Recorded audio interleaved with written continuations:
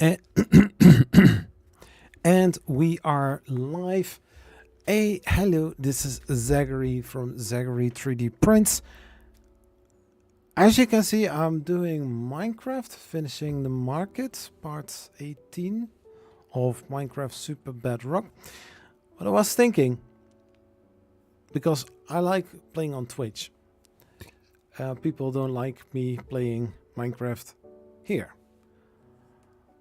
So I was actually thinking to change the whole thing in order to have just a normal chat. But the thing is, nobody is here. So if I want to do something like that, I need to be sure, right? But anyways, I'm just going to continue the thing that I started. So once again, the introduction. Hello, this is Zachary from Zachary 3D Prints. And if you are re-watching this video on EasyZach, hey, hello, how are you doing? And welcome. Non-fam, it's been a while since we saw each other on this channel, right? Yeah, I've got also this thing. Do what? Lol, I miss? No.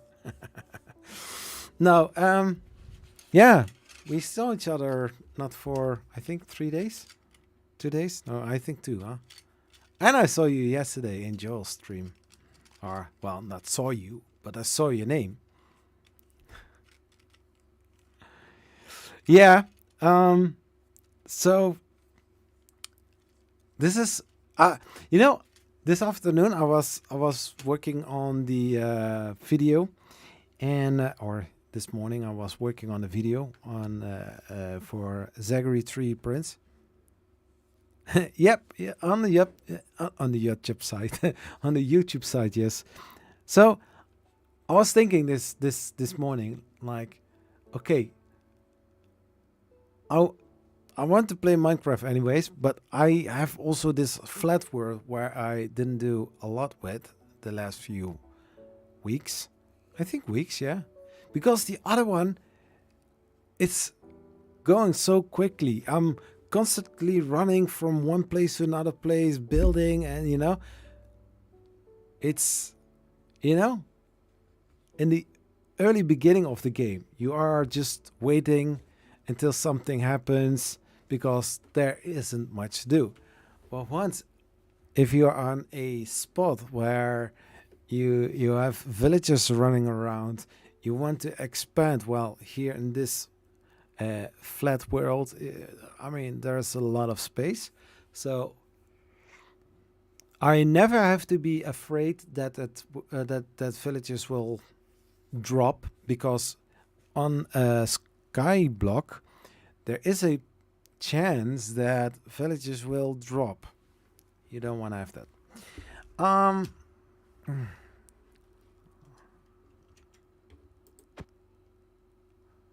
So yeah, time query day. We are at Minecraft day 255. Hey, DCS Martin, how are you doing? Long time no talk. How is that possible? Yeah, I have been missing you too, man. I'm playing quite a lot of Minecraft, but there are some Minecraft games or Minecraft worlds that I rather would like to play alone, because I have a general idea what I want to do. But I also want to play sometimes with you again as well. So let me know in the DM or whatever means you have for chatting. Let me know.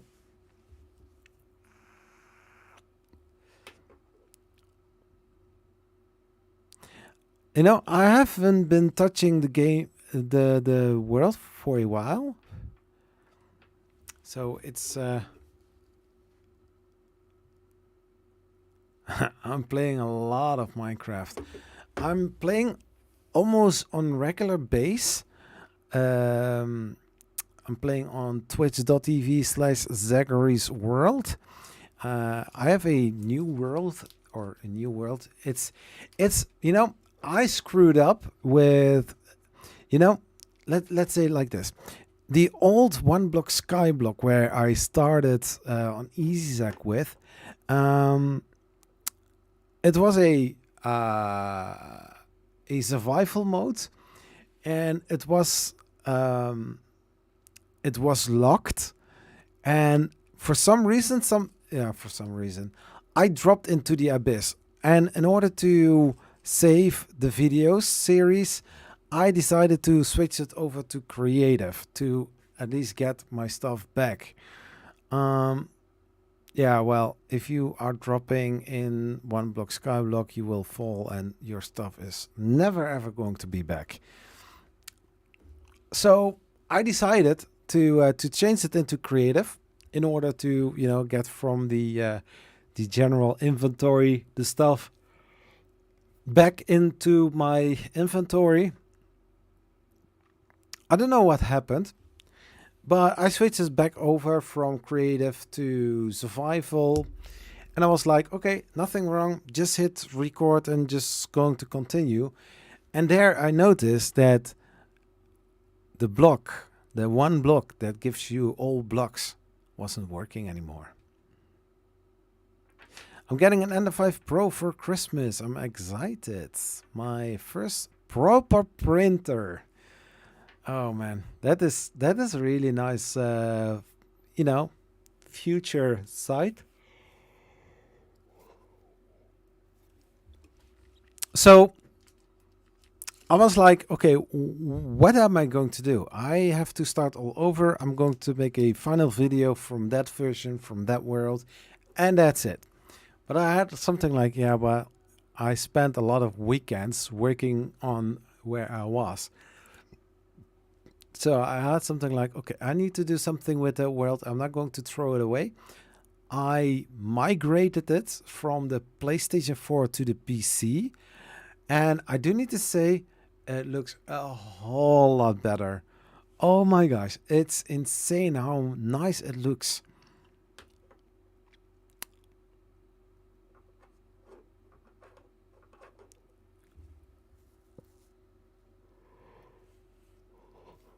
Just one more week.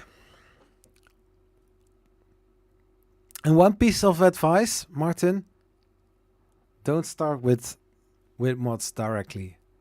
First, learn your computer. First, learn your printer.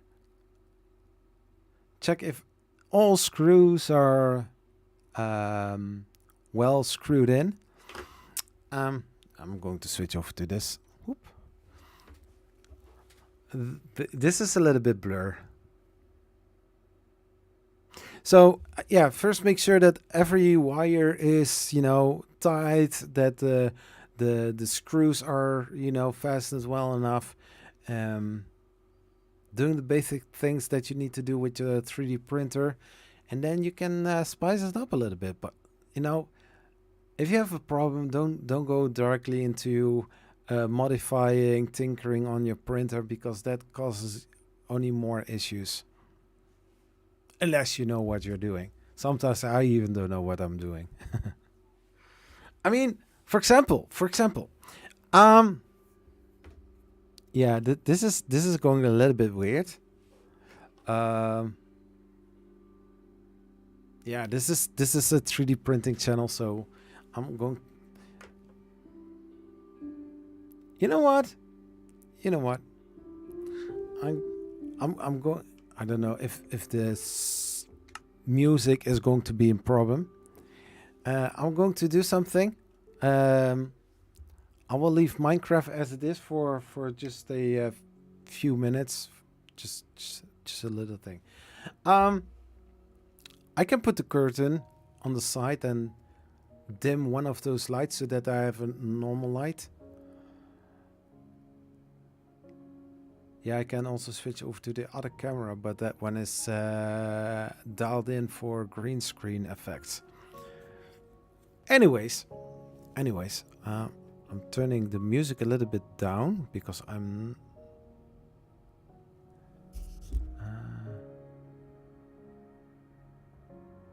Oh, I don't have a button for that? Oh.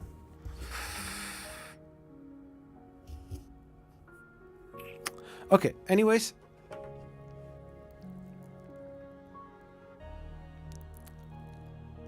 Yeah, bad support, wire strain relief, something like that are the ones that, you know. I'm going to put the audio in the game a little bit softer instead of changing it here.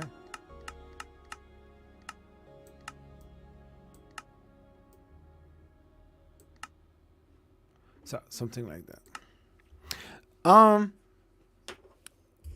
What did I? Where was I talking about? Yeah, it doesn't matter. I will leave the green screen as it is as well. I watched a lot of videos about the printer, and none of them were for me because I don't have an Ender 5.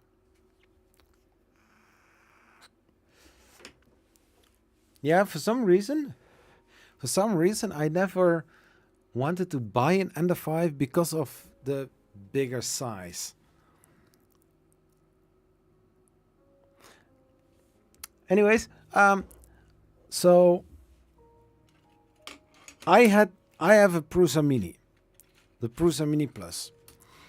It's a cool printer. However, there's a little issue with it.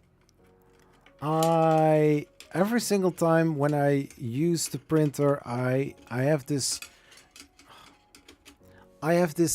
clogged nozzle. I use acupuncture needles. I did a cool pull as far as I could do it. I cleaned the nozzle, changed the hot end tip. I did several things, and I kept getting clogged nozzles, under extrusion. It wasn't working, and it was like, okay, something is wrong.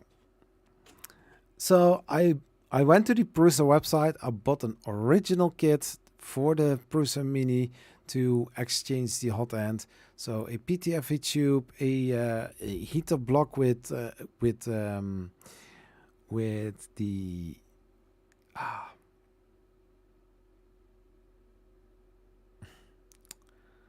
oh my gosh. Okay. I lost the name. Doesn't matter. And also the nozzle.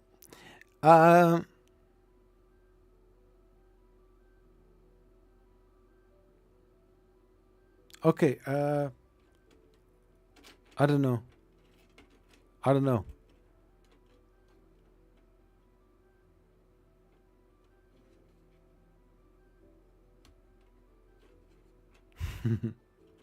Oh yeah, I can imagine. I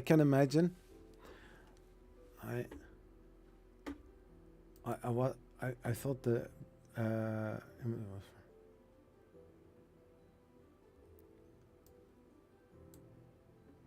I'm going to, don't be afraid. I'm going to change the title, and I'm going to do a little tweaking on the stream. I'm going to heat break. Yes, thank you, non-fam. It's a break of the heat.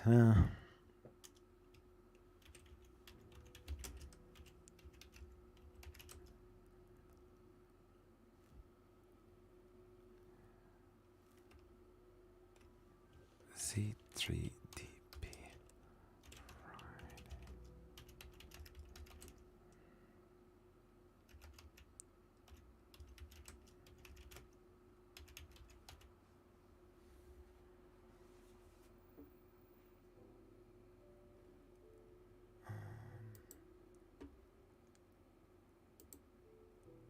I need to copy and paste something.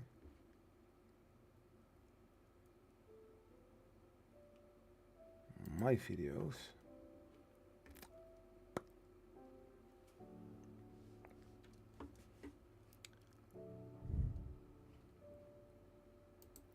Live.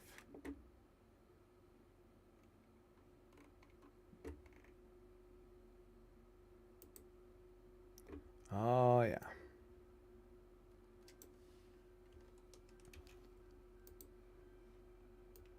Oop.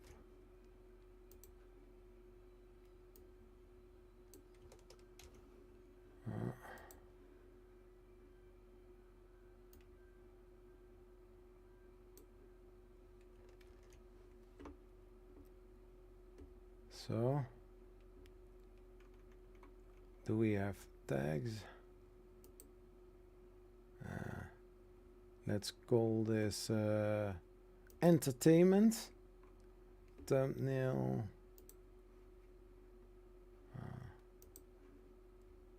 Hop. Change.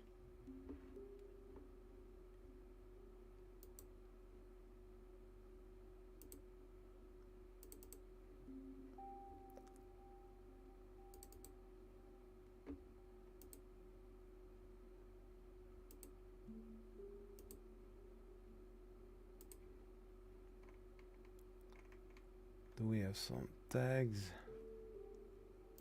Video details. Oh.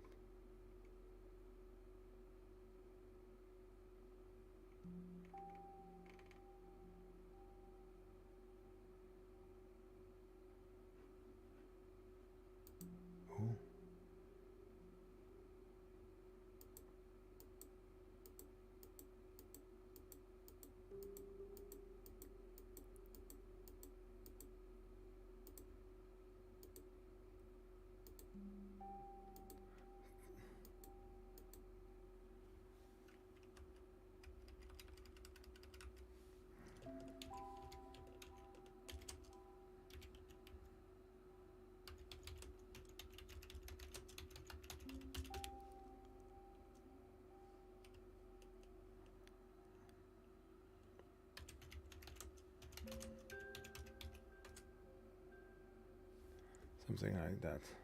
Save. Cool. We have just one viewer? No. Did everybody leave? Because I'm now changing everything to just a normal regular stream.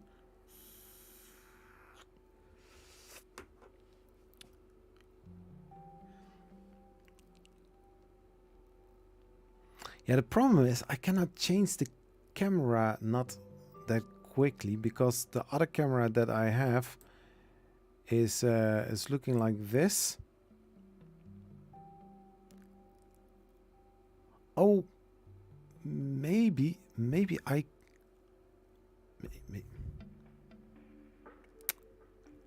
Yeah, I can do something with that. Filters. Chroma key. Something like that. And I'm going to change it to this, something like that. Just a second, guys.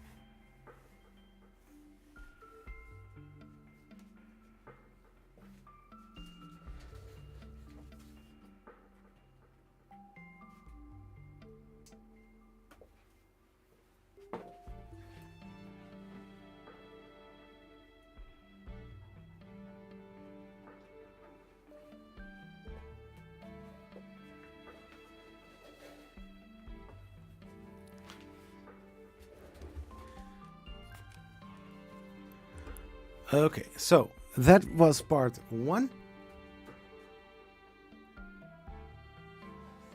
I don't want to just a second.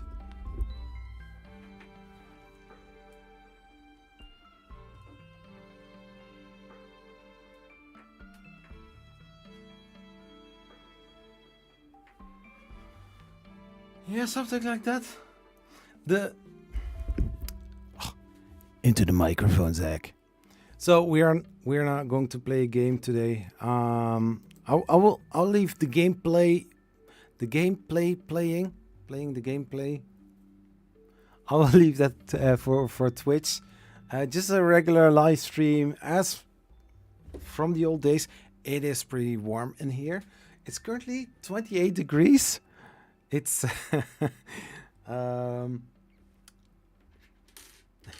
it's fun. It's fun. I'm going to end Minecraft. I'm selecting this and then go. Oh, yeah. Okay, so something like that. A little bit less heavy on my computer.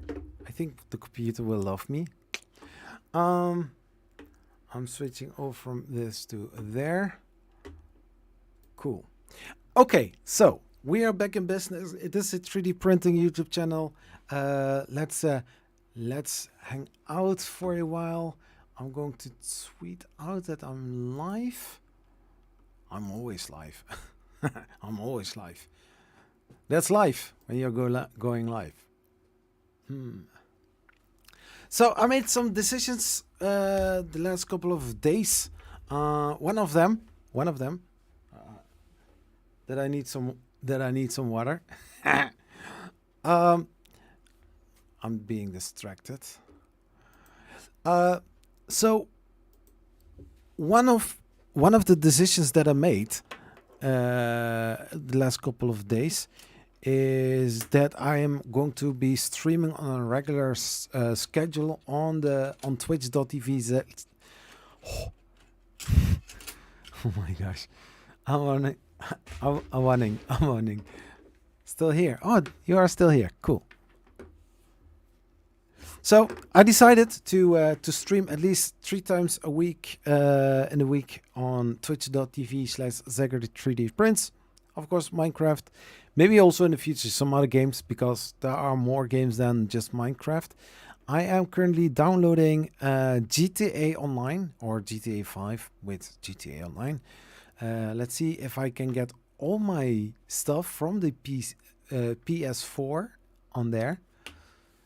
Because, you know, I'm sharing the same social club account, so I think you can just pull it into the, you know, thing.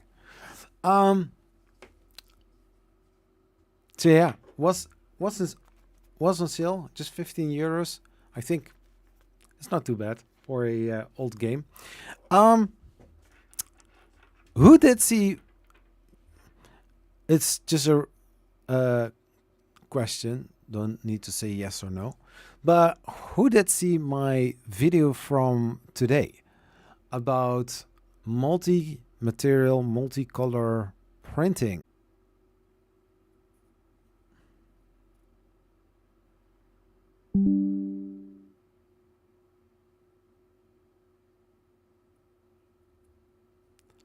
Oh. Are we back? Are we back again? So what I mentioned before, Martin, I think in the moment that you were away, the Ender 5 was looking nice. I had my ideas about it. I heard a lot of great things about it from people. But in my opinion, of course, it is a reality machine. There are some really nice quality things on it, and I think the machine in itself is very amazing. I think it won't be disappointing.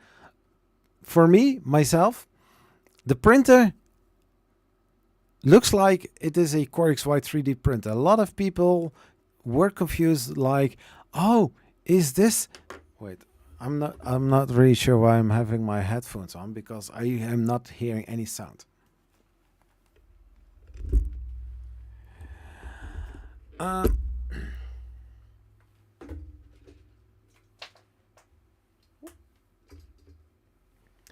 So a lot of people thought, oh, it's a Core XY. No, it is not a Core XY. It is just a X, Y, and Z gantry system, not a Core XY. It's not like that. It's just, you know, bigger cube. And because it was a cube, I never thought about it to actually buy it.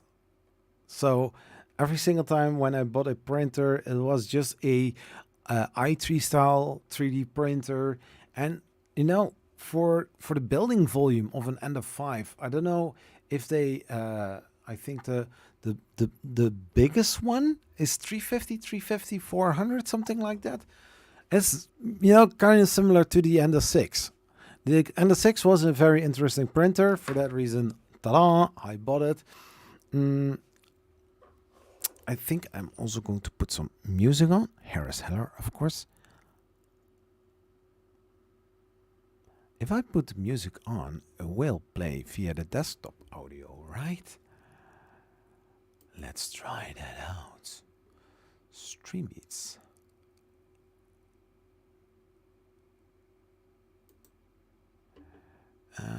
I hope it's not going to enter.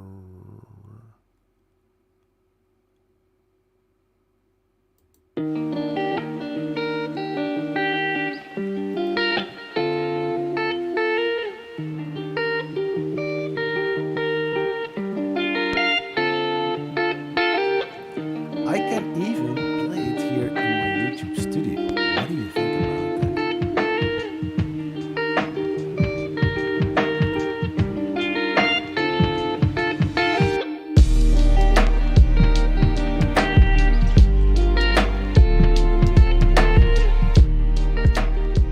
But everybody's like, oh, it's so loud.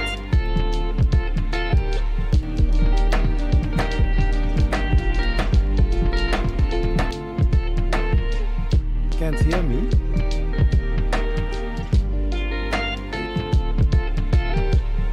Can you hear me?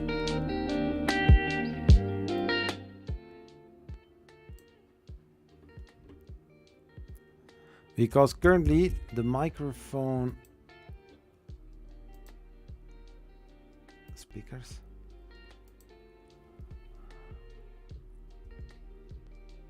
Okay, so we're back.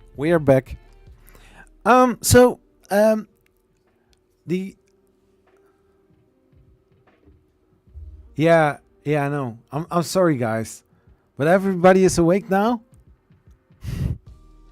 Yeah, yesterday or last night's live stream from Joel was pretty. Oh,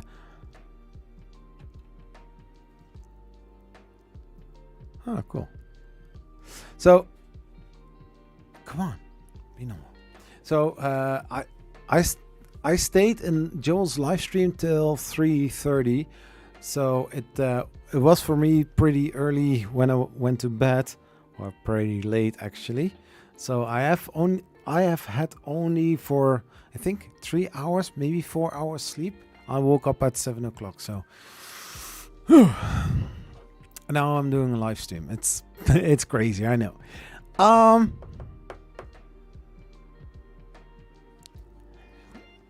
Yeah, I think I saw you you and non-fam. I'm not sure if I won anything because I never saw Zachary 3D prints. I saw a Zach V. My last name is Van Bergen, so it could be Zachary V. Bergen, but I'm not sure. I think I won something from Maker Deck or so. I don't know.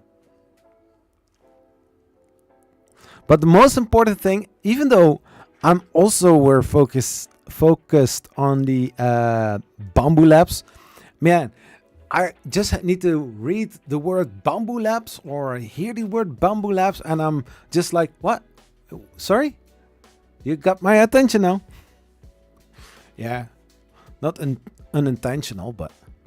So, to the question, did I win something? I don't know. Maybe I did, maybe I didn't. 44,000, yeah, from Joel's stream. But the whole 13 hours, they raised more than $500,000 for the hospital. Yeah, for me, I mean, YouTube knows your name, your email address, so you are logging in with your YouTube account. So I saw that Denise, for example, I saw her profile picture on Gleam, but I don't know how that works. It could be that she has a profile or a account on Gleam, and therefore a picture is visible.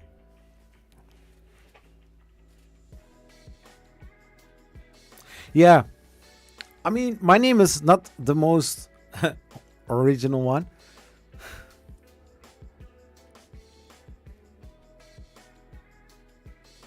Yeah, it was. Yeah, no, I mean, not in the chat, but on Gleam. And and you know, for every entry I did, I got an email in my mailbox. So this morning I was going through my email list or emails, and I was like, oh no. Yeah. Yeah, so I didn't want anything then. But the biggest thing is that the children and the parents are the biggest winners in their situation, and that's I mean, it is a very nice cause and very nice, yeah, I don't know, concept behind it. I mean, it's amazing.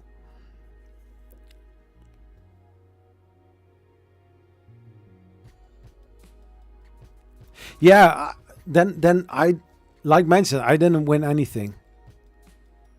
Yeah, the stream was very nice, and I think he quit at 5 o'clock my time. So yeah, $75,000 worth of products. Yeah, you know, if I can ever get the chance to talk with Joel or some other creators about those kind of giveaways, okay, I'm not going to judge anything. I'm not going to say anything bad about it. I would say, if you know that there is a huge part of Europe watching your stream, I don't know if this is if this is something that Joel or other, yeah, you know, content creators, influencers are doing giveaways, that they take first all prizes that are going to be shipped worldwide, and then only for the ones that are available for the US, Canada, and maybe Mexico or UK. That way, you comprise every kind of prize that is available to win for globally. You are shrinking it to the first part of the stream, so that you will give the people the opportunity to go away from the stream, that they can get their rest, and that people that are eligible for the US and Canada only prices, that they can hang out, that they can stay longer. Yeah, no, I mean, if you know that one company ships worldwide and the other one just only in Europe, you know, or if you know a company ships worldwide or another company ships only to the USA, then you can do, for example, that the people, that all prices that can be shipped worldwide, or where Europeans and UK viewers can also participate in it, that you will put that in the first part or as early as possible, you know? It helped YouTube Analytic to if he kept everyone. Yeah, of course. Yeah, I mean, I saw Joseph also in real life, but you are at the big maker fair or a big convention for 3D printers, and you know, I'm not okay. The relationship between Joel and Joseph is way bigger than I have with Joe, so I want to, you know, work on it as far as I can, not to get anything, but you know, to to be something like France. Yeah, I met Joseph 2 times. One time in 2019 when I just started YouTube, and I was there, and it was really awkward.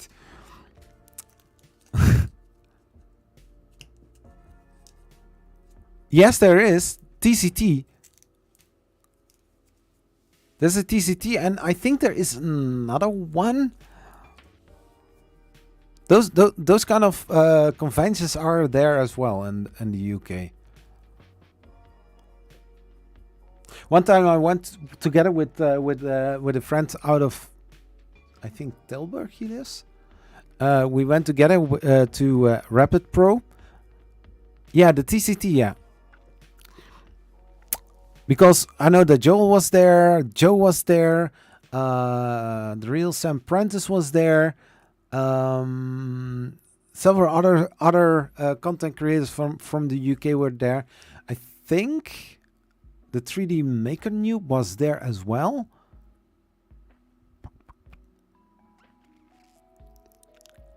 Hey, Mr. Digital D, how are you doing? Welcome to this live stream. Yeah, so I went together with this guy,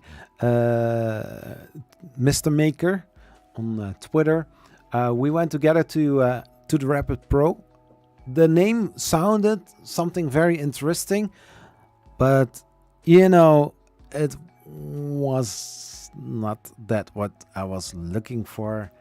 I mean, Maker Faire is kind of interesting because there are a lot of printers, a lot of makers, a lot of companies doing things, and so that is pretty cool, you know. But Rapid Pro was like, okay, next time I won't be buying any tickets for that.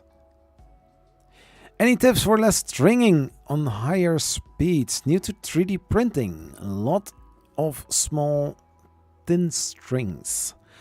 Well, if you have some strings, it can be that your retraction settings, that you have to dial them in a little bit more. There's something, yes, I have it here.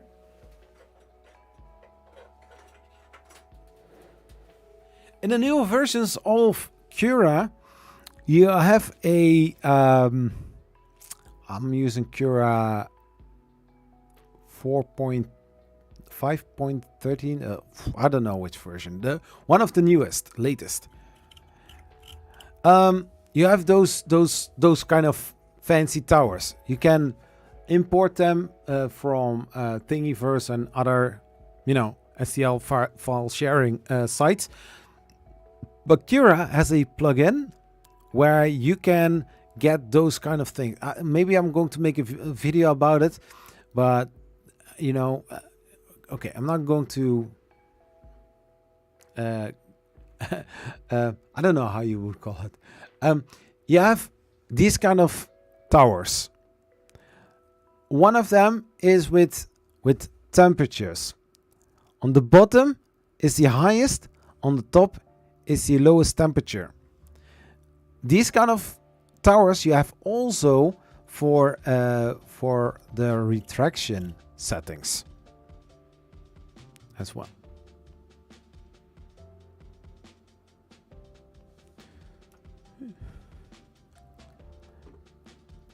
I don't know how the audio is. So stringing can be two things: your retraction settings or your temperature settings. At what temperature or which filament are you printing with, and at what temperature? Yeah, because for most of the prints that I'm doing, I have just the standard retraction settings. If you, for example, printing PLA and you have stringing, try to lower the temperature more to the midpoint of the brand settings. Some brands are advertising or putting the specs on their spools between 195 degrees till 215, for example. I always try at 205, 210 degrees Celsius for PLA. PETG, if you are printing with PETG, PETG is a very nice material. Needs higher temperatures like 225, 230 till 250 degrees, something like that. Almost the same as a PETG type of filament, ABS type of filament, which is currently in my CR200B. So try to go a little bit lower on your temperature. Do it with just 5 degrees per time. Wait. I print on 205 Celsius. Melting temp of the PLA is 195. Had clogging in Bowden tube on a higher temp. Yeah, it can be because it is, you know, I had a piece of filament just laying here. Yeah, I still have it here. Oh my gosh, you are so lucky. So if, you know, PLA is a very soft polymer, very soft plastic. So if it starts melting, oh yeah, we have also non-fem, very into the 3D printing.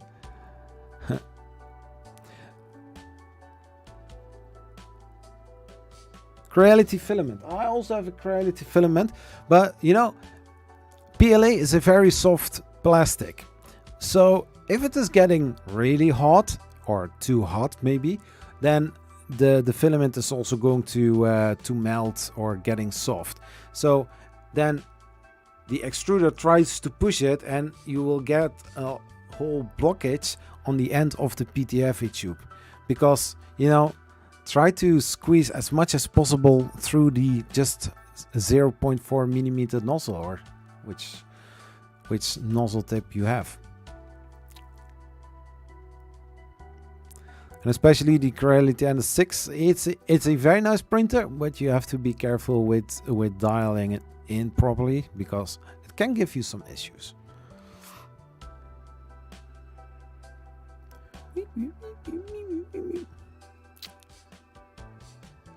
Hey, and you know, I don't always have any answer. What you can also do, Mr. Digital D, try to start at 195 degrees Celsius and then go a little bit higher up until you have the desired 205 sounds good. I mean, most of the filaments that I use, 205, maybe 210. For example, the Biofusion. I don't know if this is the Biofusion. Oh, I've got a very nice example. Where is she? Oh.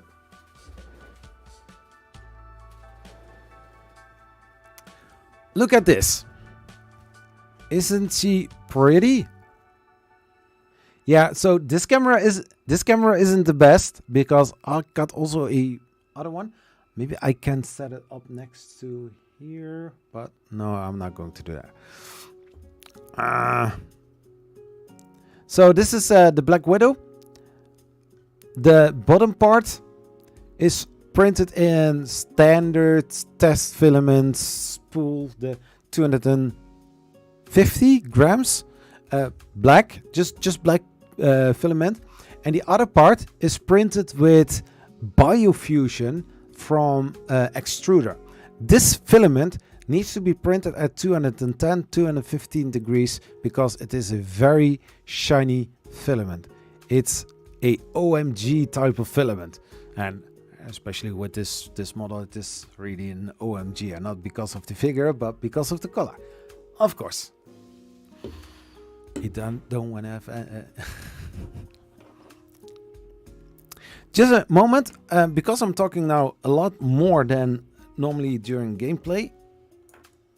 I don't know if I can do that. Can I do that? Wait.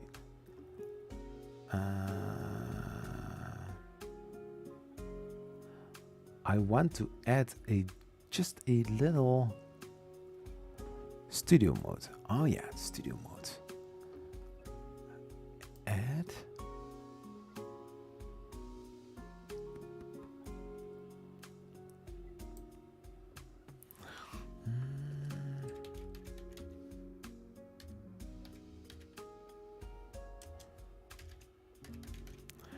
just up.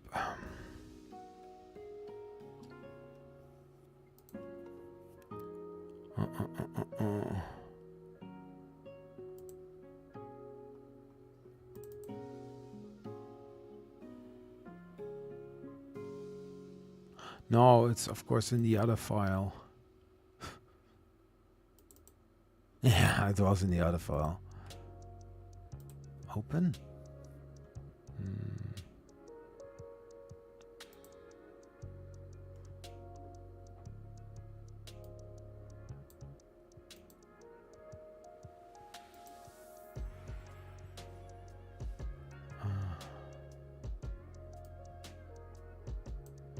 Why is it?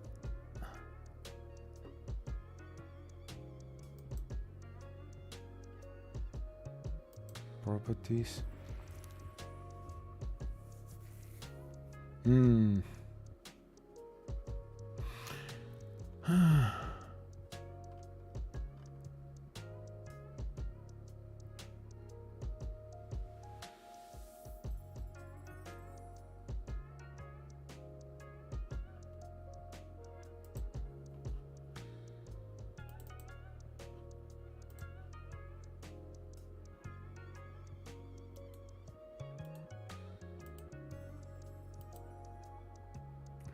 Now, where is it? Okay, I'm going out of studio mode. I have it here.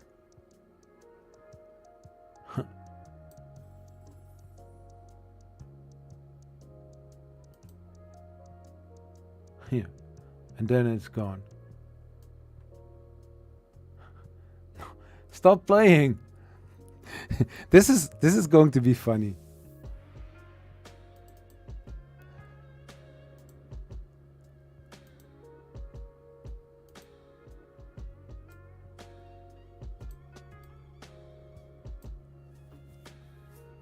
Almost.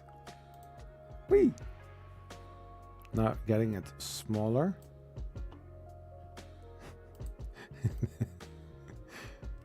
I wanted to have it in the middle.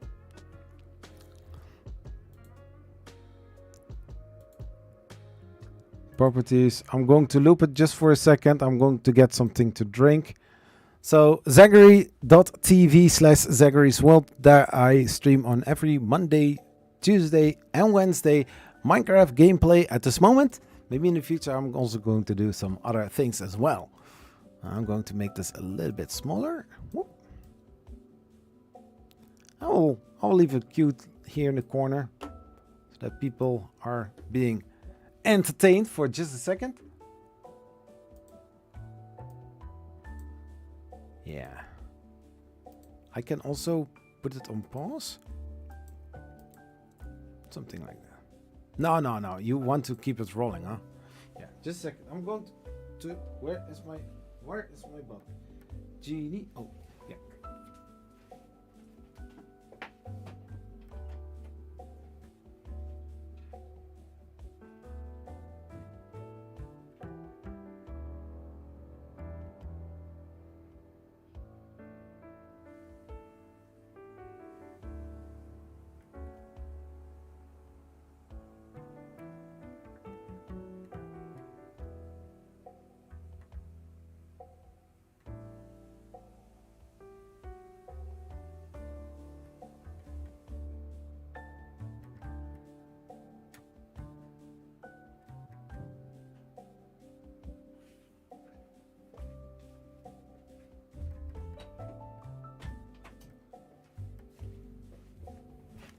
I am thirsty, man.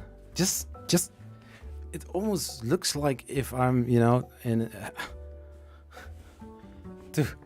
that I drunk too much.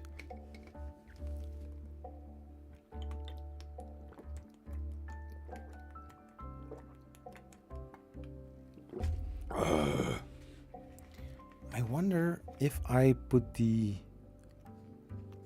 heater down. Anyways, yeah, so yesterday during yesterday during Joel's live stream, I made this little animation. I think it looks kind of cool. I do need to say that I like the neon kind of letter colors, you know, with the little, you know, glow behind the letters. I have... it's warm in here. It's 28 degrees. Serious.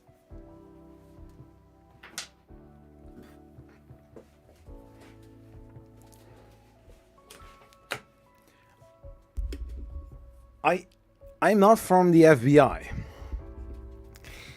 I'm from the female body inspector. Female body inspector. Something like that. Just kidding. Just kidding. Okay, so let's talk about 3D printing, because this channel is about 3D printing, not about Minecraft gameplay, because people are going to complain about it. Did I say that out loud? No, I didn't. Or I did. Or I didn't. So today I was working on my Prusa Mini, that little guy there, because a few weeks ago I went to the Prusa website. I ordered a new heater block. I ordered a new heater brake, ding, ding, ding, ding, and PTFE tube, and also a nozzle. That costed me around, I think, the $35-40 or euros. And when I got it, I exchanged it. I followed the instructions of Prusa support website. I got, I think, 2 or 3 decent prints out of it, and then the problem came back. No extrusion, hot end flying in the sky, and nothing on the build plate. Just, oh wait.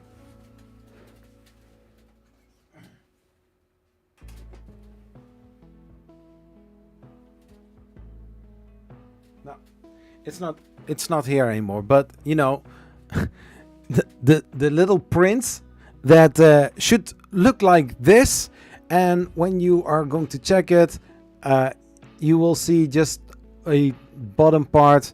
Everything looked okay, but then you find out that something got clogged up, and then whoop, your print is screwed, and you lost some filament as well.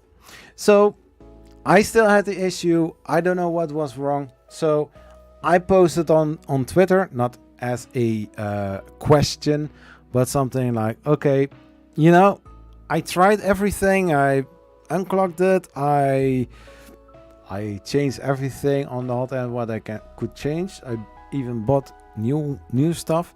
And then Steven, the Lightspeed, he said, what you can also do is checking for a mosquito hot end from Slice Engineering. There are some mods for it where you can 3D print the brackets, exchange it for the one that is currently on there. No, not currently on there, because currently it is already installed. I think everybody knows where I'm going. If you know it, please put it in the chat before I'm going to say it.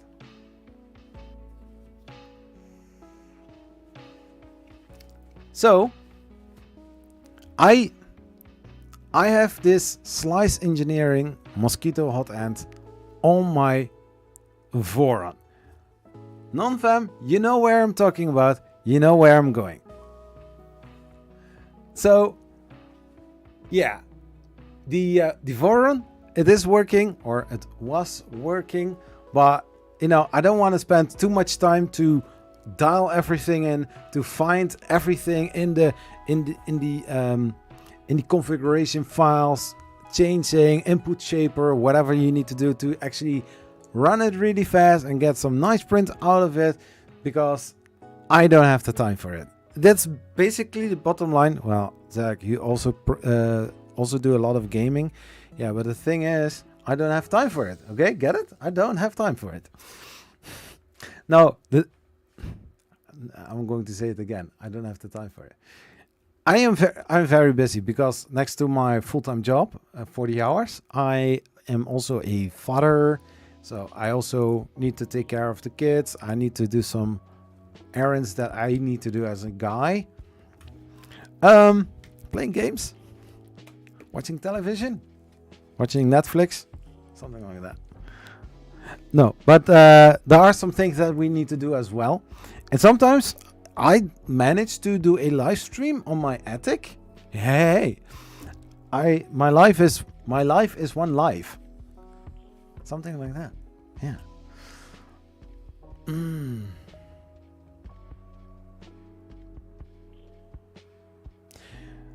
They say an Ender 6 can print 150.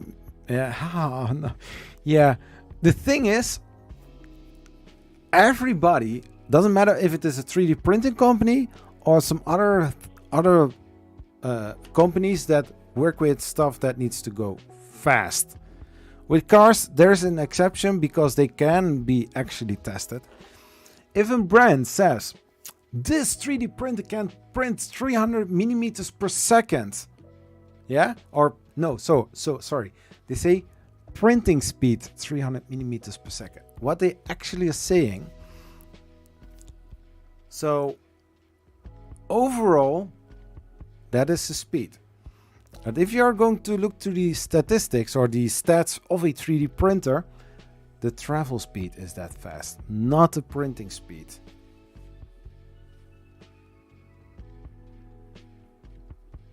So I have also an Ender 6. I call it the Voronized Ender 6. People are, calling me names for that because, hey, I'm not allowed to do that. I talked with Nero. He was totally fine with it.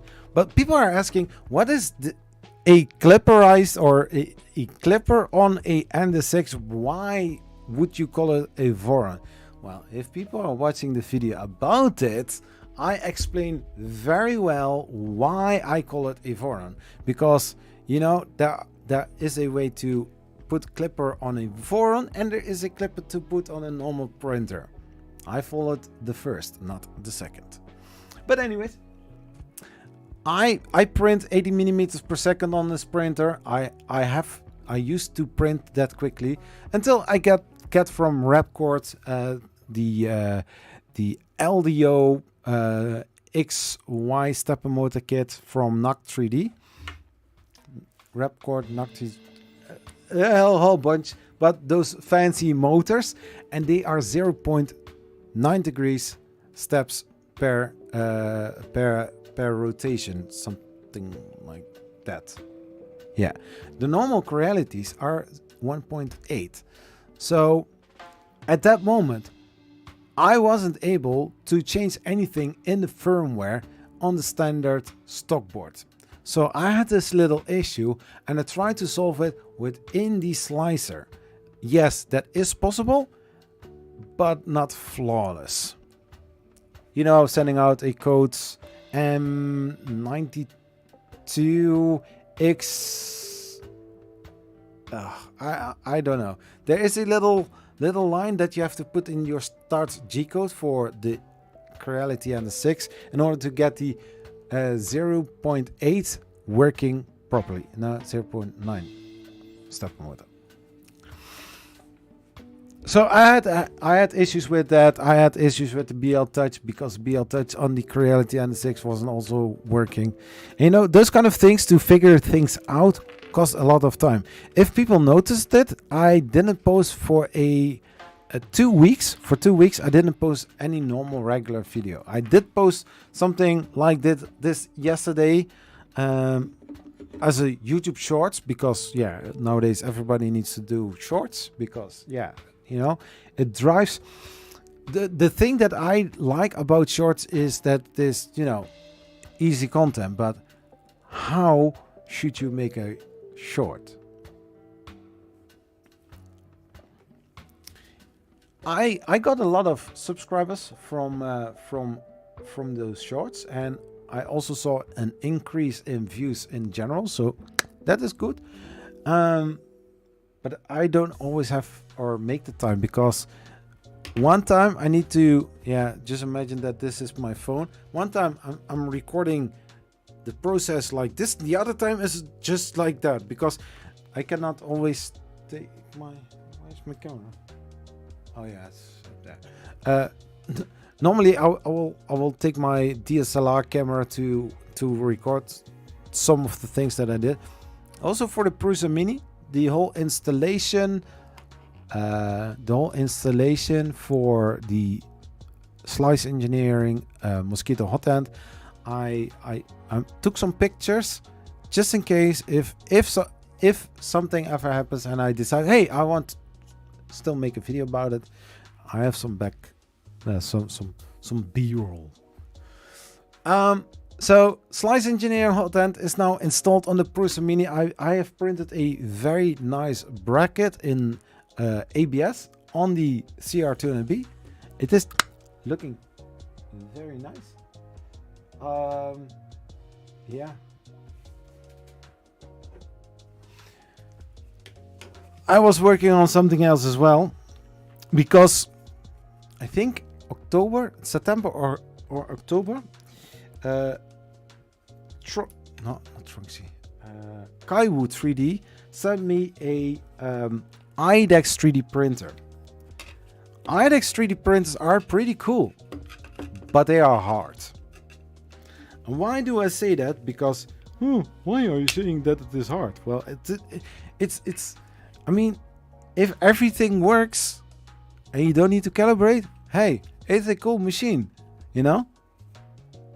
I have two IDEX 3D printers. The first one was the JG Maker Artist D. Very cool machine. Dual independent extruders. Very fancy.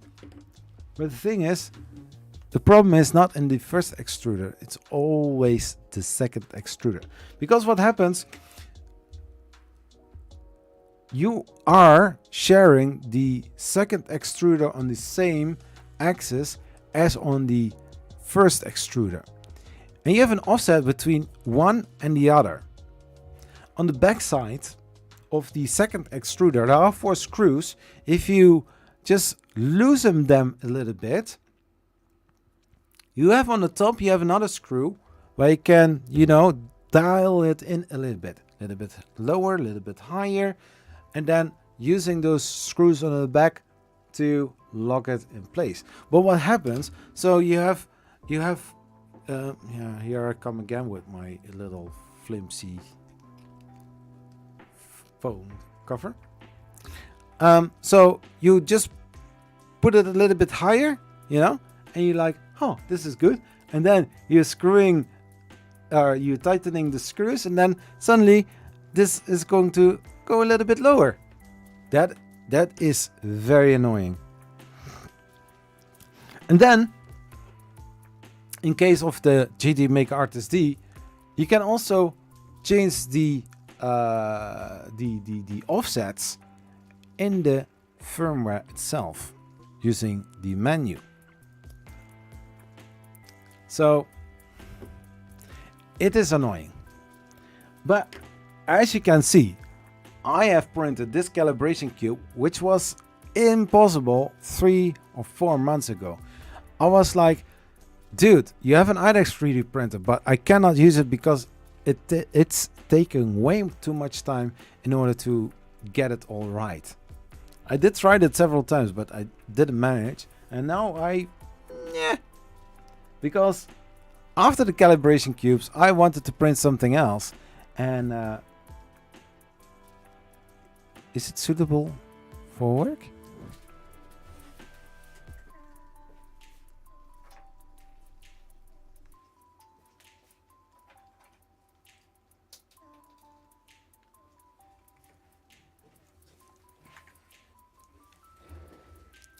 So the first time that I printed a Banshee on this JG Maker Artist D, I used, I think, the 2 ugliest colors you can combine on a print.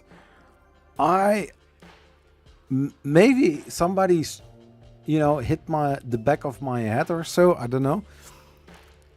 But I used this. I don't know what was happening to me. I think I was not totally correct in my head. This is ugly. But, you know, it was a color combination, you know. Sometimes you take what you have, but the color combination... Yeah, well, let's not say something about the other Benji then. Just a second. I'm going to talk a lot.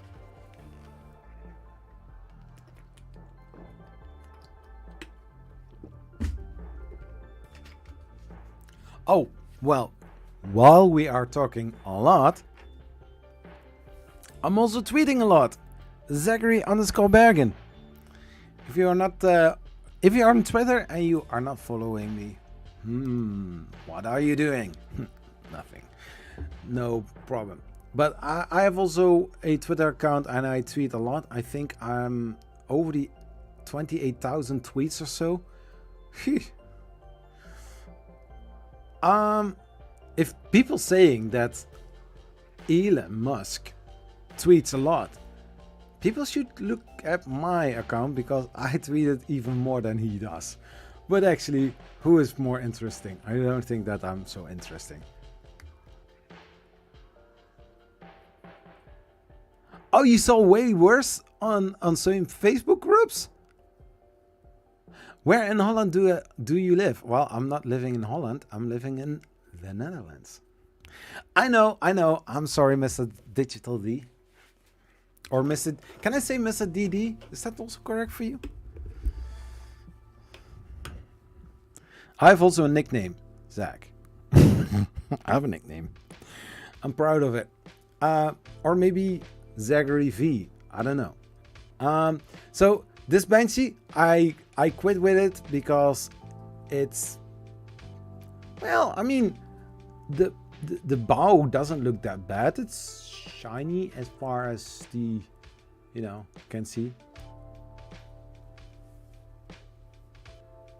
Oh, by the way, I know. What will you? What you will? I guess a bit north than me. Yeah, you know, most tourist attractions are in North and South Holland, which are parts of the Netherlands, provincies, states. I'm living in Limburg, called a place called Venray.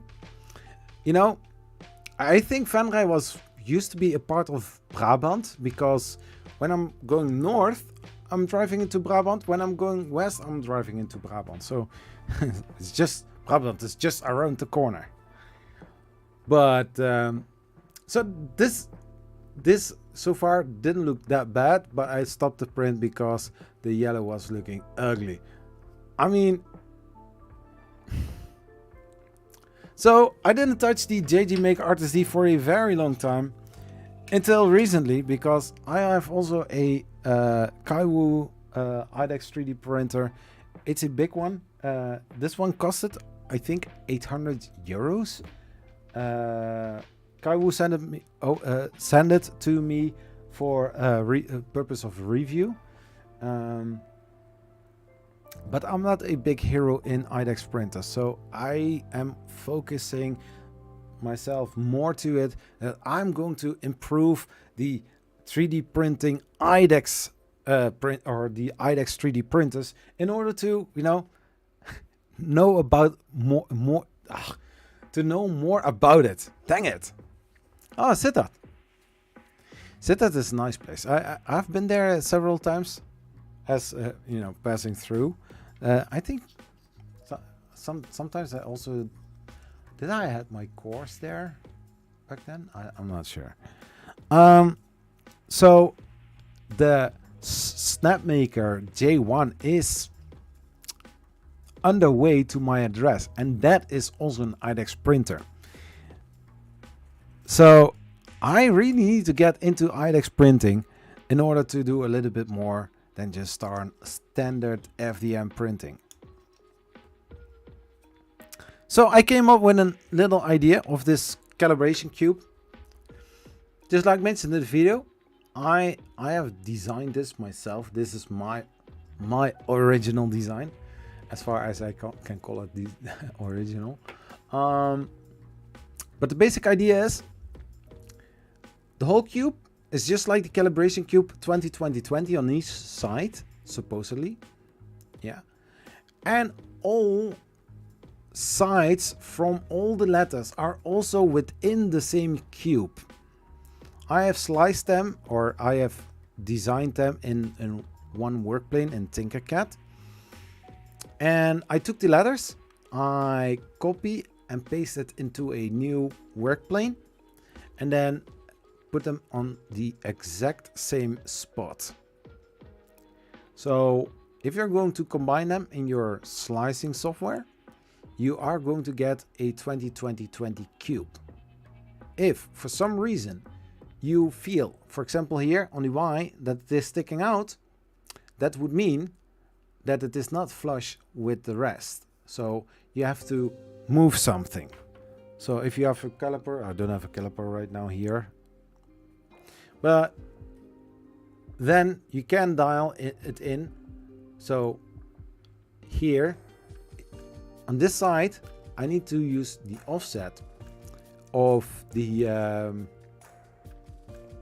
firmware in the printer itself. So the X is not too bad, little bit sunken in. I think just a 0.001, something like that. Yeah, here the bottom. So the Z here is a little bit smaller. I don't know what happened. But if you are looking very closely, come on, pick it up, camera. Of course it doesn't. No, it doesn't. There's a little space between the two lines, one from the cube, one from the Z. But it's all there. So I thought, hey, that doesn't look too bad, you know. I was like, you know, let's print a Banshee. I was a bad boy. Why did I ever thought of it to actually print something else? I mean, we know what happens, you know. Banshee meets speedboat. I mean, it's not too bad, but there is still a lot of dialing in before I can call it a successful print. Somebody did warn me about issues with IDEX printing. If one of the printhead isn't working correctly or isn't aligned pretty well calibrated, I don't know how you want to call it, you will always have this little issue that it is just not it.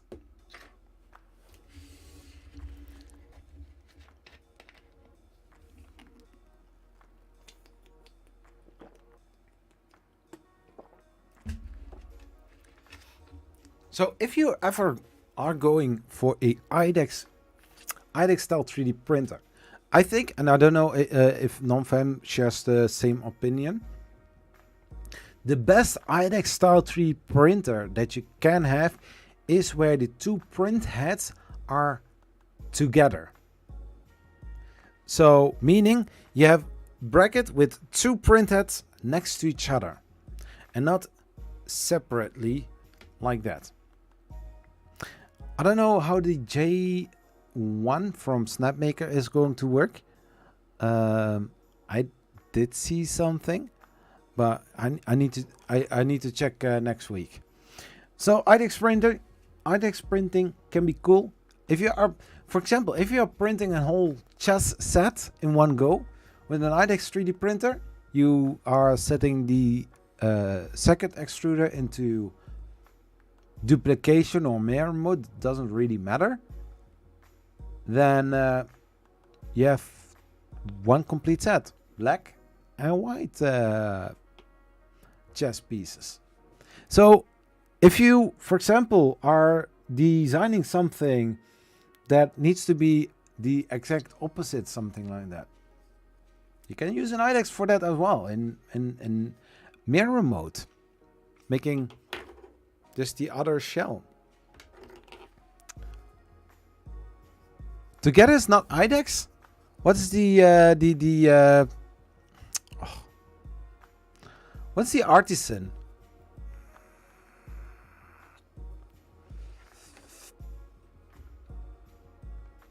Ah, you're back. I'm going to check out because I find it interesting.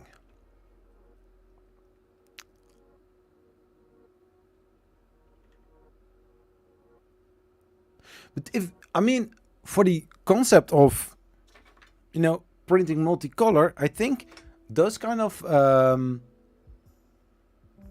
dual nozzle would be working way better to do actually something like that, because you wouldn't have any offsets. Oh, yeah. Yeah, it's a little thing. Sometimes I'll do that also on Twitch. It's legal here in the Netherlands, as far as I know. Yeah. Snap One J1 owners. Let's check this out.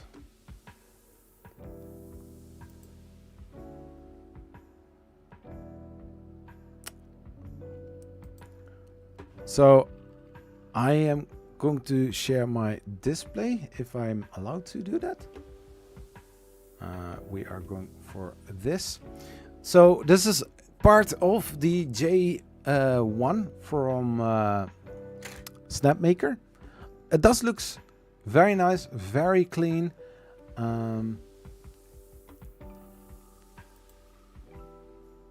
Yeah, Alex printers.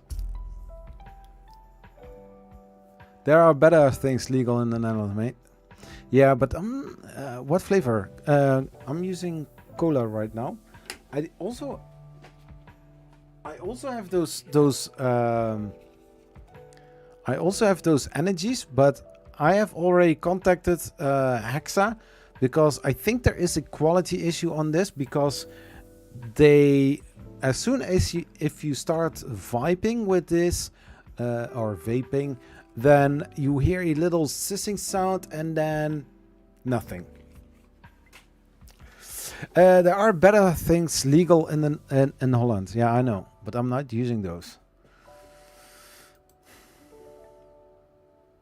I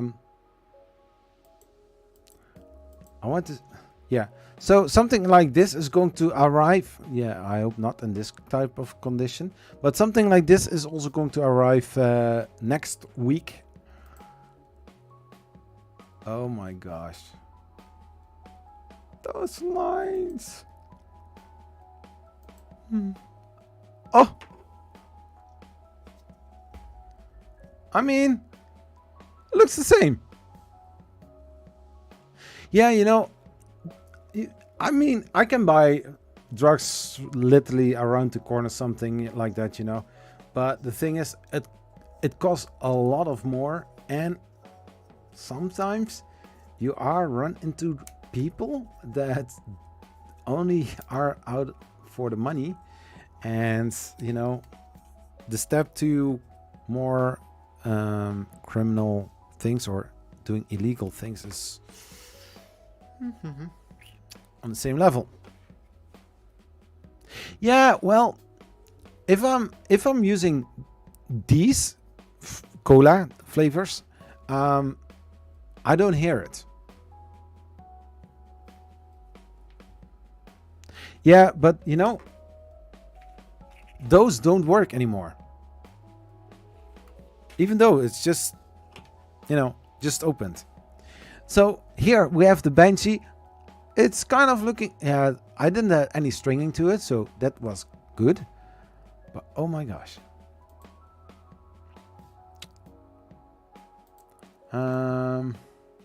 Ooh, that looks fancy. That is really nice. Oh yeah, the beautiful gift boxes.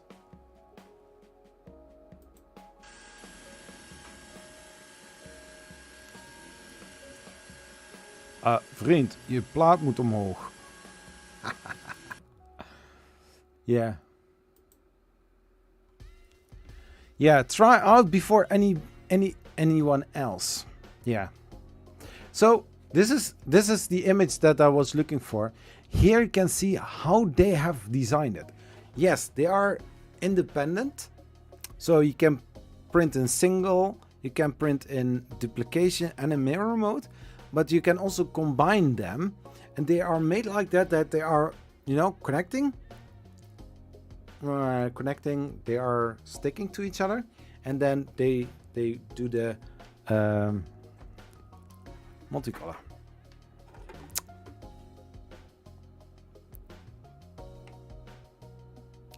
The call broke then.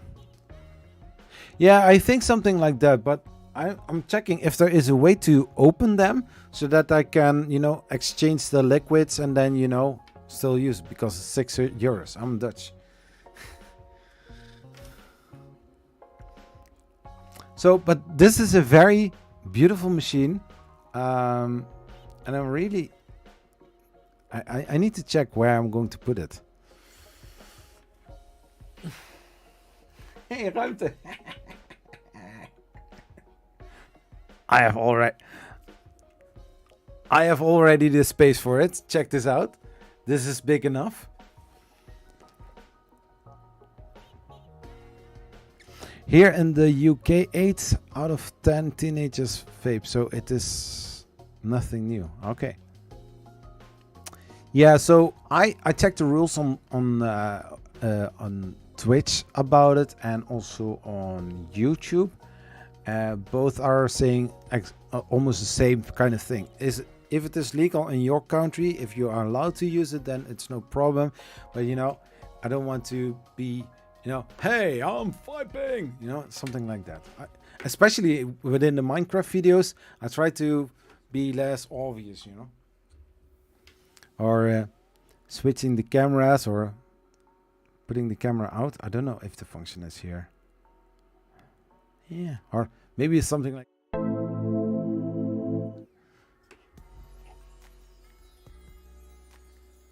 Yeah.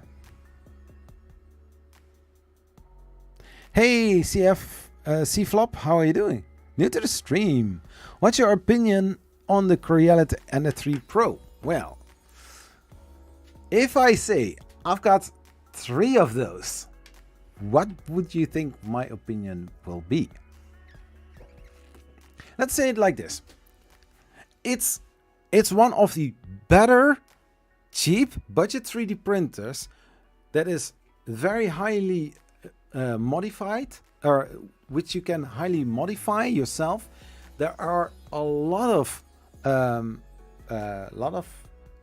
mods available, printable, non-printable, hot ends, PDF tubes, extruders, different kind of things you can buy for this machine.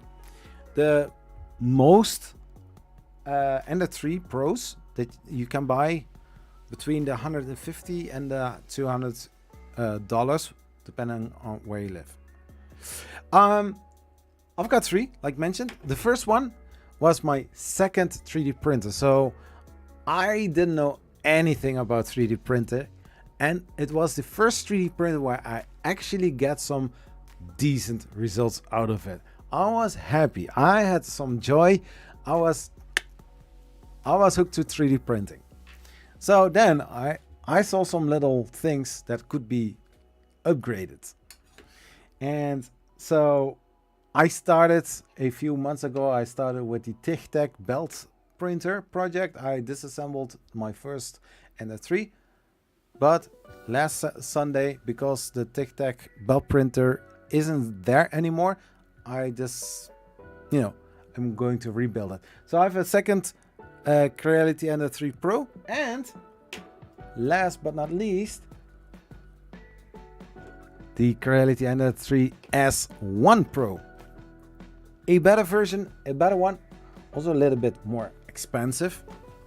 I mean, for the price of that one, you can buy 2, maybe even 3 Ender 3 Pros.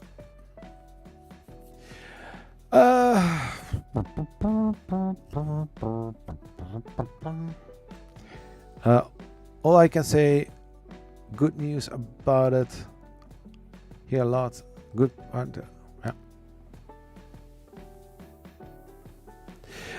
Wait, Zach, is Creality Boden hot ends? Yeah. There is. So if you're buying something like the Creality Ender 3, Ender 3 Pro, or any other machine in the same range, they all have this red Creality hot end with the standard heater block with the copper or the brass nozzle, with this white PTFE tube lined on the inside, where you have to do the Luke Hatfield modification in order to make it better. If I was Creality, I would say, you know, we are going to make a heat break on it that you can exchange it so that you have a better nozzle, better printing experience. But I also know Creality, just like the Ender 3 Max, it was a bigger printer, but they went for one lead screw setup instead of a dual, even though the whole machine was bigger and also the gantry was a little bit more heavy. They say, you know, we want to have this printer for cheap. I think it was $330. They didn't want to put some extra cost in it, so they use longer extrusions, a little bit bigger bed, and that was it, something like that. So therefore they didn't use the second extruder or second or a dual Z lead screw setup. What if it is a total gray one? You mean the hot end?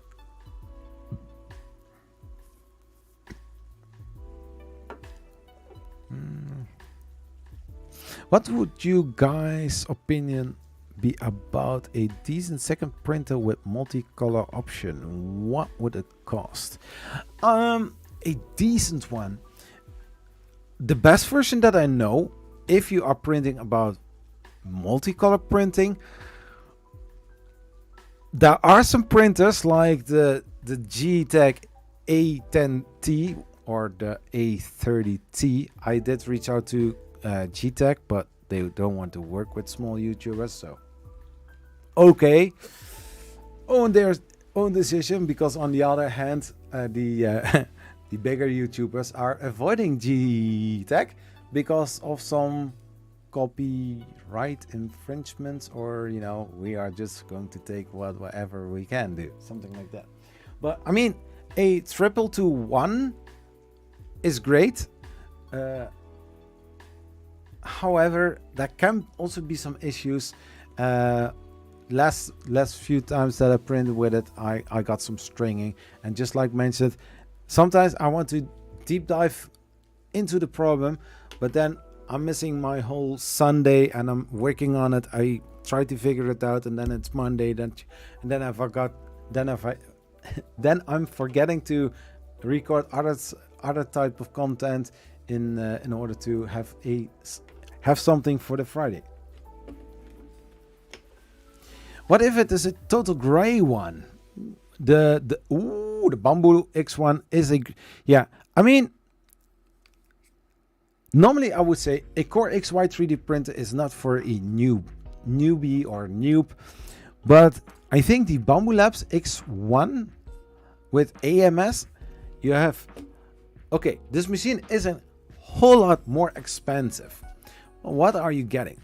A fully enclosed 3D printer, a station where you can put 4 different types of filament or colors in.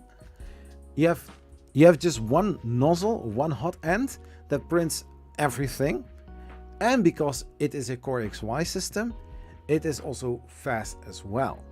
I think one of the faster 3D printers when it comes to Core XY on the market that does 2 things: multicolor printing and also speed. I think that's a great win. Do I have the printer? No. Did I regret it that I didn't back the Kickstarter campaign? Yes, I did. because I was missing out on, I think, 200 euros in order to, get my funds together for that. Don't forget the LiDAR scanner, the nozzle, the auto bed leveling system as well. I think there are also some more features on it, because they are using a better high-end board where more things are possible, because the bigger the board is, the more it can store, and also more information or more features you can add to a 3D printer. That's why that was why brands stepped over from the 8-bit boards to the 32, because 32 suddenly you had a filament run out sensor, you have silent stepper drivers, a filament run out sensor, a power resume function, touchscreen, suddenly everything you could add to this printer. But if you have a lower budget, I would say go for a Prusa MK3S with MMU, because the normal kit version of that printer is around the 800 euros. MMU is around the maybe 300 euros. So in total you are way cheaper out than a Bambu Labs, because the Bambu Labs X1C is, I believe, $1,500, and the MMU costs around the 300. So then also the hub that needs to be attached to the printer for actually let the AMS work together with the printer, that is also like 50 or 60 euros.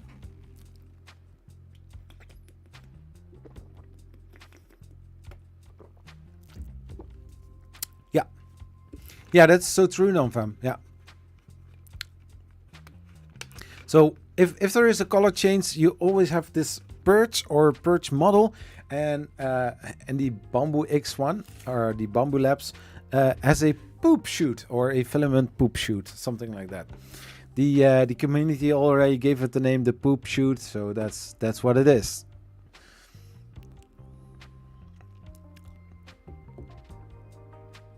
Yeah, I mean, you saw earlier, you saw this.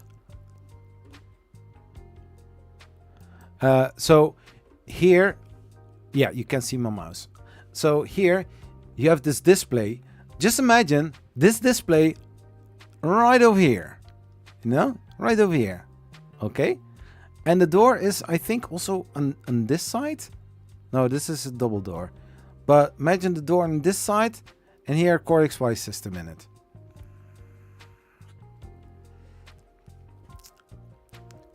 How close am I to the Bambu Labs?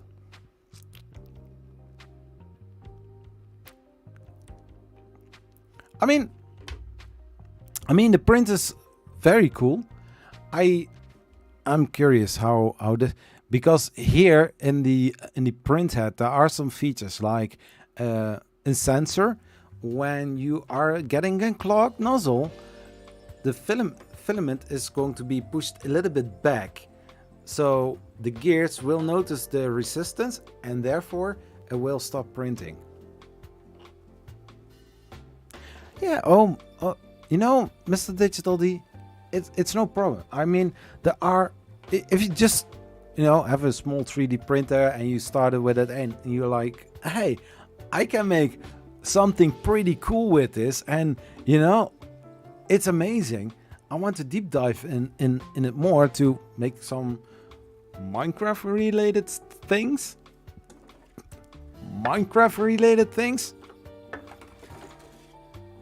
I said Minecraft related things. Just want to be a bench printer for the rest of your life. It's also fine. I've got one here. The cool thing is, on a normal 3D printer, you can print one Benji, or you can print multiple, also possible. But on an IDEX, in the same time that you're printing this one, you can print two. Same time. It's just like a resin printer, I'm still waiting on a moment that we can actually print with the same speed and same details as on a resin printer. But, the downside of a resin printer is, Resin is expensive. True. Yeah, correct. But also messy. And therefore, I have in the corner, the Elegoo Mars 2 Pro with also the Mercury Plus. Why? Because it is dang messy. I mean, if, for example, I removed her supports, you don't get any money, but that's fine.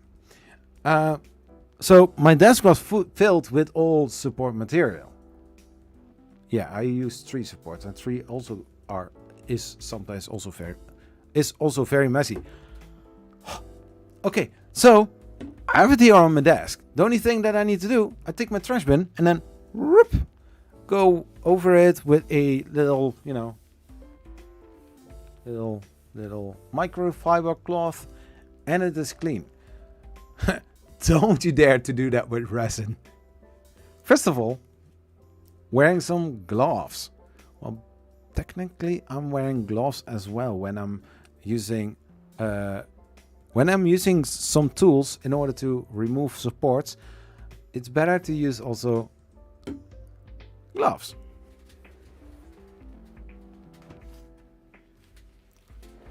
I don't know where I bought these. I think by the Action, Mr. Digital D. These have some rubber on it. And the cool thing is, when I'm wearing them, I mean, I feel that I'm wearing a glove. That's totally fine. But they don't sit like a normal work gloves. So this way, I prevent my hands from cuts, because the downside on FDM prints, when you are removing supports, they can be sharp. Especially if you are working with something like the side cutter or the snips or the... some other names? I don't know. And also the Prior tool. I got this. I think Martin knows this tool as well.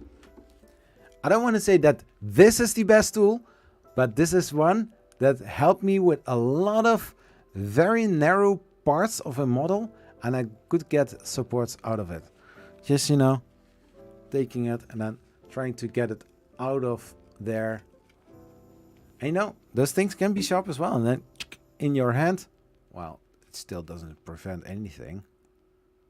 But hey, it's about the idea.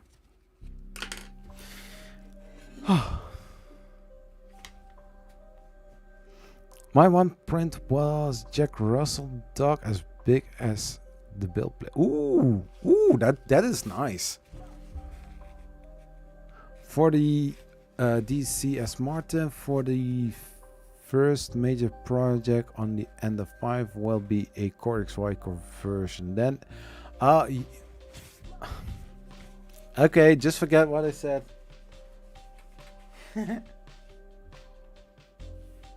Yeah. Also, I talked about the first Creality Ender 3. I changed that for a belt printer, the TIGTech UE3 belt printer. I think I was one of the last ones. Maybe there are some others. I don't know. That started the project. I got some warnings from several other people that were also building the same project.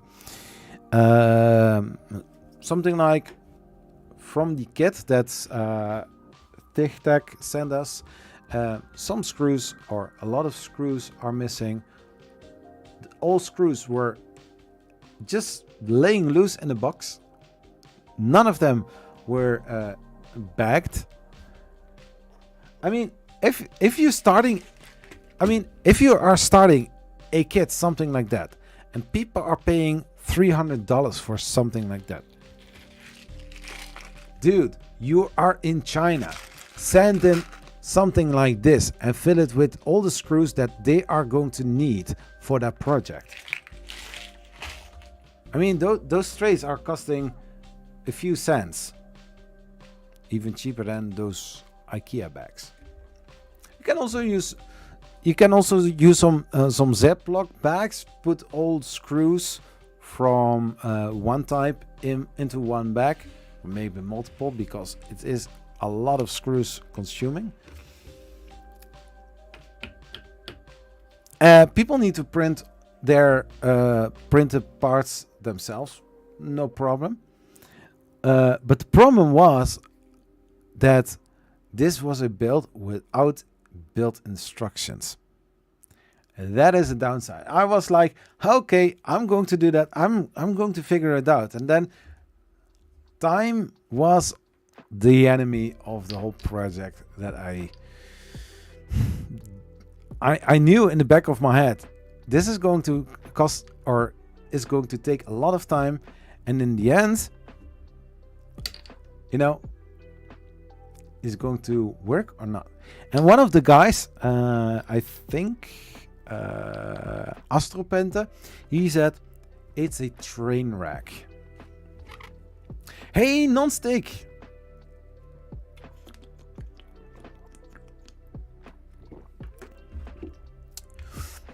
It's a train wreck because why?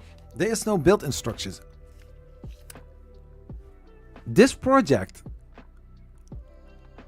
at first I wanted to compare it like a forum, but then belt printer, you know, you are sourcing parts, you are printing parts, sounds similar like the forum, and then you're going to assemble it. And that is something TicTac didn't do very well.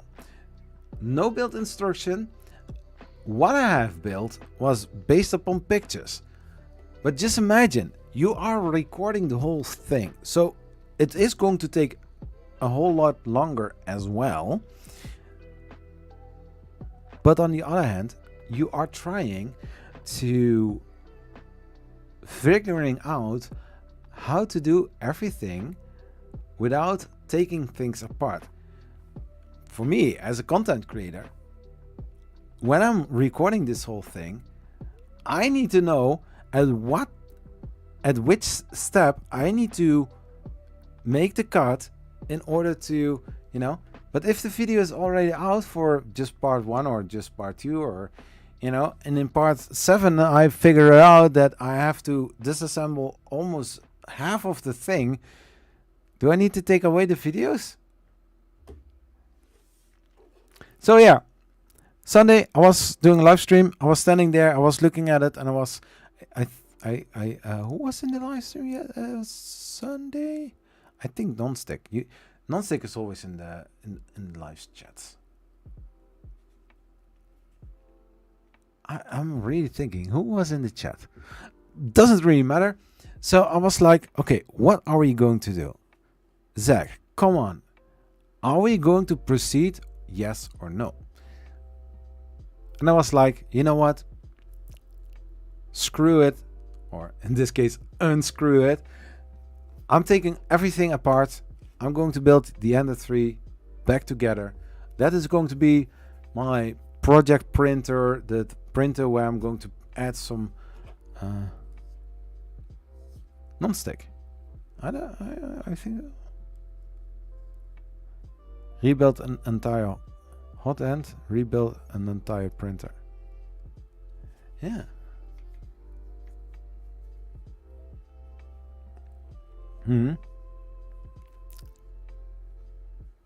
I made from a CTC Prusa i3 3D printer. Now is everybody like, what? What? What?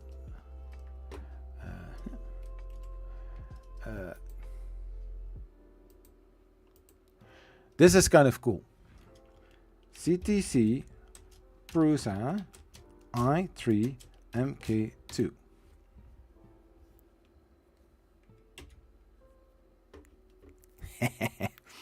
This is kind of fun. Let's take incognito. Google.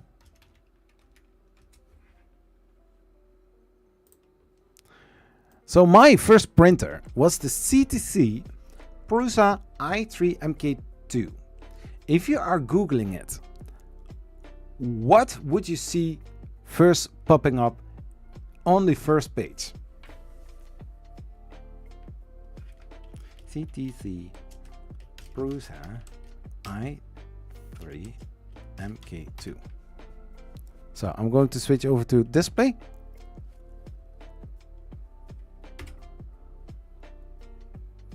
There, I'm on the first page. Why?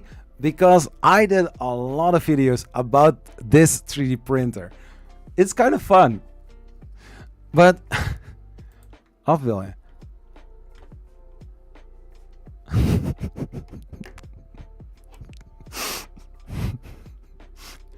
I mean, okay, pick my pictures.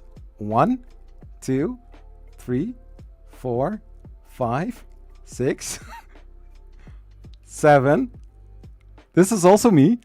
7.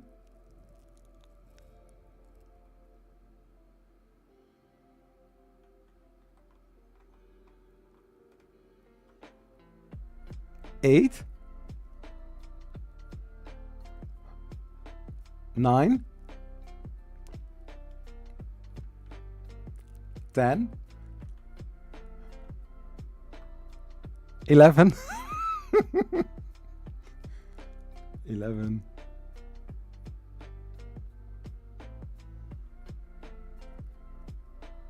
You get the idea. I did make quite a lot of pictures about that.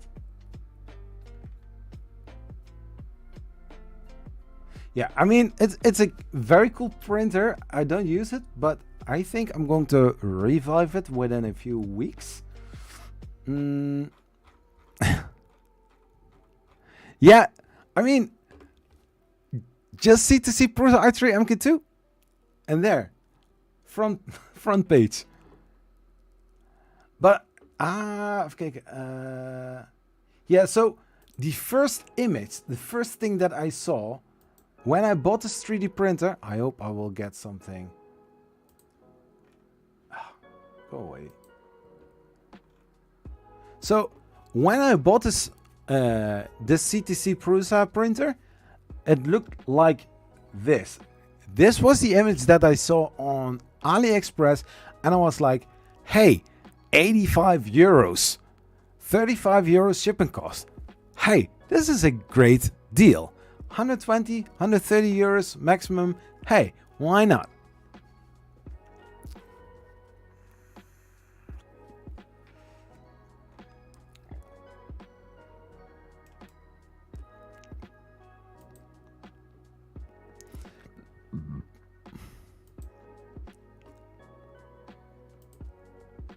And now, if you're checking the site, for example, Mr. Digital D, 123d.nl, they are selling the G-Tech version with acrylic plates, I guess, for 150 euros. 150 euros. They are out of their minds.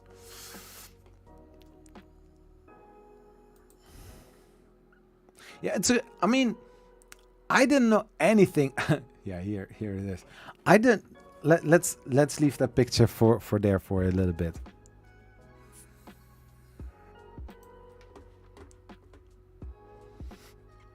So that was my first. I need to switch from camera.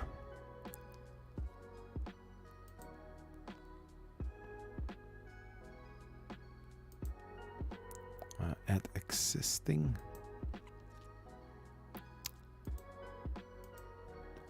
Oh, there I am.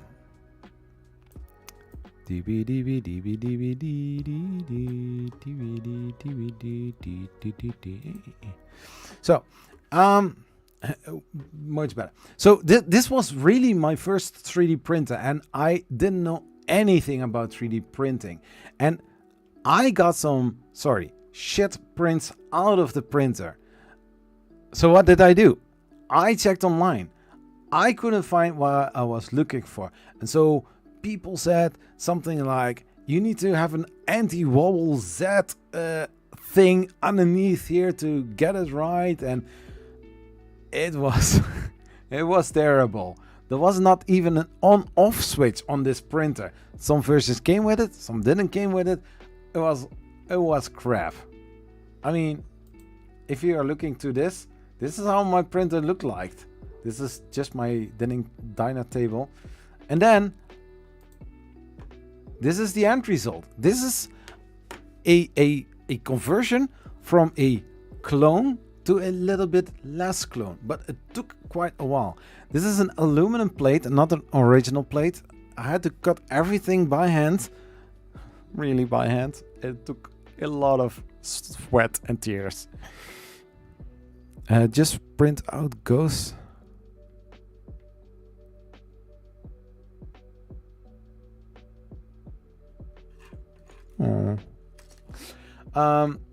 But it took me a lot of pain in order to get the aluminum plate cut into size. There are some other options as well.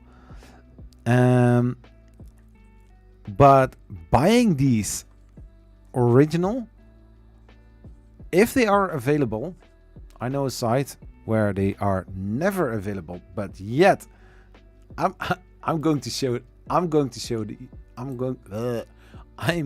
you that. Shops, Rap World, or this would be really the first time that they have them. Mechanic, we are going to frame. Ja, dat is goed dat jullie boven zijn. Kan je mij een biertje brengen? Ik ben naar boven, man. Oké, wil je hier even op letten? Ja. Moet je kijken.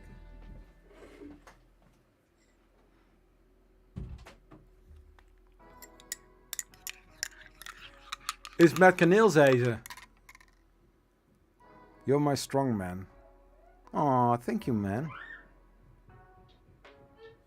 But I'm not going to drink this because it's coffee. I don't want to get. I want to have a beer. Just a Friday hangout. What do you do on Friday? Chatting and drinking, right? And non-stick. One time I'm going to the UK and we are going to drink a pint together. Guinness or any other beer. I only find them for lease, not to buy. What did you find? Yeah, I have to exact. Yeah, you know, there is one big issue with this printer. The bed, I tried to cut it out of the aluminum plate. So what Prusa does, I'm going to switch over to the face cam. So what Prusa does, they have a big plate and they cut everything out. And from the middle section of the vertical, thank you. Bavaria, is geen bier, maar is wel bier. So from the outside, from the Z-axis frame, they cut out also the Y bed frame. It should fit right in there. I think if you are watching Joe's arm, there is a tattoo on it, and you see also the two frames in each other. It's an SCV file, so it should be manageable. But I don't have a CNC machine. But you can buy these, but they are never available. If you are checking this site, whoa, drinking, yeah. Huh, you are trading crypto. I'm watching beer. Hey, fingers crossed, man. I hope you get some good deals out of it. I tried. I don't want to say I lost my money on Binance. It's still there, but I cannot get it from there because I want to have my 80 euros back.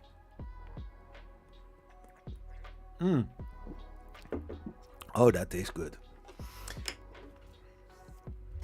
So you said, older guy is your dad, then that's good. What? If someone buys you a drink, you're free to go.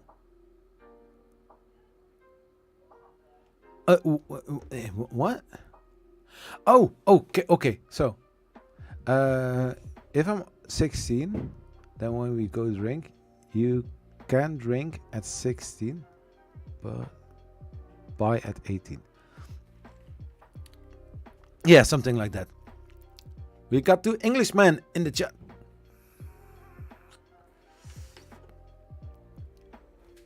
I've got some other stuff here as well. I went to the liquor shop one day and I said to the guy, I want to build up a little bar in my house with some vodka. Soplika. Soplika is nice. I still have cherry in the fridge. I want to have some whiskey. One that I can start drinking whiskey and that is not, too heavy or, too strong. Not strong in taste, but, that tastes nice. So he said, you should try this one. It's a Scottish single malt. So that is really nice. I think it was 30 euros, something like that. I've got also Johnny Walker. I've got Gentleman Jack. I got Jack Daniels as well. Printing and drinking. So this shop, Rap World, Rap World.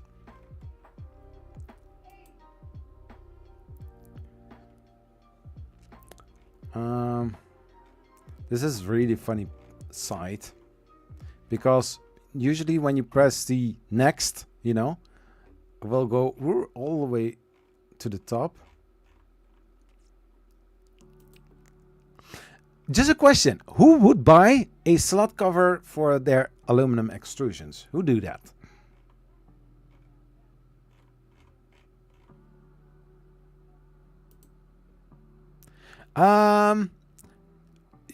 Hey, 3D RCNC. How are you doing, man?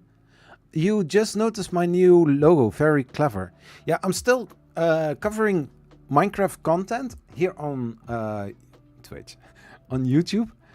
But I mean, like, more printing related.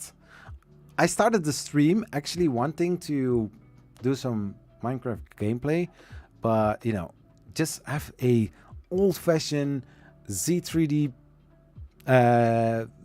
Friday evening hangout.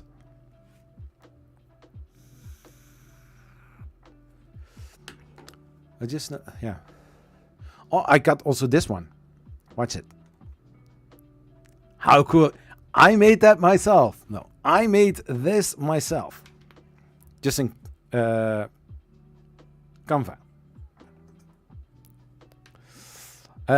In today's video, I have made. Dang it! Oh no! I have made that banner yesterday during Joel's live stream. I was like, "Hey, I need to have this." Okay, let's get back into here. So here, this is the Prusa i3 frame, and this is here, I think, for at least 2 years. I see it. It's 80 euros. I think for this kind of thing, it's not expensive. But here, alternative. Why? Because they don't have it. The blue wrench just appeared after a while for me. Oh, what? Yeah. So you must be a moderator as well.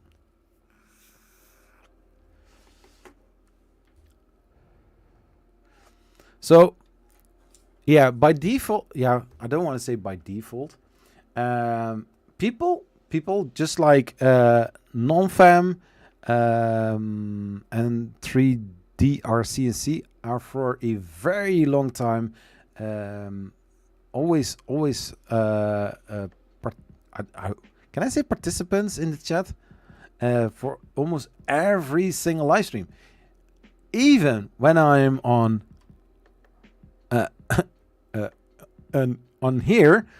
Even there, people are the ones that come here. They also come here, something like that.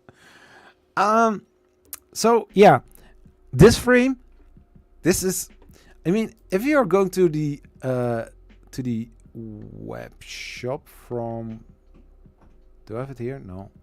Manufacturers. So if you go to the Prusa shop, parts and accessories, which one? This one. Here you can buy all the parts from your Mark III, Mark 3S, Mark 3S Plus. And basically you can build the whole printer from scratch. If you can buy everything. So here you can buy it, but it's 100 euros. 100. It's insane. And it is the... Oh, they made it like that. Oh, that is smart. That is really smart. So this frame you not only can use for the MK2, but you can also use it for the MK3.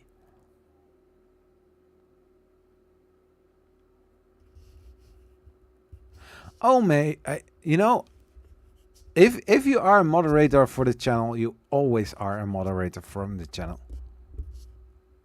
Unless something happens, we get into a fight or an argument or something like that, and you choose for it to, you know, not to be ever in my live streams. That's fine. I understand. But I always try to be I always try to be Mr. Nice Guy. Always want to be friends with everybody. But then nobody wants to be friends with me. No, just kidding. But they did actually a very smart job to make the frame like that, so it will fit basically everything. 100 euros, I can buy it. Technically, I can buy it.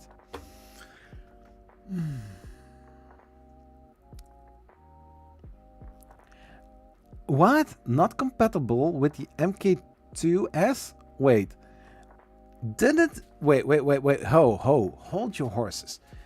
So, they are saying here on the site, on the website, that it is not compatible with the MK2.5S,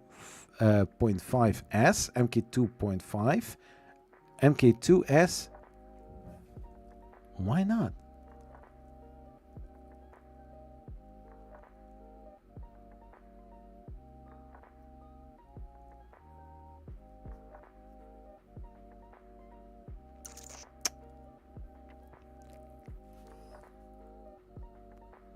Yeah, unless you misbehave. But, you know, I know you for a little bit, my friend. So, just like Nonstick, just like the DCS Martin, you know, regular, you know, you come on an almost weekly base, or some people, non-fam, Nonstick, on almost a daily base. I'm streaming more on this platform every Monday, Tuesday, and Wednesday. Gameplay from Minecraft, because, you know, Minecraft is a 3D game, and what do I like? 3D printing. So I think that is the best transaction ever. The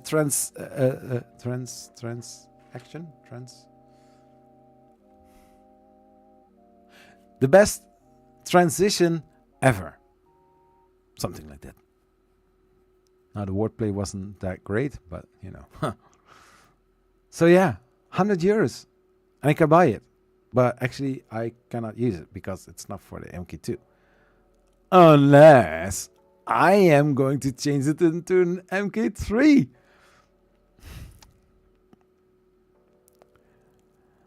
Hey Zach, I of course school and army cadets on my head. On your head, wow. Isn't that a little bit too heavy? Yeah, you come when you have time. I mean, if you have some things to do and you cannot, for some reason, cannot be in there, I also understand. But hey, let me know if you want to do the gameplay together again and chat a little bit. Please let me know. You know where to find me. Nonstick, how are you doing?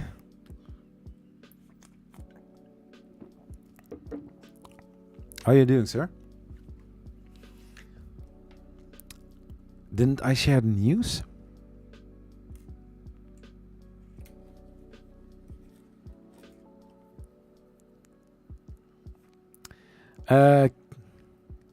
Just keep your 80 euros in crypto. No, I didn't. You know, at one moment I had something like 200 euros put in there, bought some assets, like I think Bitcoin, Ethereum, Dodge, not Luna. Luna wasn't there on Binance, not on the app.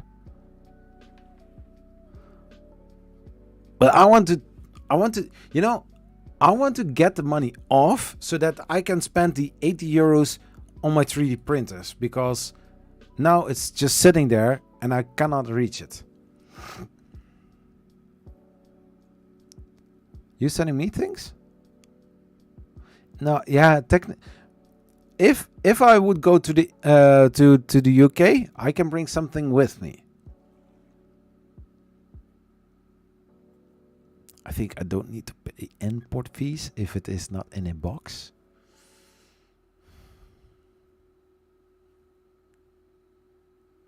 Hey, non-stick, if we are going to swap printers, is that actually importing, exporting? I think not, huh?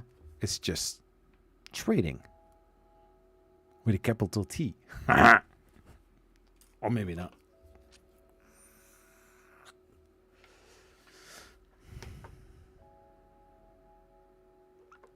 Yeah, I know about those. Sadly, I think they are all related to pain. So I hope one day they find a solution for you.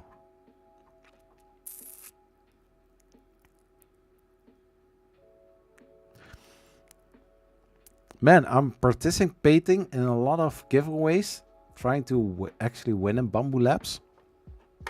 Also yesterday, I missed, I think, 3 times the opportunity to win in Bamboo Labs. Also didn't win any Prusa MK3 S Plus. Wait, what are we trading? Well, I got some printers that maybe be interesting. Oh, by the way, some little updates. Update time. I don't have any animation for that, but update time. I recently received from not from Prusa. Yeah, I did receive something from Prusa because I bought it myself.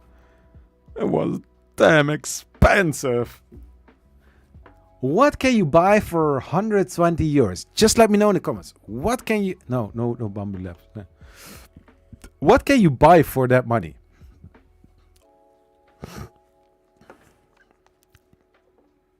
Yeah, update time. Updates. Let's do some updates.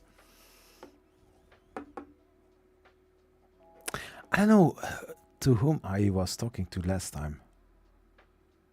Yeah, with Loyal.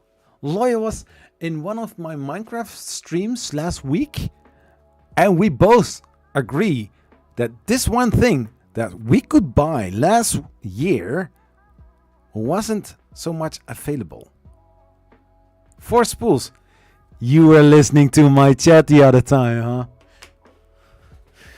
So I have never ever used, believe me, I have maybe in one of my early videos where I got a sample. Okay, sample that. But actually I have never really used Prusament. Don't ask me why, or maybe if you ask, I will give you an answer. It's freaking expensive.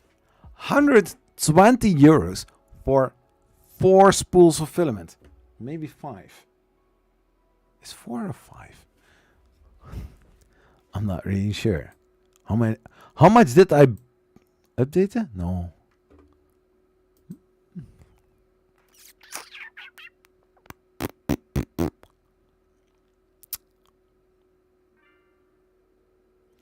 ST. No, that. If I go in here, can I go to there? Prusa eShop. 3D models. If I click on there, go to the Prusa side. Zachary. Zachary van Bergen. Brrr. Oh. So I bought 5. Yes. I bought, believe it or not, Persimmon Pudgy. I tried to. Don't ask me why. Or maybe, maybe you can ask. Carbon fiber? No. You have tried Odd North filament? No. I know that the Lightspeed also said something about it, but I don't know why I didn't. But actually, I bought Persimmon filament. The price of the 4 spools, and you get one for free, was 120 euros, and I paid in the checkout. I paid $131, and it was during the Black Friday deals, and they say free shipping, and I actually paid for the shipping. I don't know, but hey, I can say I have also Persimmon 5 spools, white, gray, orange, and I think 2 black ones. Pudgy filament. Last year for 120 euros. For 70 euros, I bought on this shop from Eason. I bought from their Airy one, the sub brand Surprise. I bought 10 spools of filament, different kind of colors I could choose from. 10 spools, not even $80, 80 euros. Then another Black Friday deal from Biofusion, from Extruder, 6 spools of filament. And then a month later, I could buy even more other filaments as well. So I also bought some Polymaker filament, I think 6 spools, and then another 6 or 8 spools of another brand. So I've got a lot of filament here, but I cannot do I cannot print whatever I want at this moment, because you know, where do I keep all the prints, you know? Now the Black Widow is standing here on my desk, and it's not the first one here.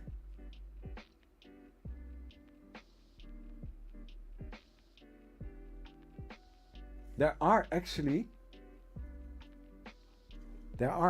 3 in the room. What I can see. I mean, I like this figure. Does look good. Photos, mint, nice. So 120 euros for 5 spools of filament. So actually 30 per spool. It's kind of expensive. I mean, if you think about it, 120 euros.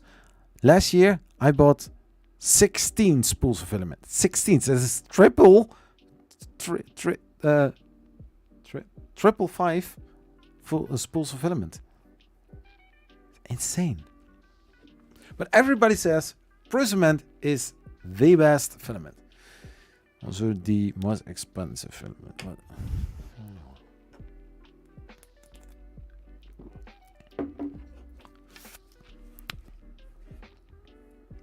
so yeah. So Aloy Moses also said filament filament this year was expensive. Not expensive, but no real Black Friday deals on filament. That's sad. Oh, I think I also bought a few spools of Eason filament. I'm trying to figure out how to get a lot of filament cheap for the food bank I volunteer. Ooh, that is also nice. So I can keep the cost of the things I'm making for them. Yeah, that's a good one. How many spools are you looking for? Maybe you can check with Eason. Maybe check with Everyone or with Polymaker.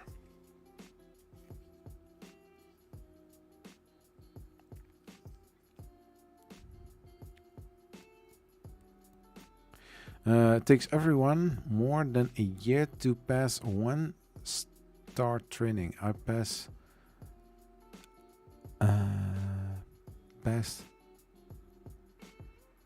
in less than 6 months. Oh, that is very well. Less than 6 months. Less than 6 months. The training. Cool. That is very nice. Just going through the chat, maybe I missed something. It is also very expensive, but high quality. For PUBG, yeah, for PUBG, 120 euros.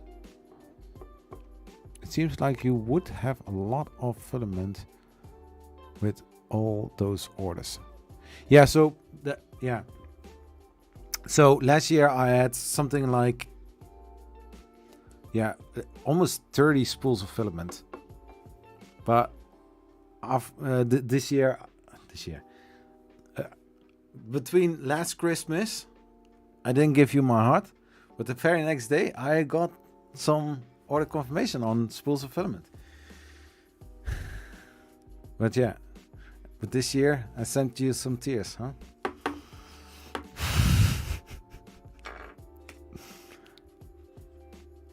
I think. Hey, NSK 971, how are you doing?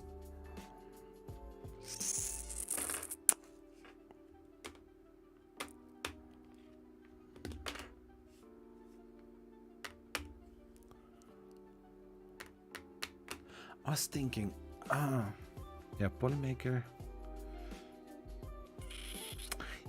From I think Tronxy, I can get one glow in the dark filament, but I'm not, you know, a few months ago I was contacted by a person from Tronxy, I think from their social media department, something like that. Because I made a video about the Tronxy Crux, the closer look series, so I don't have the printer, but I will, you know, look for the information that I can find and give my opinion about it, because, you know, those brands are never going to send me something like that. I mean, I'm very realistic, not negative. But it needs to be strong filament due to holding canned food and jars. Oh yeah, indeed.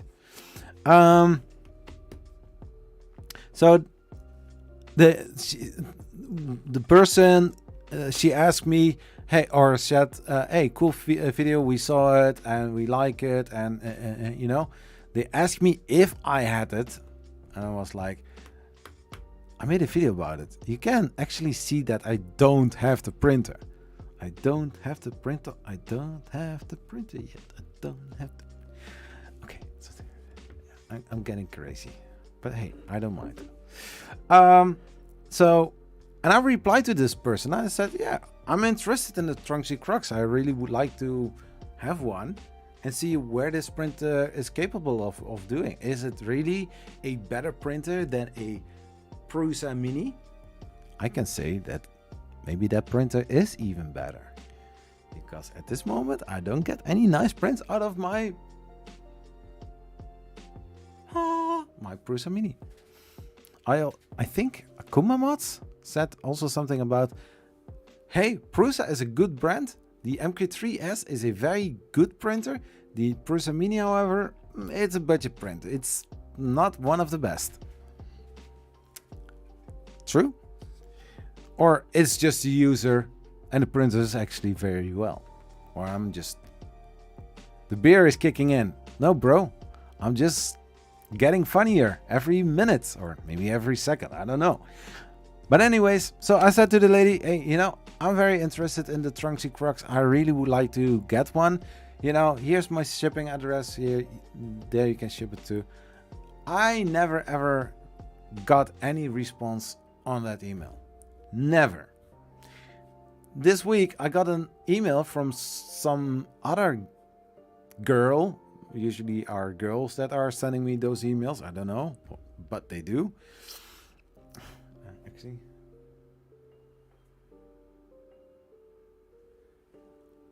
all girls that contacted me. Anyways, maybe they want something from me. Yeah, a review, some exposure. Oh, that is what they want. Okay, cool. So somebody from Tronxy contacted me, and I was like, hey, cool. If I was interested in filament to test or to review on the channel, give them some exposure about their product.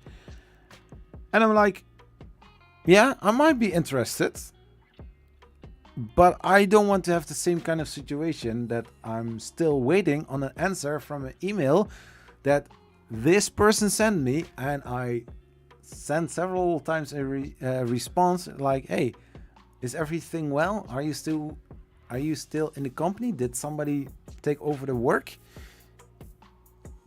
And I said, if you can get in contact with that person and ask if she can respond, or the replacement of this person, then I might be interested in doing the glow-in-the-dark filament testing or reviewing or showing. Don't overthink it. No. My mind is just one big gearbox sometimes. Tick, tick, tick, tick, tick, tick, tick, tick. So I got a response back from the same person saying like, I don't know any Monica, but are you interested? And I'm like, gave me the damn Tronxy Crocs. I'm collecting 3D printers. Didn't you know that? So yeah.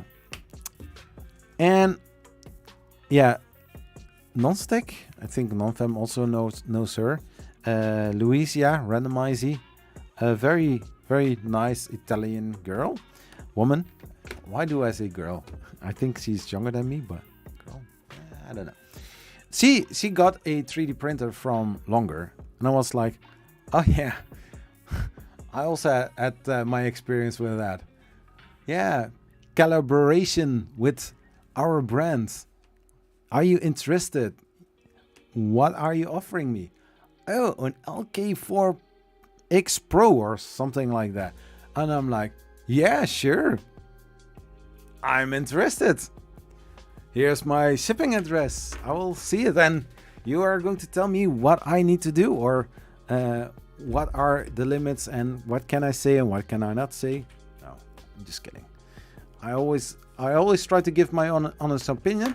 By the way, if I got a printer for free, besides the printer that Loyal Moses sent to me, if a brand sends me a 3D printer, I will give exposure, but I won't make a video about review about, in this case, the Kaiwu Tycoon IDEX 3D printer review, something like that. I don't do it. Yeah, Monica from Tronxy. Yeah, I also tried Facebook. Can you imagine? I'm just like a dog, you hold the bone and I will run after you, As I said to Randomizy, because some other persons on Twitter were also responding to that. I'm like, if I want something, I ask the person, and then if I don't get any response, I will send a second email from, hey, I sent you so weeks ago, I sent you an email. Are you in? Are you interested in reviewing this 3D printer? Or are you not interested? Did you send us a reply, or did you reply to our email because we didn't hear anything from you? Are you in or not? Are you interested? But the thing is, I was actually getting some response from somebody called Cloud from Longer. And I have sent, I think, 3 or 4 emails to this guy.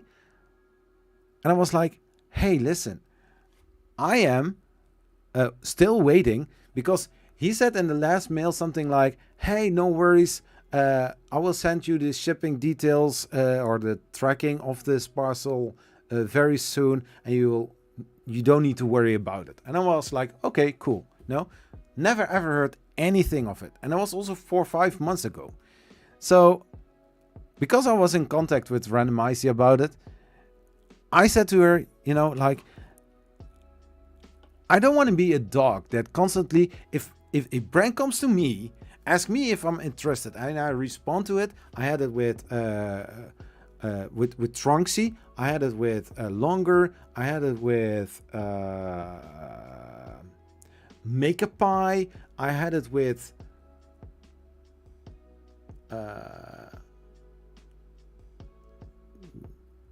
Whizmaker P1, I think something like that, and 1 or 2 others. They sent me an email asking if I want to collaborate with them, giving them exposure, showing their 3D printer, and do some amazing stuff with it. And I'm like, yeah, okay, fine, I'm interested. But after a while, I never ever get any response back. So I don't. If I send one reminder email from, hey, did you receive my email? Maybe something went wrong. Hey, DCS Martin, see you next time, man. Thank you for being here. Have a nice weekend. So I don't want to go for a 3rd, 4th, or even 5th email. I'm not like a dog. I don't want to run after them. They come to me, they should respond to my email, especially if I send it with high importance, that they will pop up in their mailbox. And so I did the exercise, I think on Wednesday, and Thursday morning I got a reply from somebody else, from Longer. And guess what? This guy said Cloud is not longer working for Longer anymore.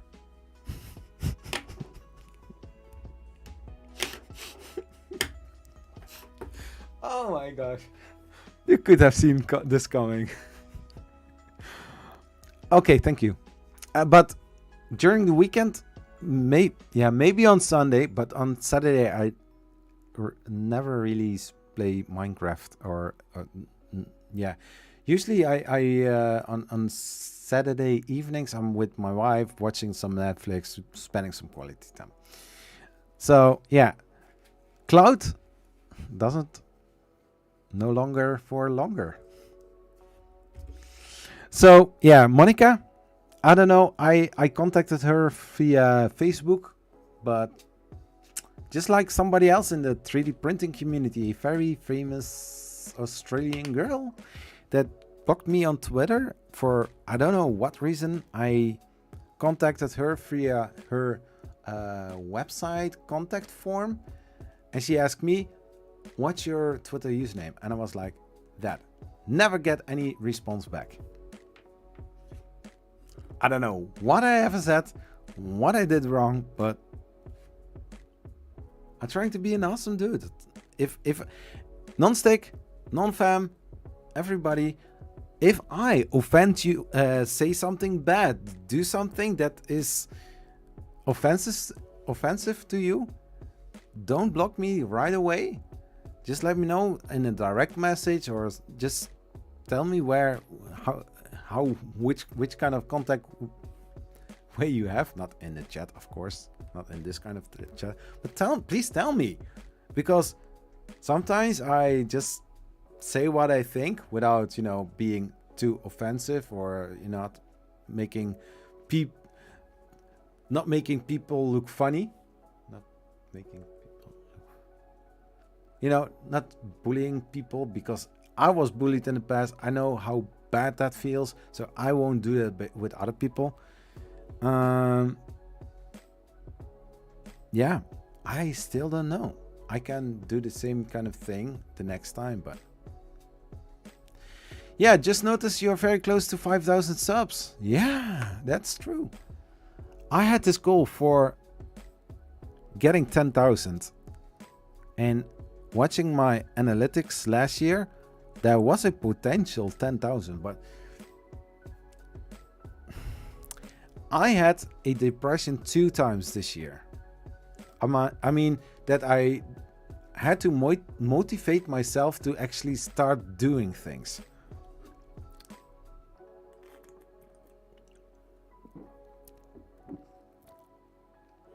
Yeah. Because one thing, without mentioning names, I'm not trying to, because I think still she is amazing. She makes a lot of beautiful things. She isn't active anymore so much on YouTube, but I for a long time there are some females, not only in the 3D printing community, but also on gaming and some other things where they are artistic in tech, for example. And I like following them. I'm a very big supporter of STEM, STEM for women. And I think that is very amazing. I had to, defend myself in front of a lot of women that want to, there's a girl code here in the Netherlands, a group of girls going to different companies where they are programming, where they are doing designing, game design, game studios, something like that. And I wanted to be there as well, not for the females, but just for being there and see that also those people are very creative, very talented, and that actually women can make a huge difference in development of a game, for example, things where guys don't think about for some reason. So there was also some other girl. We had amazing contact, and at one point I didn't hear or see anything of her. So to one other friend, if you're on Twitter, K10, she's an amazing person. She's very close friends with Elon Musk, and I asked her in a DM, hey, can I ask you something? What happened to this person? Because is she still there? Because I never actually see anything of her. No, she's still very active.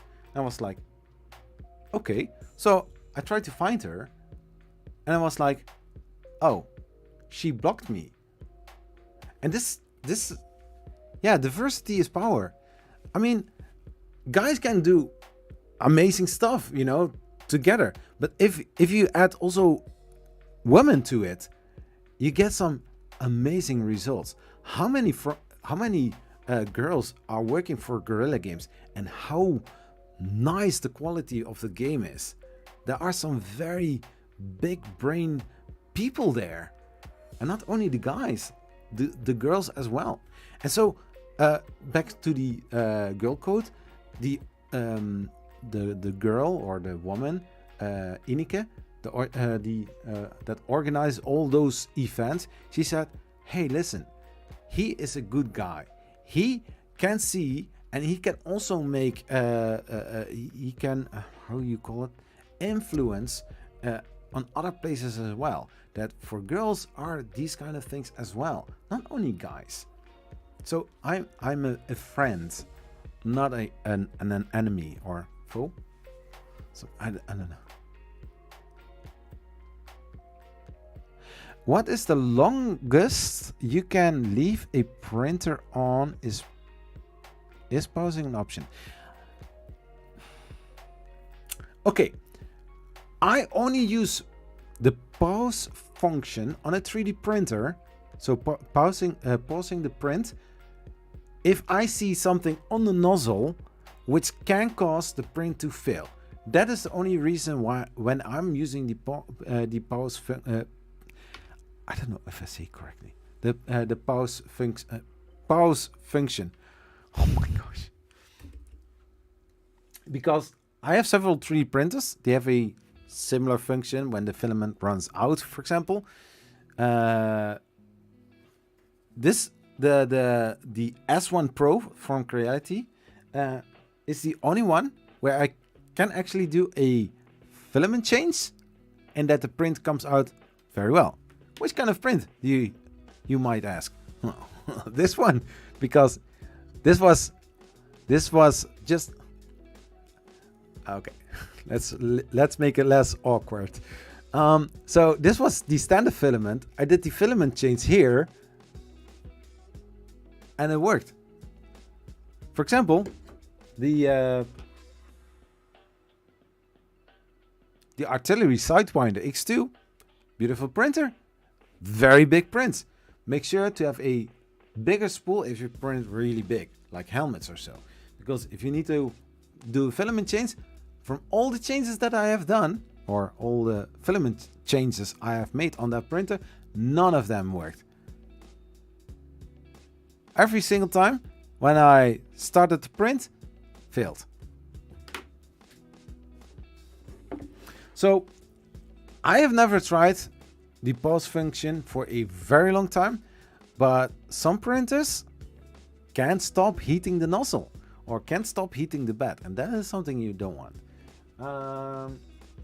Today I paused the Prusa Mini because on the nozzle there was some filament sticking and I wanted to clean it, so I put it on pause. I cleaned the nozzle, I put it back on, and the print was going on very well. Well, it did continue, but print didn't finish at all. It's in the trash bin because failed print. So back to the other person that blocked me. So there was this the Earth was going on, and somebody posted a picture with this person, and I was like, oh, okay. And I also saw the name, and I was, oh, she's still there. So I clicked on it, and then I saw she blocked me. I was like, why? So I tried to figure it out, but till today I still don't know why. I mean, if for normal people, I don't say that she isn't normal, but in normal cases, if something happens, you have an argument or something is wrong, you can talk about it, you know. I don't mind if people slip in my DM and ask me, hey, why did you say that? Or I don't like what you said. Then I'm saying, oh, okay, sorry, I can also remove the tweet. No, but I mean, if you have a multiple day print, you guys leave it. Yeah, I definitely would leave it on. If I trust my printer, there are several printers I trust that much.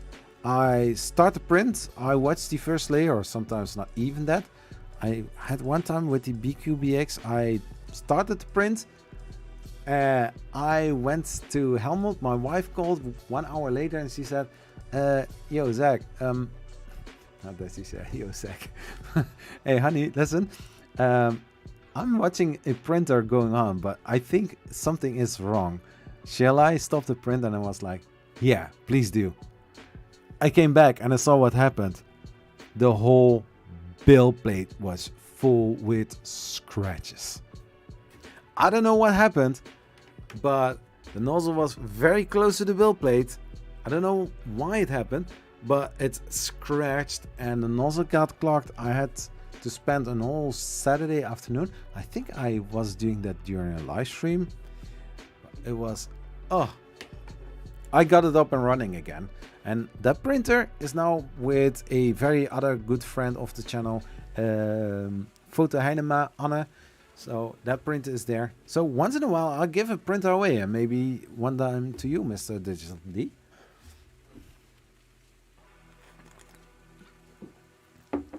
Because currently, I have this brand new S1 Pro.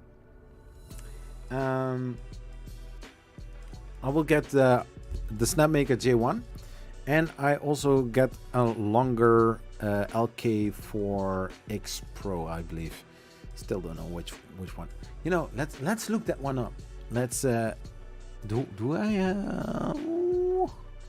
yeah. So Google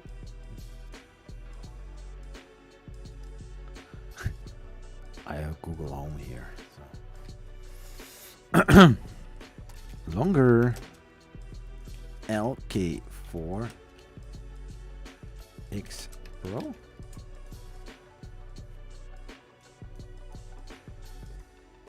Oh, this is the LK5 Pro, and I will get the.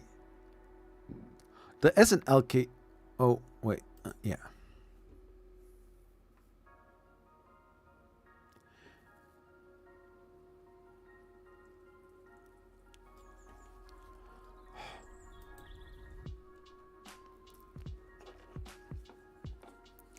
Oh. Yeah, so this is basically the Friday evening live stream hangout. I had a half year, 6 months paid for Streamyards without actually using it. And I lost 25 euros each a month because I didn't have any yeah, I didn't want to stream in that way. With Streamyards, you can invite people to the live stream and then you can chat together about different kind of thing. But what sometimes happens during Streamyard streams, chats, people sometimes talk directly. You know, one says something and the other one is talking at the same time, and that is something you don't want to have.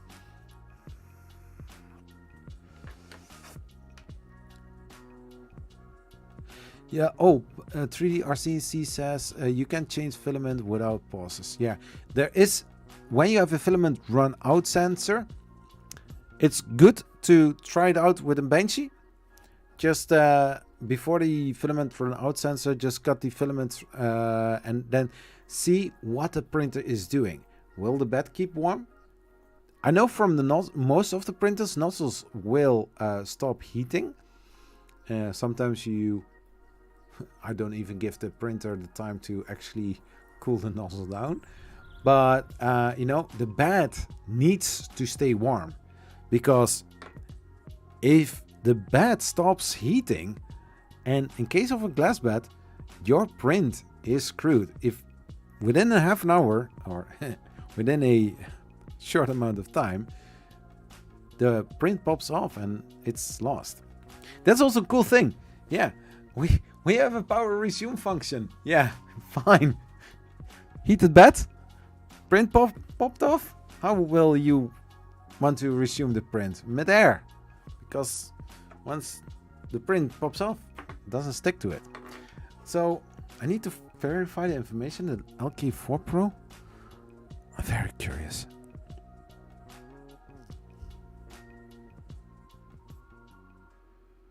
Yeah, and indeed, the nozzle should cool down. Yeah, in case you are just close by, you can actually swap it very quickly. Nozzle cooling down is sometimes very quick. Sometimes I'm surprised in 3 minutes how much degrees the nozzle cooled down in such a short amount of time.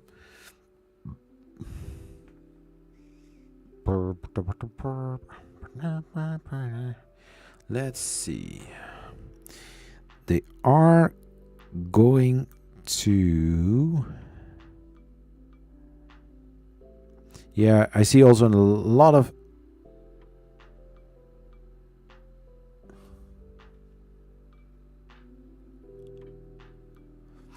Yeah. This is the LK4X. LK4X. What? LK4X. So this is the printer that they are going to send me. Decent. It's normally $370. So a powerful direct dual gear extruder. Dual gear is already good. Compatible with more filament, smoothly prints, 95% percent pre-assembled, intelligent automatic leveling, ABL this.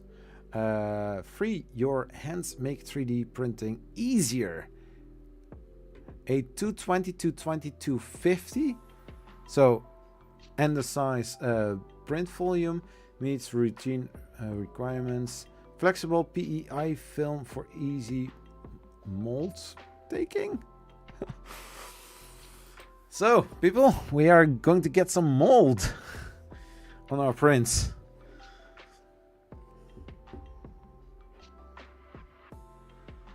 What are the best tips for saving time but not giving up on quality? Depending on which kind of slicer you are using. In some ways, I like Prusa slicer more than Cura slicer. But in other ways, just like this model, yeah, she is going to be featured a lot of time in this stream. I use 3 supports. 3 supports are sometimes even nicer and easier to remove than some other supports. They grow from the build plate over, for example, for the nozzle, for the nozzle, for the nose. Sometimes you get a face hugger, as somebody call them. And it will grow over her body, and it's not really sticking onto something like the chest. The Photos Mint and also I think the Waxstar models are printed at a 45-degree angle, so that chins and also noses are printed without supports. Sometimes only for something like the earlobes, those need to have a little support. So within Prusa Slicer, in those kind of cases, you just click on those edges that you see within the slicing. So you import the model into Prusa Slicer, you press on Slice, and then you will see where the red spots are for your overhangs. So remark them, go back to your tab Import, and then select Paint on Supports, and then spot those, tip those areas, so that you don't have a whole structure of supports, costing a lot of filament as well, that you only have supports on those places where you just, you know, take them off like that. You will be amazed how little supports you need. Enabling connect infill lines usually saves a lot of time. Oh yeah. I got Creality Slice and Ultimaker Cura. Oh, Cura. Yeah.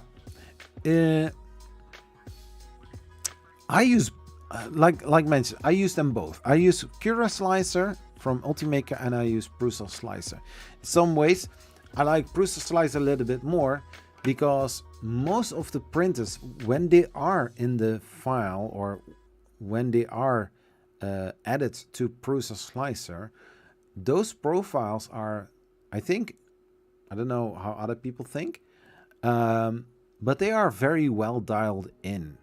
If you change a little bit of the settings, you will get a different profile setting. So you are going to make a copy of it. There you can tweak it down a little bit more if you want, but most cases, just like the vent shroud or the mosquito hot end holder for the Prusa Mini, I just imported onto the CR200B and Prusa Slicer. I changed PLA into ABS. I checked if I don't need any support. I made sure that I had I pressed Slice, I exported, and I got something nice out of it. Hey, Tripod Garage, only one beer? He needs a lot more. Who needs more beer? If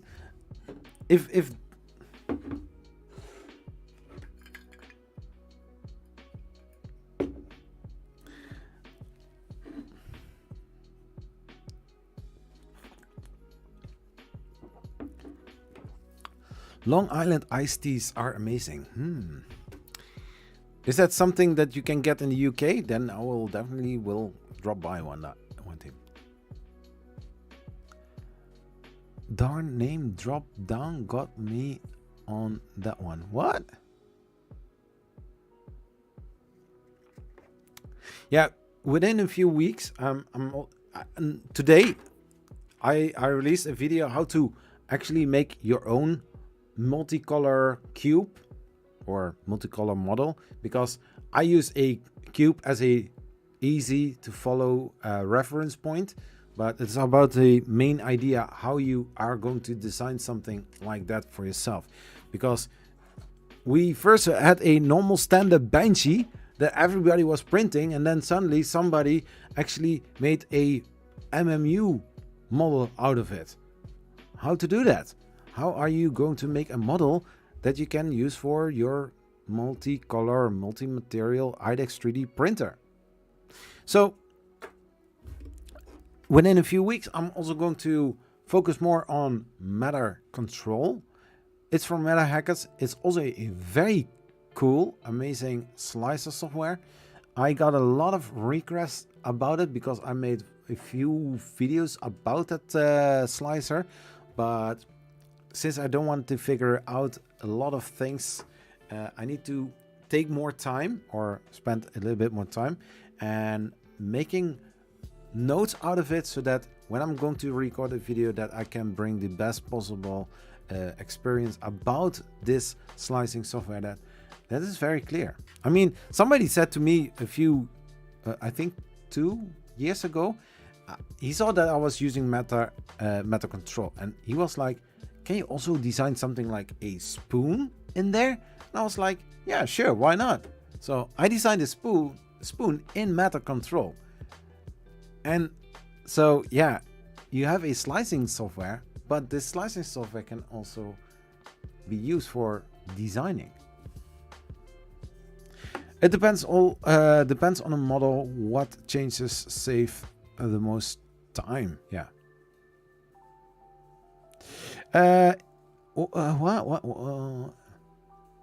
What?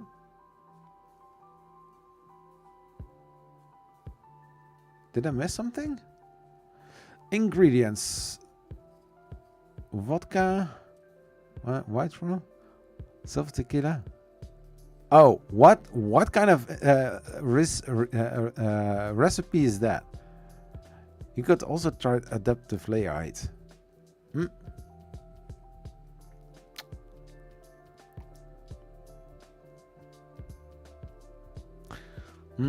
I thought that was a drinking stream. Ah, yeah, okay.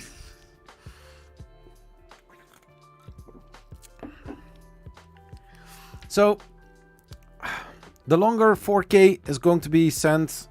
I think I'm going to receive it in the same week that I will get finally my Snapmaker J1. I was waiting there. I was waiting for it for almost 1.5 years.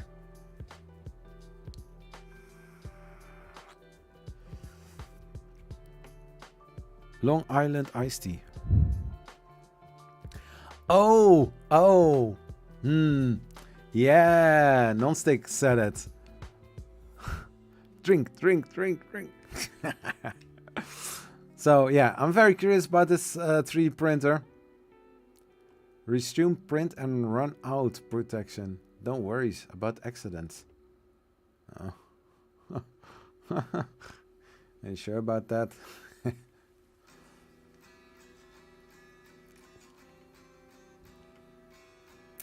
So, shall we make some little jokes out of it? Why not? So, if I would do a closer look video about a printer like this, I don't have the printer in my possession, so I'm giving just my opinion about the pictures that I'm seeing. So, if you turn on your 3D printer, your longer LK4, I think it's a class F4 Tornado. Because if you are looking to the extruder, it's a little tornado in a box in there. So make sure to be well seated so that you don't be blown away about the print results that you are getting out of this 3D printer. Yo, bro. I said it.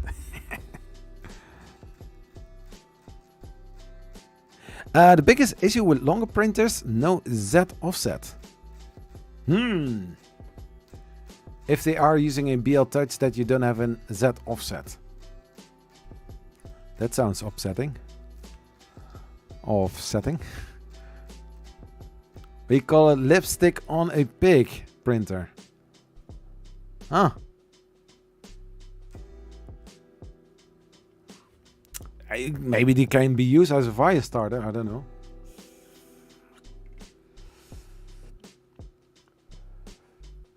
A 32-bit open source ultra silent board. Now, I have to give it, I have to hand it to them. This person is in bed, but she's not sleeping. Usually, if they say silent board, you will always see sleeping people. She's reading a book. Smart. Maybe they were watching my video. Oh, they did, because they want to collaborate with my channel. Oh yeah. The explode kind of picture. Printing platform, magnetic sticker, spring steel sheet, and PAI coating. Simp? Simp! Simp! Removal of PI film. So you can remove the PI film. Okay, cool. Not the sheet, okay. Did they mention any creator here? Designer? I hope they did. 59% assembled. Oh, I'm not going to say it. I'm not going to say it. Simp?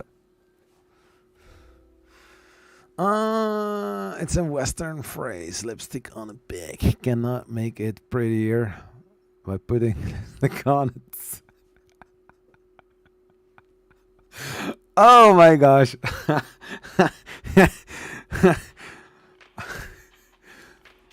I'm not going to say anything. If you know, you know.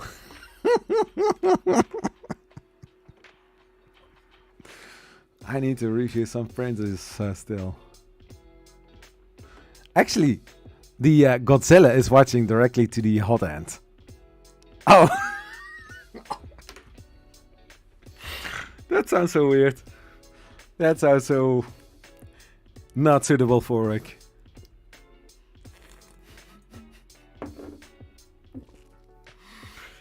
Oh my god.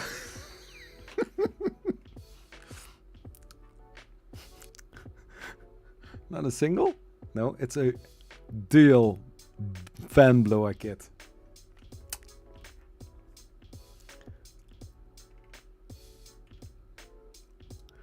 So 220 to 2250, 180 millimeter. Oh, the printing speeds.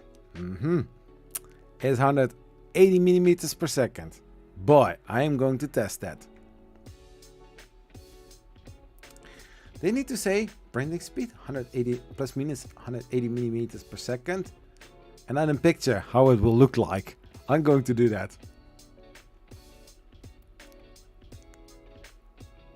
Yeah, 250 degrees, so you can print ABS and PETG with it. Did you see the pink pig by the spring sheet? Oh wait, I missed that?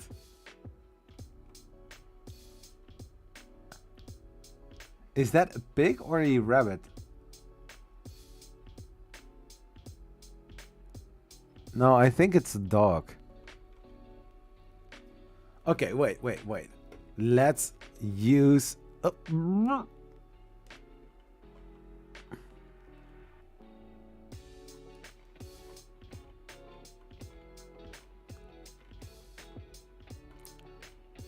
Yo!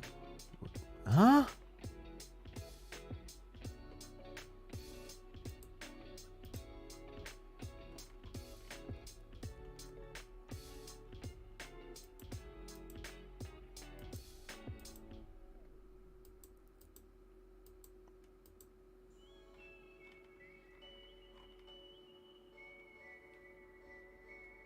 I think it's or a dog or a cat.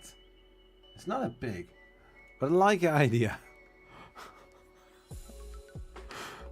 Big, big dog, loaf of bread.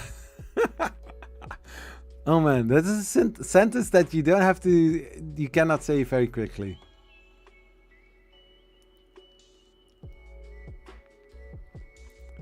The TMC 2208, made in Germany.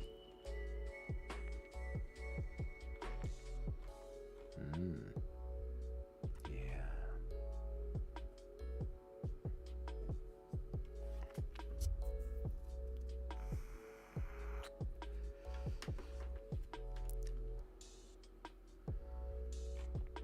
But I mean, standard 3D printer, a Creality style i3 printer.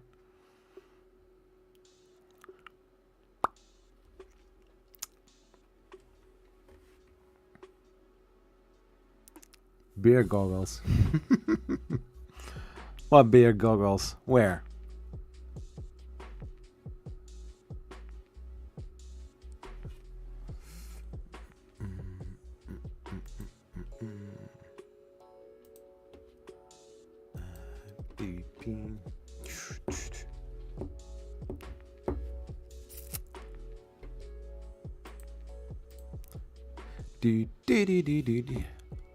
That is why Zach is drinking while it's probably one of those rat cats who have no fur. Would you prefer that then?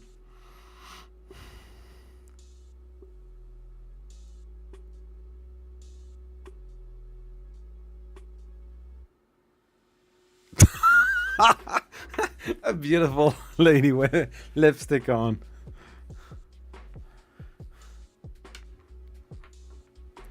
Hey, is it non-stick because of no lipstick?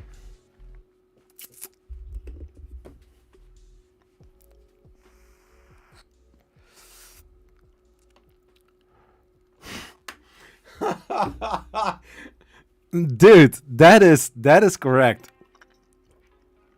That is correct.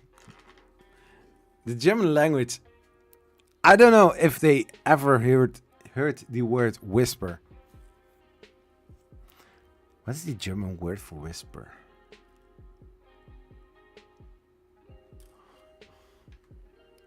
I'm not going to ask Google here, because if I do that, then she will talk loud.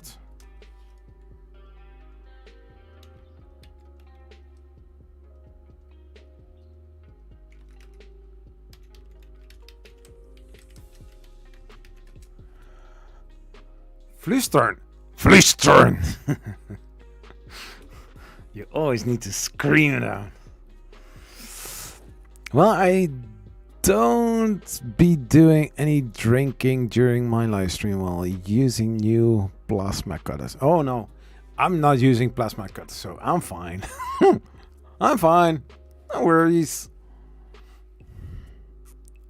Yeah, you know, after the video from Angus from Make Us Muse, I was like, you know, I don't have the space, I don't have the room for it, and I also don't. I've already said no to a 2 or 3 offers.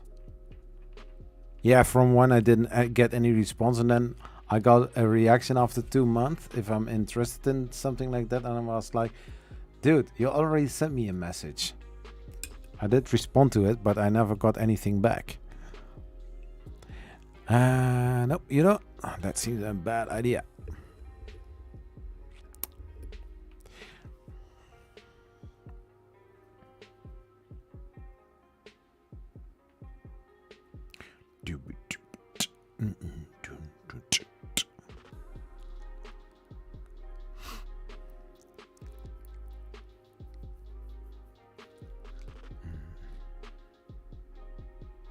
Once attached to the CNC machine, then I can crack a beer open. Oh, we are going to drink a beer together one day, man. Tripod.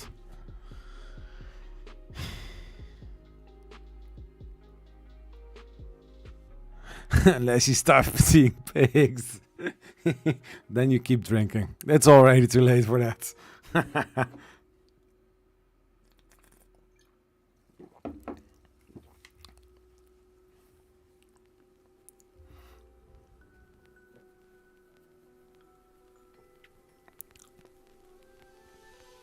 No, I'm also not making it too obvious, you know, just like encouraging people. I got some whiskey. No, I was thirsty and I had I don't want to say the urge because that sounds like I'm addicted to alcohol. I'm not addicted to alcohol, no. Don't be afraid. I'm not going to do anything to you. I'm not going to drink.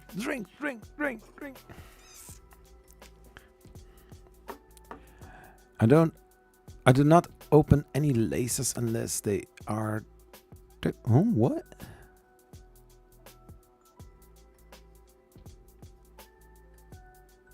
Yeah. Did I mod my Ender 6? I did mention it several times. The first mod that I did was...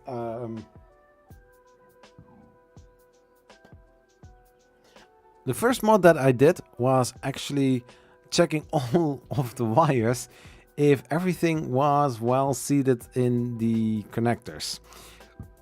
Because I got a complaint from somebody after, I think, my live stream or my first impression.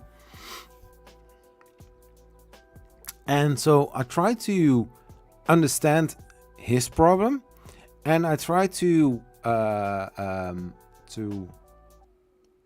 recreate the issue, and I did see what happened. So always check if the fan from your hot end is working, if the parts cooling fan is working, if your control board gets cooled as well. Those kind of simple things. But which kind of mods did I actually do? I put a BL touch on it. It did seem to work after the flashing of the new firmware with the BL Touch, but after a while I did notice that I added a G29 for, you know, ABL process within Cura, or, you know, in the start G code. I noticed that sometimes it did just one time a ABL route over the build plate before starting printing, sometimes two times. And sometimes it happened that mid print or mid probing it stopped and nothing happened. I upgraded the board. I have most of the things I made videos about, so actually you can watch what I actually did with the printer, because most of the times when I'm starting to change something, I'm pressing record, I make some pictures, I record some footage of it, so that if I'm thinking about it, hey, I ran into this issue, and that is basically the thing that I most of the time do on this channel. I'm doing things, sometimes I run into an issue and I see if I can solve it. If I have the solution for it, I make a video about it, and that's just, I think 6 or 7 out of the 10 video ideas how I do that, because I started from very early on. I removed, or I changed the magnetic bed from the Ender 3 Pro into a glass bed. I made a video about it. I was just like, oh, you know, you do it like this, and then I changed the end stop for the homing on the Z axis. But I was like, who wants to see that? That's obvious, you know. Somebody said to me, what did you do with the Z end stop? What did you change? I was like, yeah, I just put it a little bit higher, you know.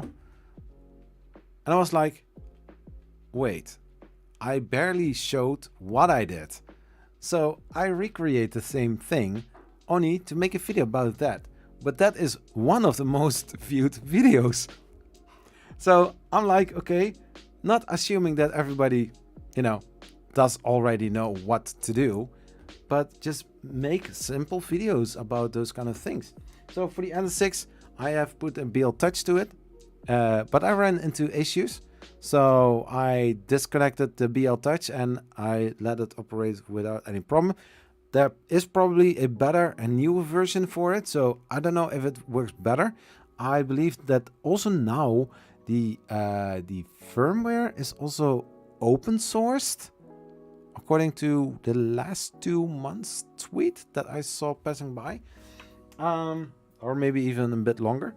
And now I also put the X and Y stepper motor from NUC 3D LDO stepper motors on it. I got them for free from Repcord, from Pooch, and it was originally designed for the CR30, but Repcord asked if there are people wanting to try them on the Creality and the 6, and I tried it, but these were 0.9 steps per stepper. No, 0.9 degrees per stepper motors instead of the normal standard 1.8. So within Cura in Prusa Slicer, you need to make a start G-code adjustment so that every single time that when you are going to print something, that your settings, your values are changed, so that you don't get a very tiny print or a not printed in the middle of the build plate kind of thing. And yeah, you know, the Voronization or the clipper installation of this. I also put a new board in it in that process, and I put a micro Swiss all metal hot end to it. There are some very simple upgrades that you can do. Also here, the top cover keeps the enclosure warmer, steady at 30-35 degrees Celsius, so that's nice. I missed the Kickstarter of the laser you did. Oh, you have to go? Okay, 3D or CNC, see you next time, man. I think next Friday, I don't know, maybe I'll do next Friday another live stream, so this type of live stream. Those plasma cutter are not something you want to play with. Oh yeah, serious thing.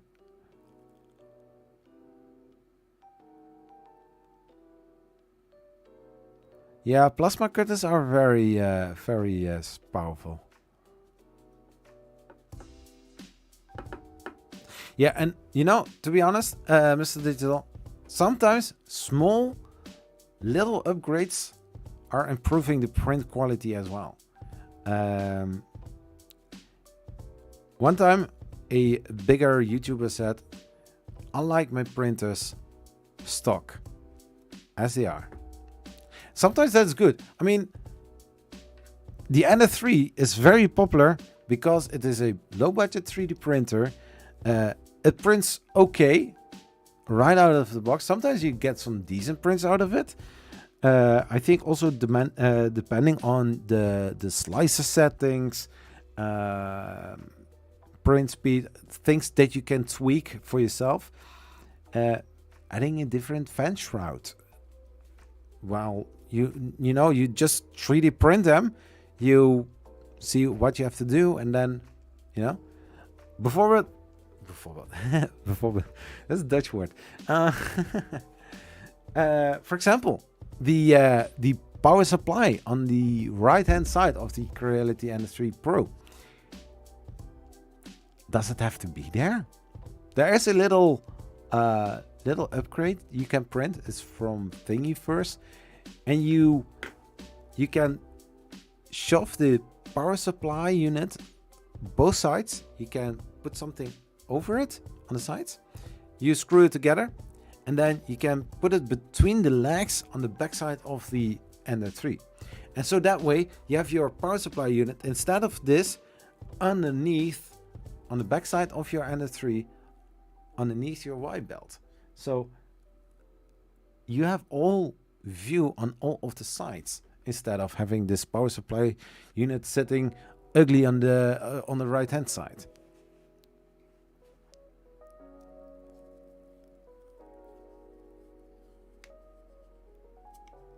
Going out for dinner with the wifey. Hey, Tripod, thanks for being here, man. See you later. Keep drinking, Zach. Keep Zach drinking, everyone. It's not empty. It's just one bottle. Promise. Bro, I said it's just one bottle. One time I just opened a bottle of Coca-Cola, and I said, just for the fun, it's not going to last this evening. Somebody was like, sorry, what did you say? I said, well, this is going to be empty this evening. You just opened it. Nobody else drinks cola than you. Yeah. I'm thirsty. I like cola. So what's the problem? What's the problem? My spider's web is almost... You are printing a spider web? Or you're printing spaghetti?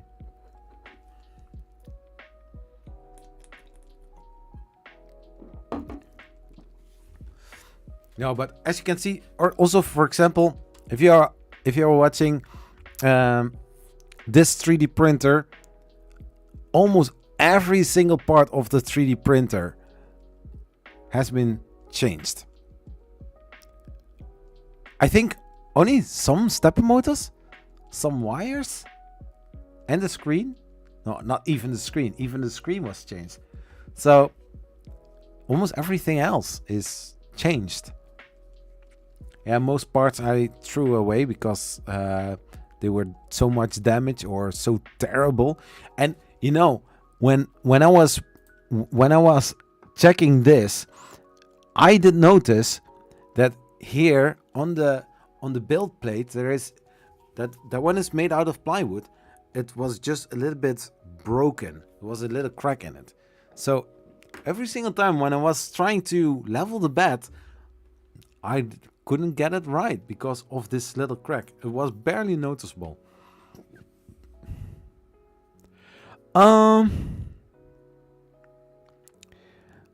Vodka Coke bottle is always vodka. That's what you say. It's what they say here. And they say, recycle me again. Yeah, I put every single time water in it.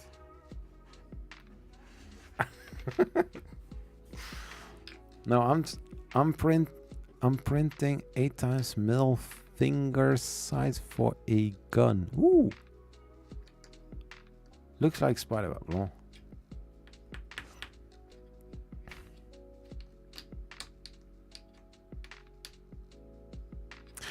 Need to check my your advice tomorrow, buddy. And if you still run into issues or something like that, there is a bunch of helping sites, a bunch of helping videos. Not only my videos, because within the 3D printing community, we are not each other's enemies. Maybe some people are thinking that, I don't know. Yeah, sometimes I have the idea that I don't understand how these systematics work to be, you know, reviewing a brand's 3D printer. I don't know how that works. Sometimes they say to me, oh, you are not meeting our MOQ. And then I ask, what is an MOQ? And then they cannot tell, but my channel doesn't meet the requirements. And then you see another similar channel with the similar amount of subscribers and they are the chosens. I don't know how that works. But anyways, I'm going to do my own thing, my own journey, my own thing, and not trying to get to compare myself with others.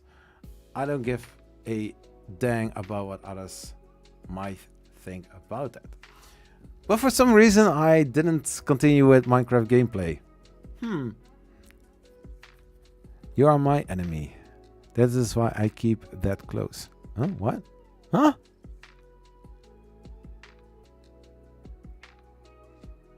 I'm just kidding. True. And that is, you know, in the past, and Non-Stick and Non-Fam both know that. In the past, I did almost every single week this type of live stream, and it's not only me talking. I mean, I know that in the chat, people are also talking to each other and also helping out that way, because sometimes I keep talking, and sometimes I don't even read the chat. I'm terrible.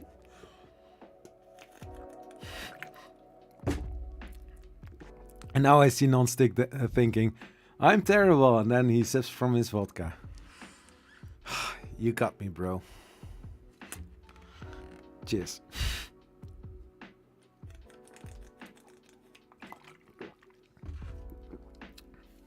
Did you notice that the room looks a little bit different? The CR2B directly behind me here and there, that one was standing right over, dang it, there. No, the Delta printer was always standing in that corner over there, out of view, out of range, and out of my care. In my view though, I did see it quite a lot, but I was like, I will let you know next time, I promise. Oh sure, I believe you, man. That Delta printer is a fine, cool 3D printer. The glass bed, however, is crap. It's glued on there. If you have some issues with bad adhesion, bad adhesion, one thing that I did, I took a sandpaper, a coarse sandpaper, I think like 80 or 100 grit, and I just rubbed over it in one direction, then in another direction, and took a IPA and I cleaned it and started a new print, and it actually worked. Not that I did it for this time, but I still need to do some support removal. This is Frodo from Lord of the Rings. And if you are watching the other version, then is it Lord of the Strings. This is a very nice, beautiful model. I think also from Photos Mint. I still need to do some support removal. Some very hard points to get out. So maybe I need to, sorry guys, enlarge it, make it bigger, scale it more up, and try to use as less support as possible. But I was like, okay, you know, I just want to print it and see how it works.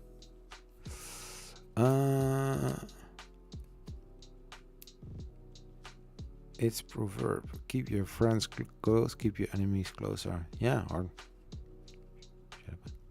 I noticed a heat gun works great on tiny things, making great Formula 1 car, like a bobsled. An old Chinese military saying. Saying how? No, saying long. So yeah, Frodo, I still need to print the sword with his hand. I still need to print the hand with the sword.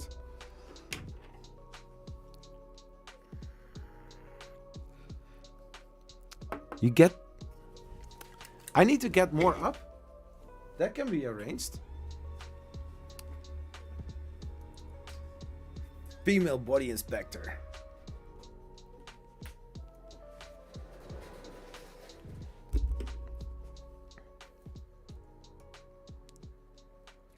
Look at all those prints. Look at it. Isn't that looking nice? Yeah, bro.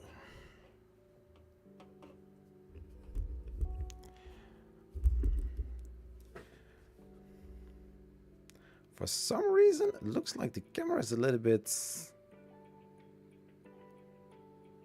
not straight. You are not straight anymore?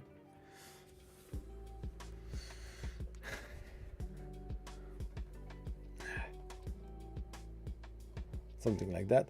Fancy RGB. Yeah, normally I would have the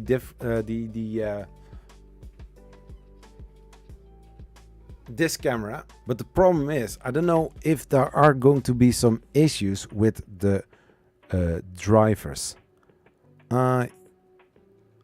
Oh, I thought I was the guy who lost his hand in the Game of Thrones. That could also be possible, you know? Yeah. Yeah, because since the movement and since Corona, it's quite funny, actually, because when we knew that we were going to move from where I live to 30 kilometers in one drive, single drive to office, they said there is a possibility to work from home one day in a week and the other 4 days you need to come to the office. But then COVID came and then the discussion was different.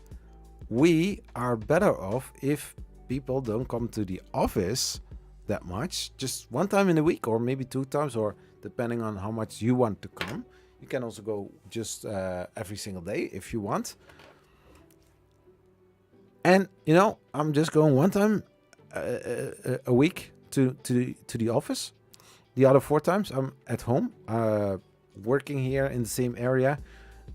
Little bit distractive. I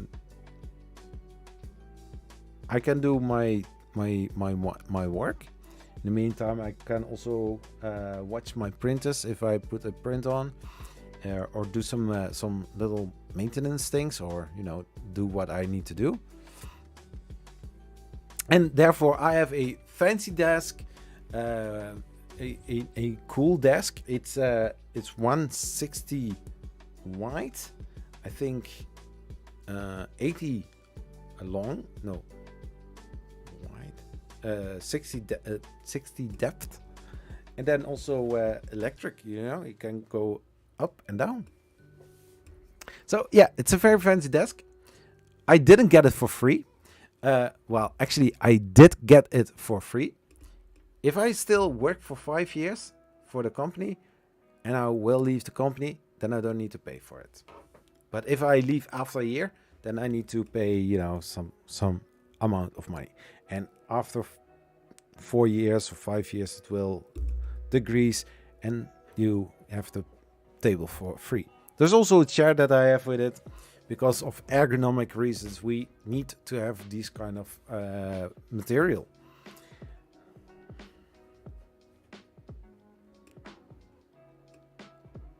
So something is pressing against something that makes squeaking sounds. Sounds weird, non-stick, I know.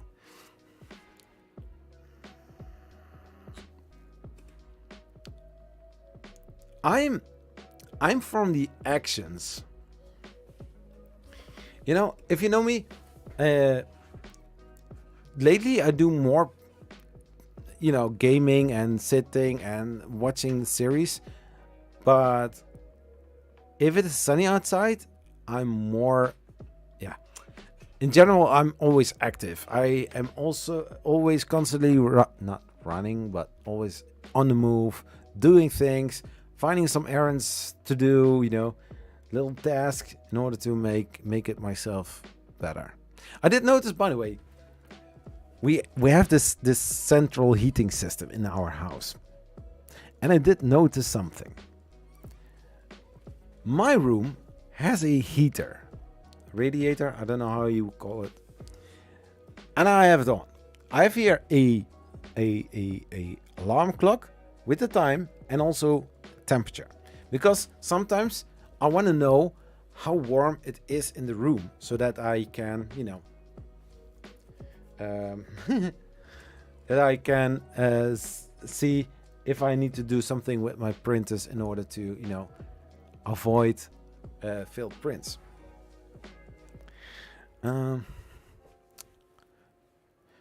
Radiator. Okay, cool. So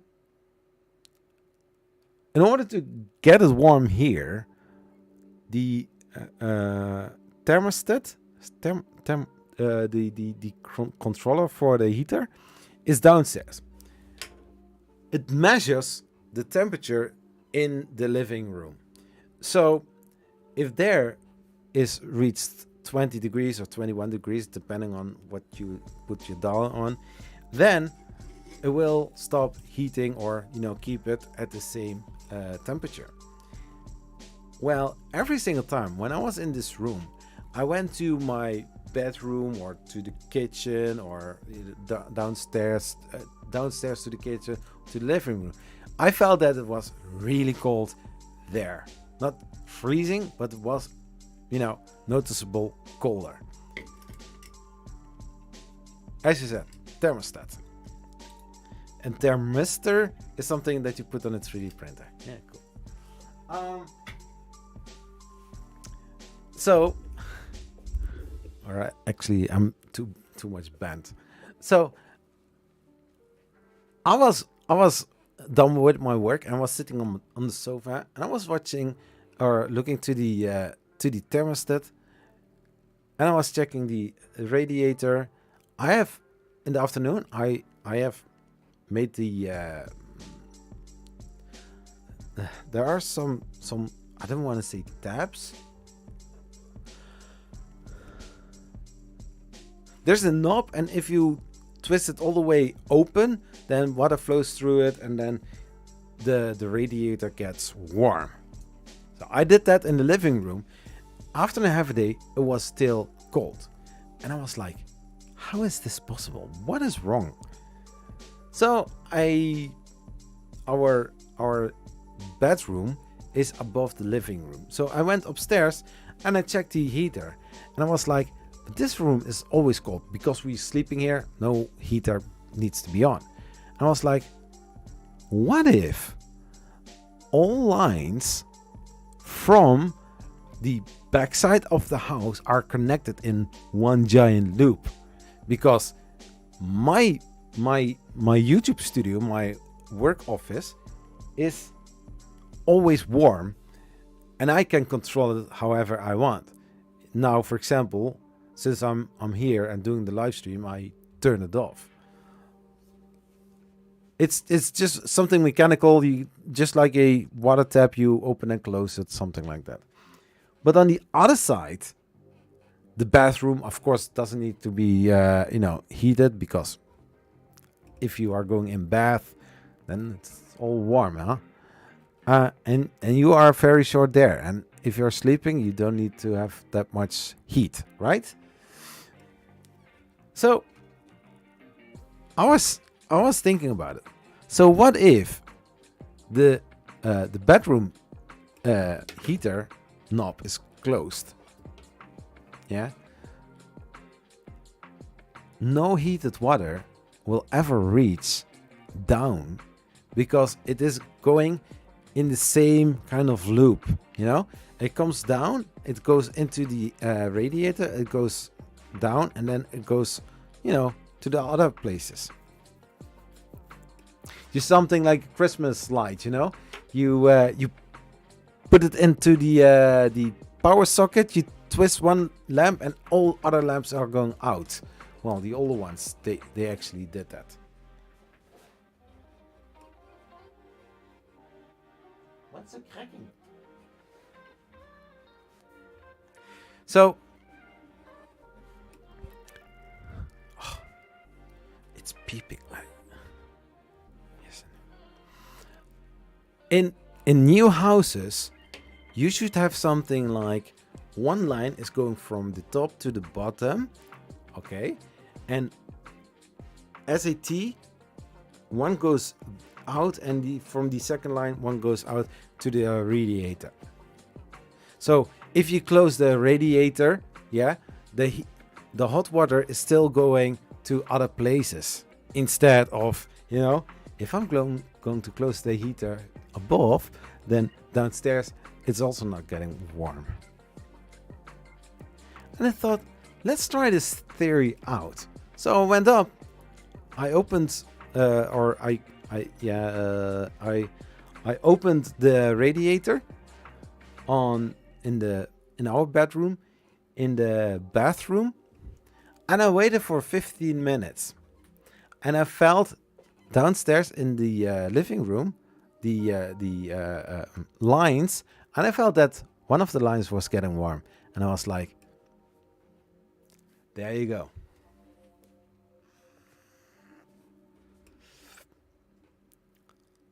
So I need to check the whole system, how it is made, and maybe going to adjust it all according to the new standard.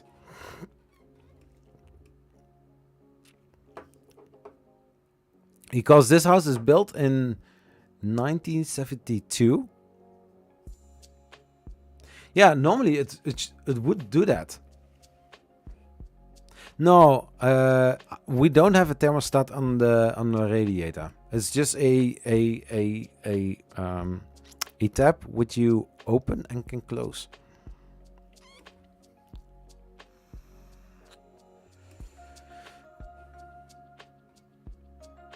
No, I don't think.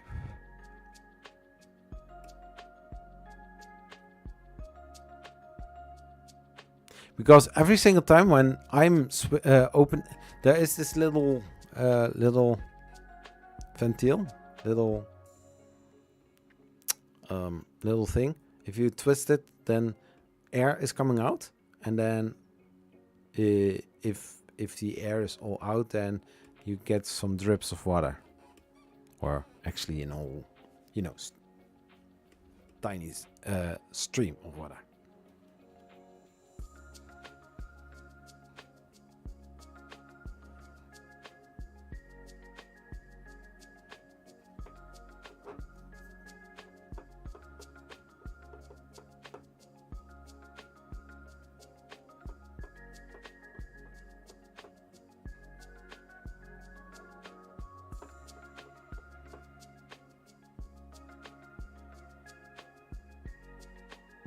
Oh ja, bleed nipple. Onluchtingsventil. Hey, Jeroen, Schaken, how are you doing? Valve. Oh, valve, yeah, that's also the word. Okay. Yeah, because when I saw newer buildings, not today, but when I was thinking about it, I was like, I can remember seeing something like that. You have two lines, you know, the warm line, the cold line, and then you have this little T sticking out to the specific radiator.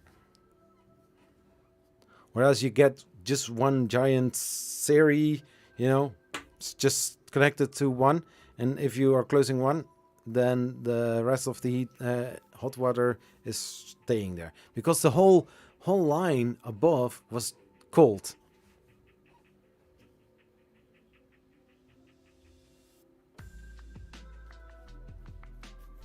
Yeah, I mean, I have some technical background, not study for it, but you know, for me, something like that, I'm going to check some.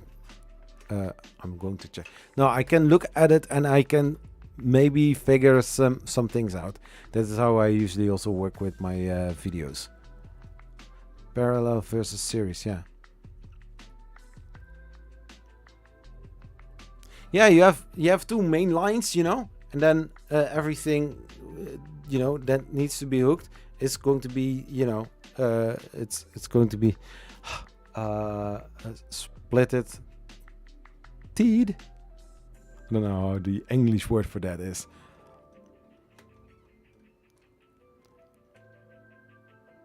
So yeah, it makes sense. If you want to reach something, you yeah, something like that you can do.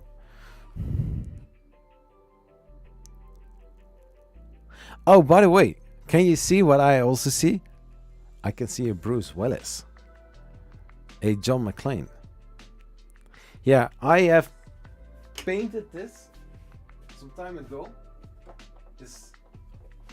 I think it started to look good, but his face is a little bit pale because it was standing on my vensterbank before the window. Because I didn't use any clear coat varnish to actually protect it against UV. Ah, wait, Split. Yes, Split. You have heard and Bruce? What? He's blind there. Yeah, sorry.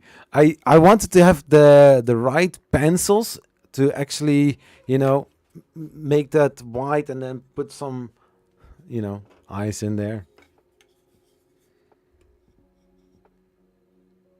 I mean, from a distance, huh? It looks kind of cool. He still looks weird.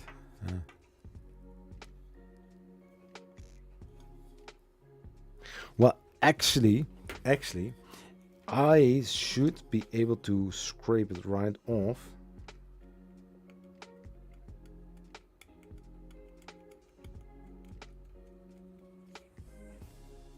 Because I use some, yeah, I think it was all printed on black. Yeah, it's very weird, I know, but it's all printed on black filament.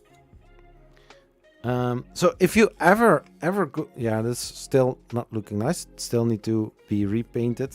So I actually going to do that in the future. Your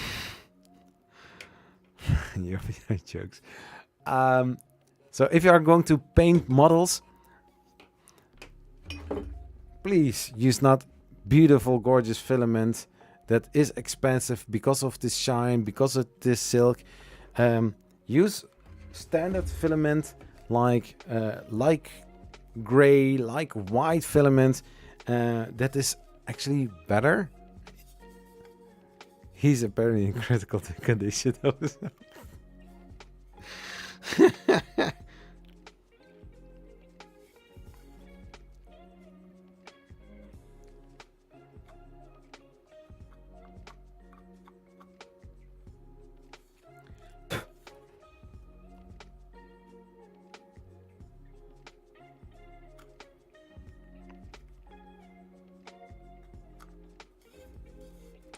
Yeah, the problem with models is human skin color is pretty hard to make. You don't want to have an Oompa Loompa with green hair. Well, actually not green, but you don't want to have an Oompa Loompa with orange skin. Oh, that orange guy. What?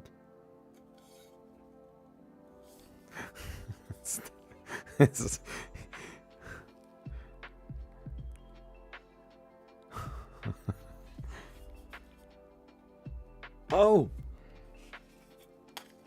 let's make it worse.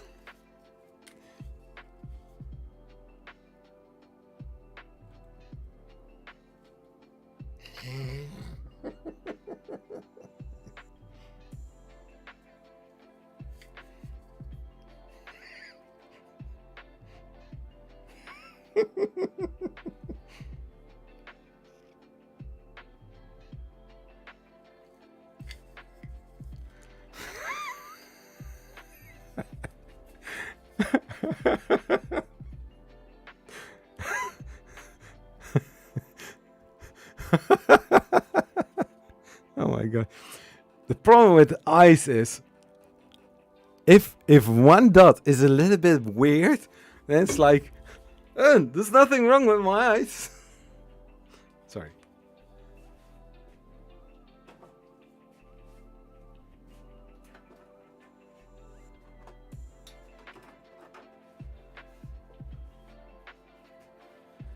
One day I printed Tifa in resin, and she looks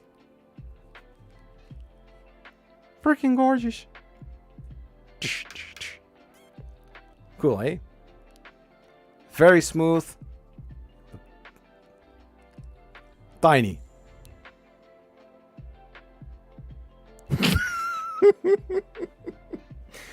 Yeah, maybe I did. And then I have printed a bigger one. This is actually printed. I don't know if Mr. Digital is still here. This is actually printed on the Ender 6 in one piece. I mean, she has also the Bruce Willis eyes. Yeah, it's not interesting. It's a total mess. It's total mess. Nothing to see here. Pervert. But this is my. You have to. You need to guess how many paints went over this in order to get the skin color right. Bruce Willis, that is a way better job. Still not perfect. The eyes are weird now. No. First he was blind, now he's I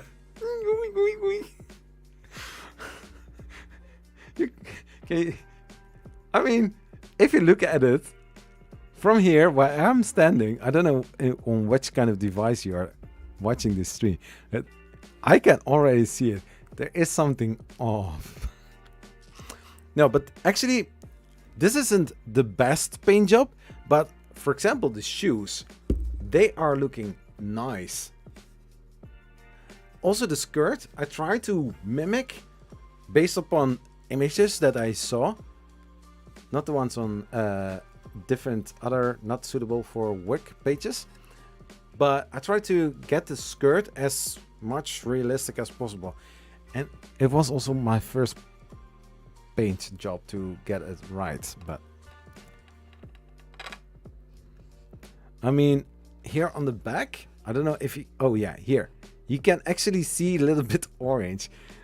I mean, if you want to have skin color, I think one piece of advice, try to find filament that matches skin color. That saves a lot of time. You still need to paint it, but you have actually a good underlayer. But I think, even though it is not the best paint job ever, I still think that for 3 years ago, when I did this, I think I also made a video when I removed the supports. No, wait, I can check that. Check that. No, nee.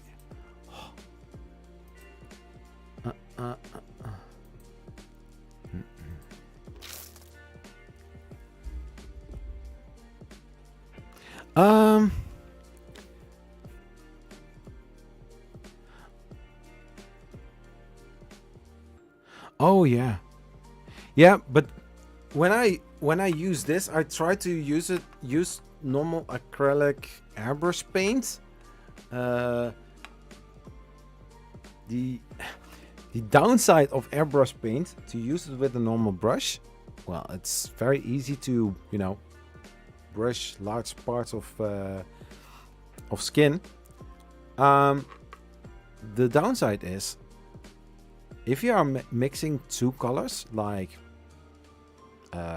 yellow with red, you will get orange, of course, but then you need to have a lot of white to actually make it more subtle, so that it is not orange. No Oompa Loompa. But this is just amazing. I was thinking about it to actually print her bigger, because hey, it's Tifa, she can be printed bigger. I'm not really sure that I like this model. It's a typical Tifa model.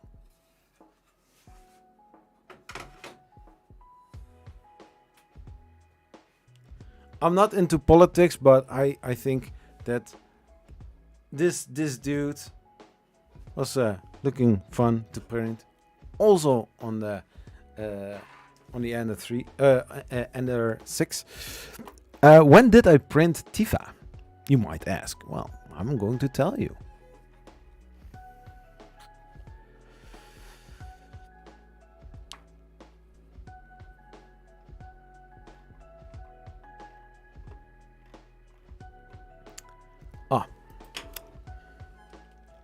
Tifa.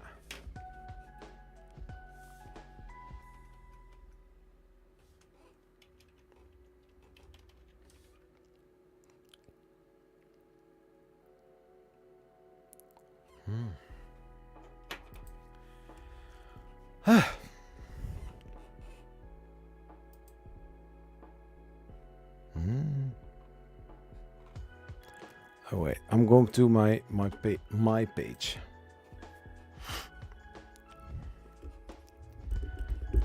I think no, I have the paint, but I think I have the Valio paint.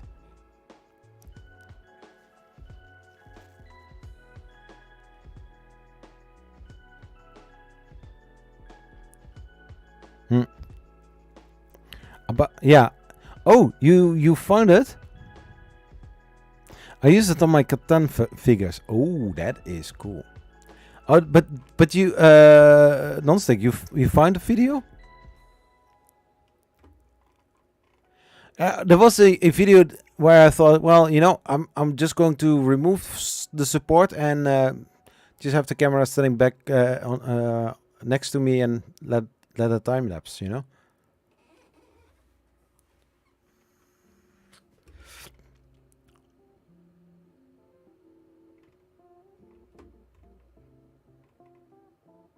Yeah, sometimes I scroll through my videos and I think, what was I thinking? I do need to say that the quality got better, but sometimes, you know, just like with this cube, you know, 29 views.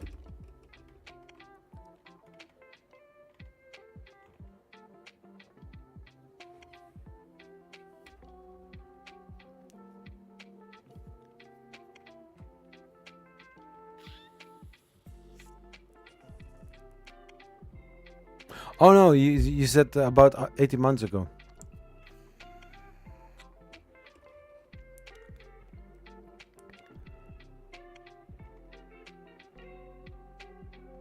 I can make so very bad jokes, huh?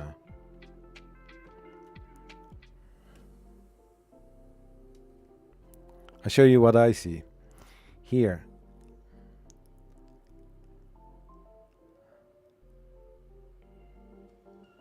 We do. Or we do not do.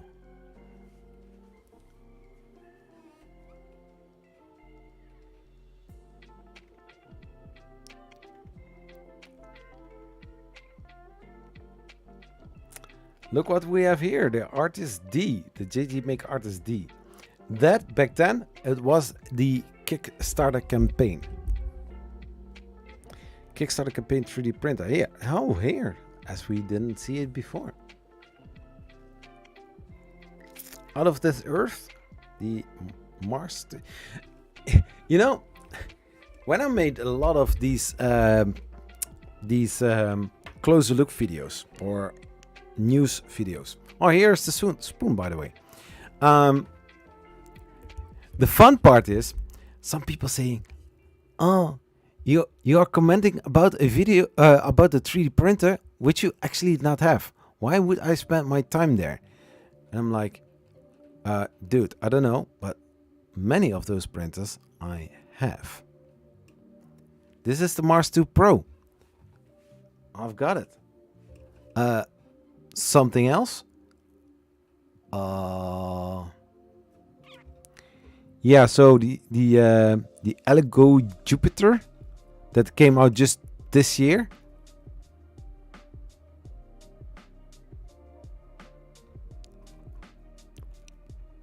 Somebody recently gave me a little bad comment about this, about ABS. I discovered something. I wanted to try it out, and I had something like, hey, this worked. I'll just show it. Oh, the Stacker F1. Who remembers that one? Oh yeah, cable management within your box. If I now look back on the title, optimize airflow max cooling, I think it's cool. I would now change it into 2 arrows and then versus VS.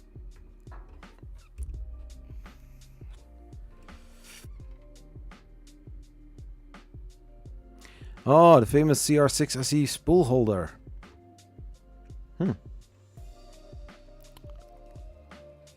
No, it's not called Tifa because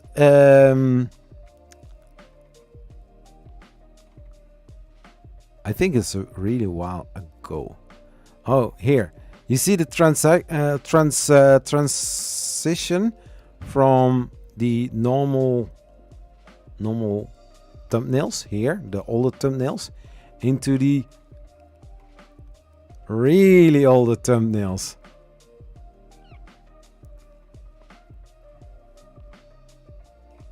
Is it even visible?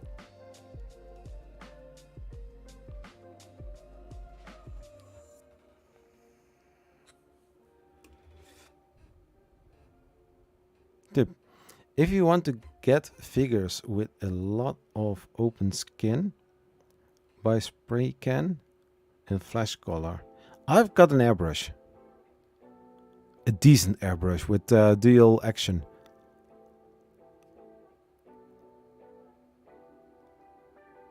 Yeah, there are some primers.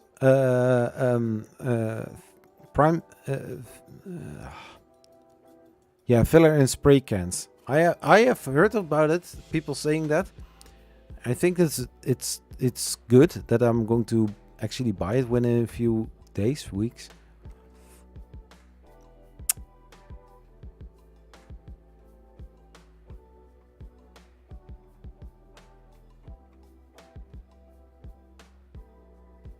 Oh yeah, also something that I have. This the ANET A4 ET4 is actually a great printer. I don't have it anymore because I gave it away to somebody. Because I have had it on a shelf for a very long time. I didn't use it because the review was over. I bought this printer for cheap. It was 120, 150 euros, something like that. And it was an actually good printer. But I had it standing for months on a shelf. Sometimes in my videos you see that it is just on the shelf on the back side of me.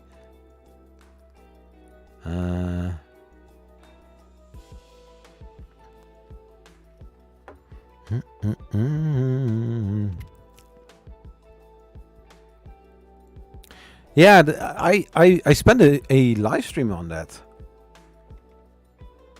But you know, painting models with an airbrush, I am actually going to do that on the attic. I'm going to make a special casing for it, so that all the spray will, you know, be sucked away. Is it called sucked away?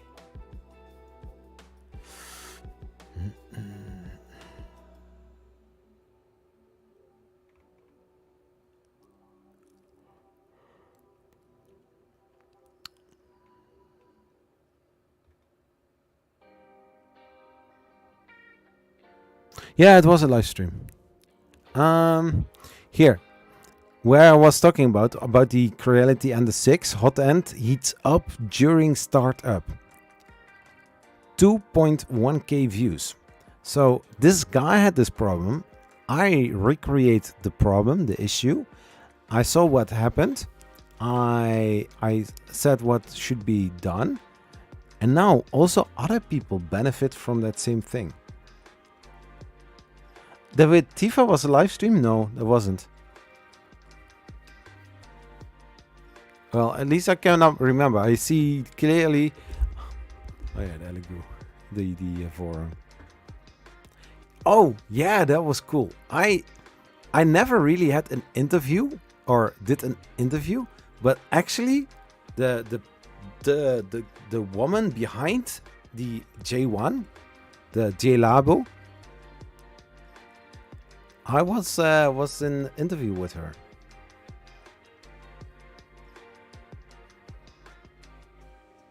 I found a nice looking model. T800 skull. Oh yeah.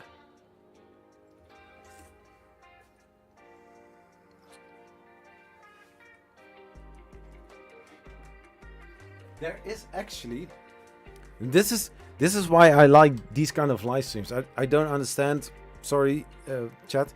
I don't know why I didn't do that for a long while. But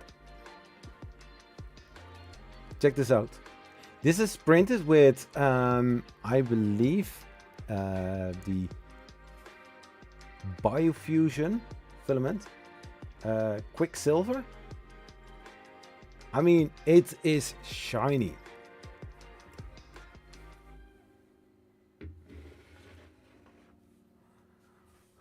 Hold up her skirt. Yeah, no, that was this live stream, bro. Oh my gosh.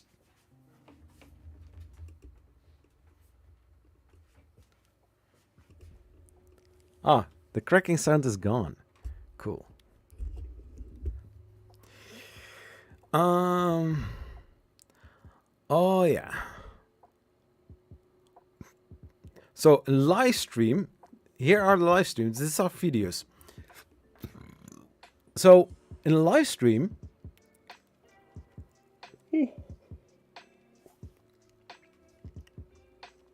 so this is from 1 year ago.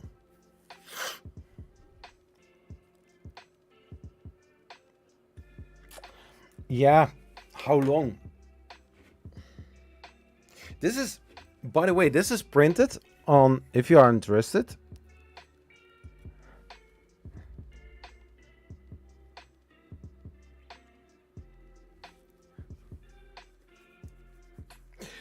This is printed on the Focus Odin F3, Odin 5 F3 to be precise. Printer I didn't get for free. I bought it. Oh no, actually I got it for free for the review purpose. But if you are checking, I didn't make a review video about it. But this was, I think, printed in 15 hours ish kind of thing. But I mean, it looks amazing. It's not very big, but I mean, if you measure this part of the head versus this, you know how much you need to scale it up, and then you have an exact replica of your head, how you would look like.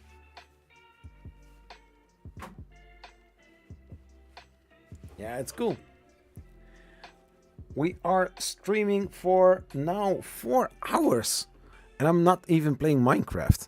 With Minecraft, you can easily get a lot of hours, you know, not realizing how late it is. And if it is gaming or not, I still keep talk a lot.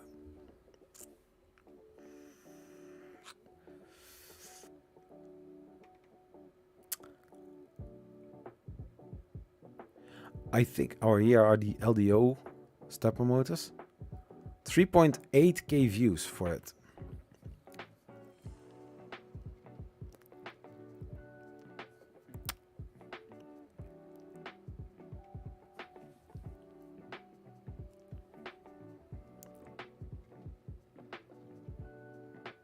In the mix.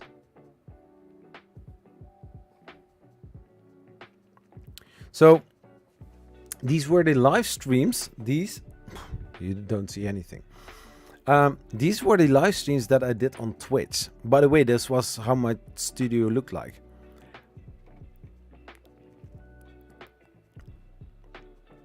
Was it a short? I think it was a short. Yeah, so I'm posting more shorts now. Because, you know. But what I don't understand. This is weird. The Black Widow by Photosmint, 1.2k views. Jack Sparrow by Waxter.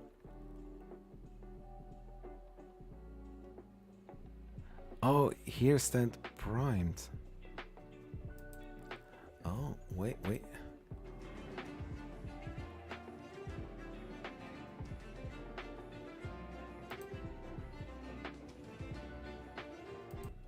I need to change the title.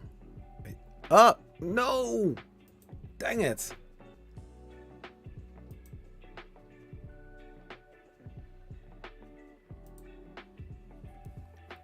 And then go one back. Here, the Creeper. 41 views.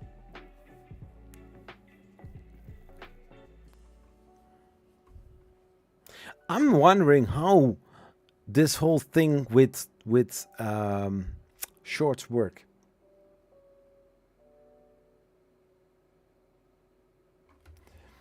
$15 hours. I can take 8 days on mine then.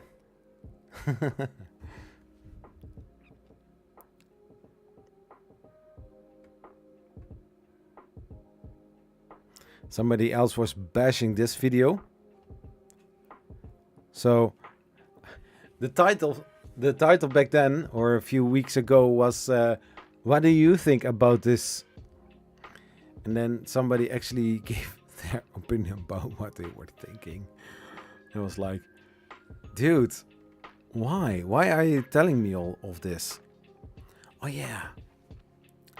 Yeah, there were some videos where I was like, what?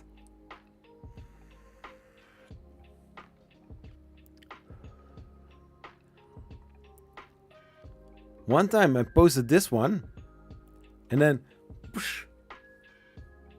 6.3 views. That's quite a lot.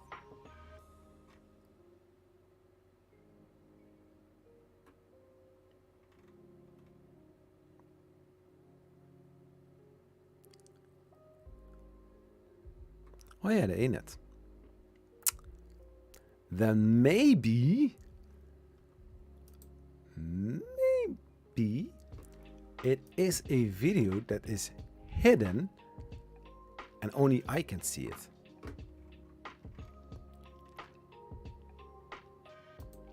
Or I never posted it.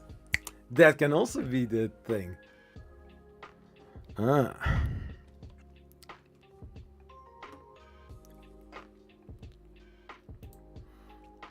I think that is the issue. No.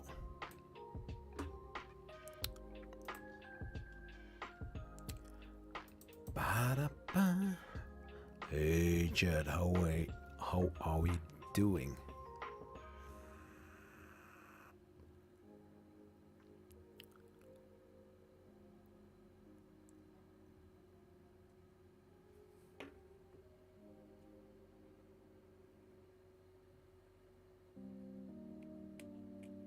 Yeah, I mean, I'm so, it's so vivid that I know I have seen it.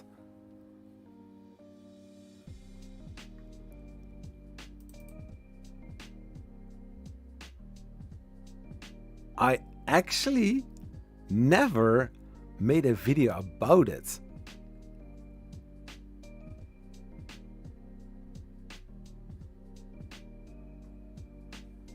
That makes sense, right?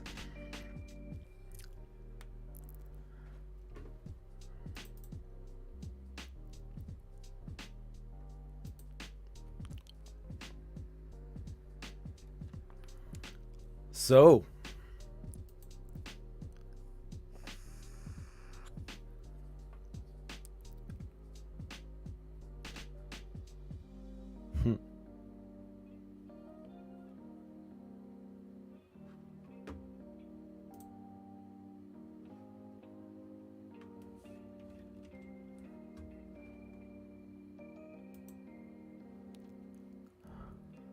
why can't I go one back?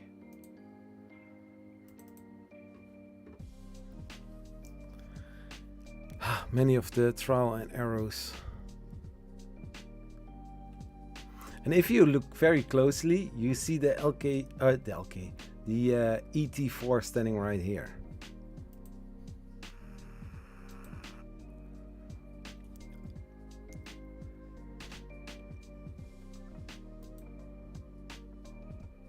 This is what I mean. It was Oompa Loompa. It was orange. It wasn't looking nice. The skirt was black.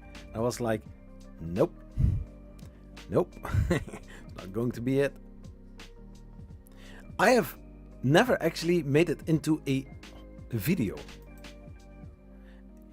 It's a common thing within YouTubers. Sometimes they start a project, spend a lot of time on it, and then they see the end result.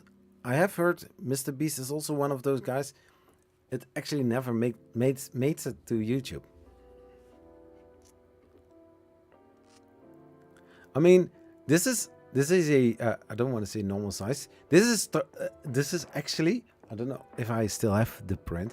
This was printed on a normal FDM printer. This was also printed on an FDM FFF printer, but on I think the Ender 3 or so. And I think this was printed on the Prusa Mini. And now I was like, you know, make it big.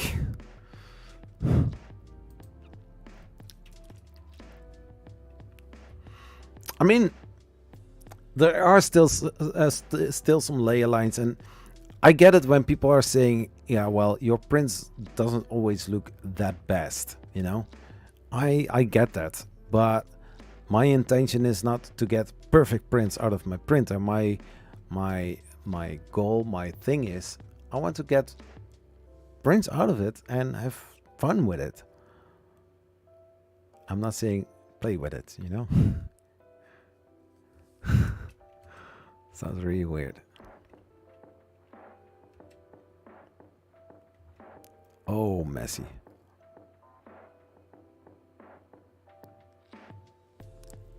So, but I can actually make it into a video. Yeah, to be honest, I mean, Prusa Mini was on my wish list, but actually it's like more like, you know,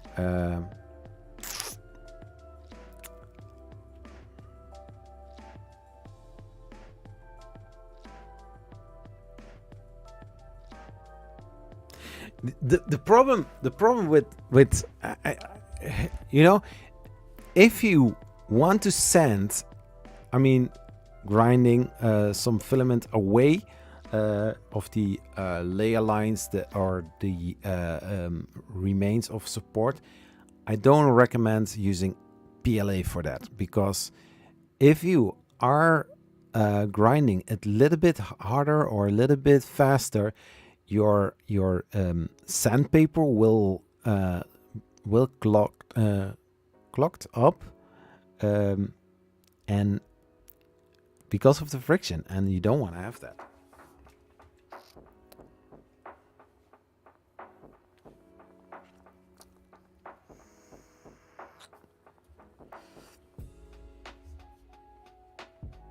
I think we saw this one.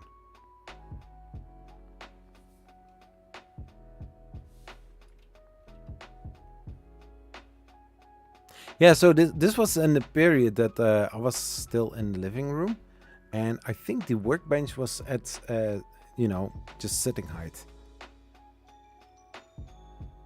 Yeah, it was really hard to get all filaments out, but back then it was just, you know,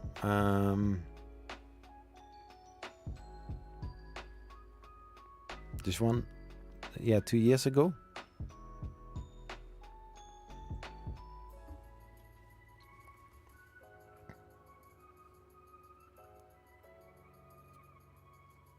You love to play with it.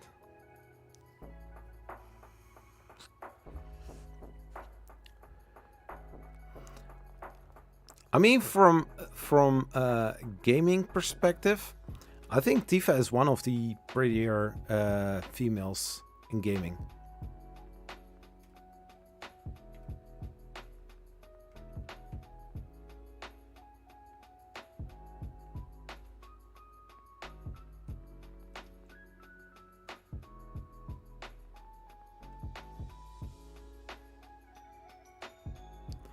think I really sped this video up.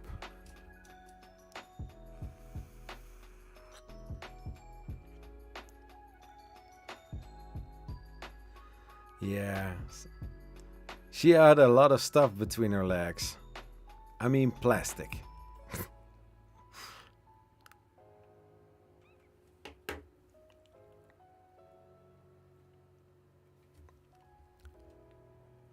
If I pause it, can I rotate it? No, I cannot. But in the in DaVinci Resolve, I can twist it.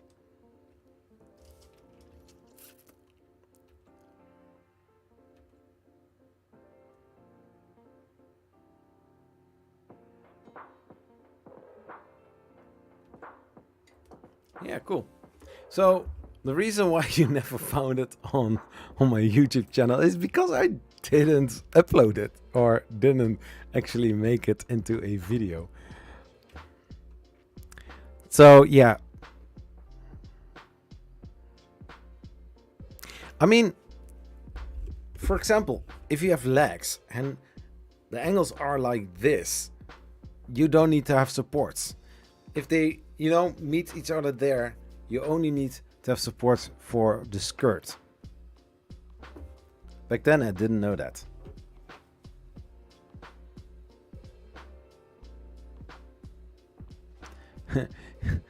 Are you happy to see me, or is it that a lot of plastic between your legs? Oh my gosh. That might be true, I don't know. You have those support removal tools that can actually be heated up, and then you can melt it away. Some hot support removal, bro. Just saying.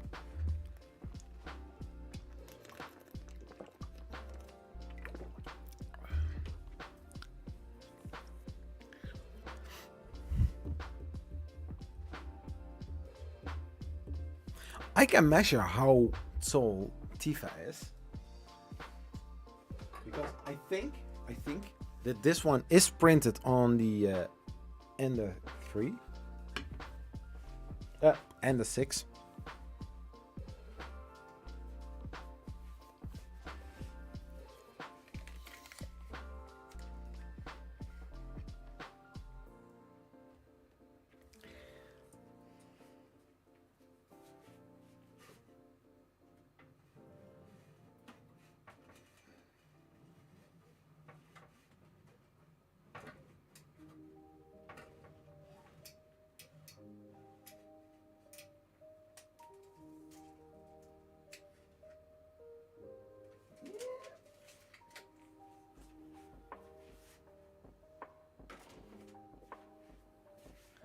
There are two possibilities: or the Eiffel Sun, or it is printed on the Ender 6.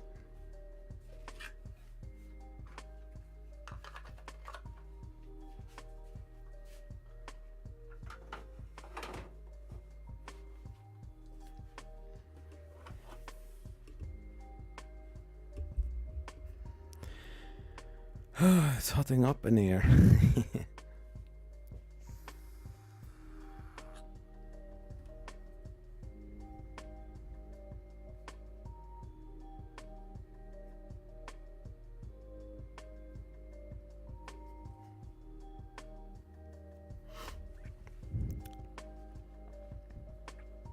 So yeah.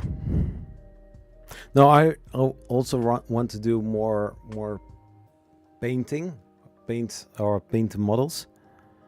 I mean, I bought for 150 euros. I bought a compressor, a really nice compressor.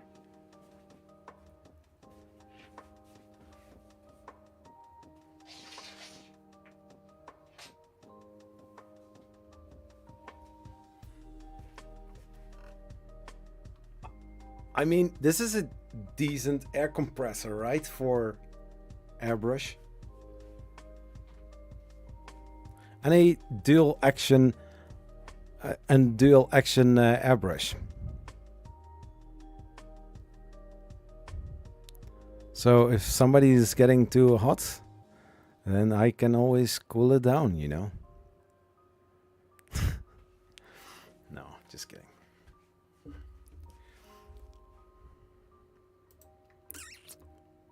So yeah, I know what to do for a future video.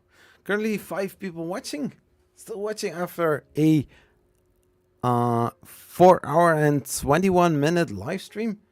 Man, and I don't even give something away. Well, I'm giving some insights.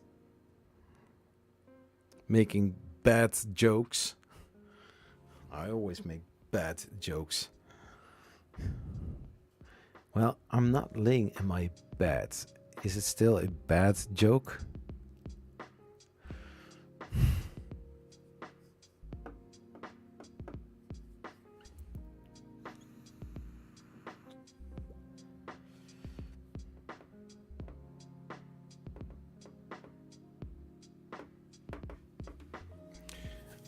So there are some plans for the future. Some more updates. I don't know if I already mentioned that.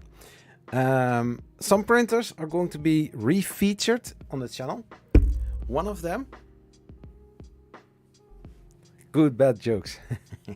The good, the bad, and the ugly jokes. One of the printers are going to be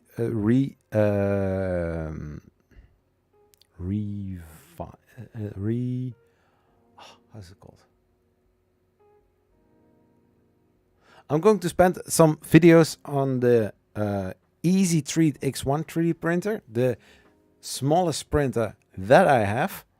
It will fit very easily in the CR200B, for example. Some other printers as well, without any problem. I could fit it on the build plate of the Anycubic Mono 0 1.0. Featured, yeah. Like mentioned, Matter Control. I'm going to spend some videos about that. I am also planning to do some designing. I try to do it in Fusion 360. If you are following me on Twitter, then you have noticed or saw one of my tweets passing by that I mentioned something about Blender. I also want to design something in Blender. For example, this house I made in Tinkercad, block by block. I just made one cube of, I think, 10 by 10, and then I copy and pasted every single one of them. This is not the best looking house. This is just a little test print because originally there are a lot of overhangs also on the inside, and I was like, if I'm going to print it in a little bit bigger scale, that it is also looking nice as well, I saw that the print was going to take a lot of filament, and I didn't want to waste any filament on that. So I'm going to check if I can do it a little bit differently. So that is that you can assemble it, something like that. I mean, Tinkercad is a very nice designing program. You can get some nice parts or models out of it within a few clicks. But you know, Blender and Fusion are the more heavier programs. I still have a free thing for home use, Fusion 360. So I need to check out how if I can use that. I think it's wouldn't be any problem. Blender, however, is free, but it's not, you know, parametric designing.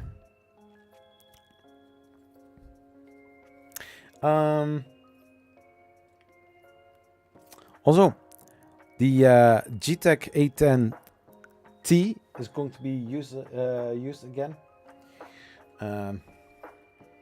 Then doing some painting, model painting, or 3D prints painted. I don't know if I'm going to make a lot of videos about it. I still have 2 filament dryers that I didn't use at all, still in box. The Sunlu, I think, filament dryer S1. Yeah, It's called the S1. I think they are at S2 or S3 maybe. And I've got also from Comgrow a double. Yeah, I think a double filament dryer. Yeah, I got a resin printer after the video of, you know, what happens with resin if you will leave it 1 year in the vat. Can you do that? Yes, you can, because you can still use it. You need to stir just a little bit. I have also some ideas to do with one of the ender trees. It's more going to look like some other famous printer. 1 and 2. Yeah. I've got also from Fetus. I'm a little bit hesitant to use it. Somebody from England made a little, not you, but somebody made a remark because it seems that Fetus is stealing a lot of patented parts in their hot ends or their designs, and that is a no go or not okay within the community. I mean, there is something called an open source, and there is something called patented design. And you know, open source is okay as long if you also share your source or your source files. So GitHub, something like that. It's a little bit out of my league. I sometimes see things passing by on Twitter, and I, you know, somehow understand it a little bit.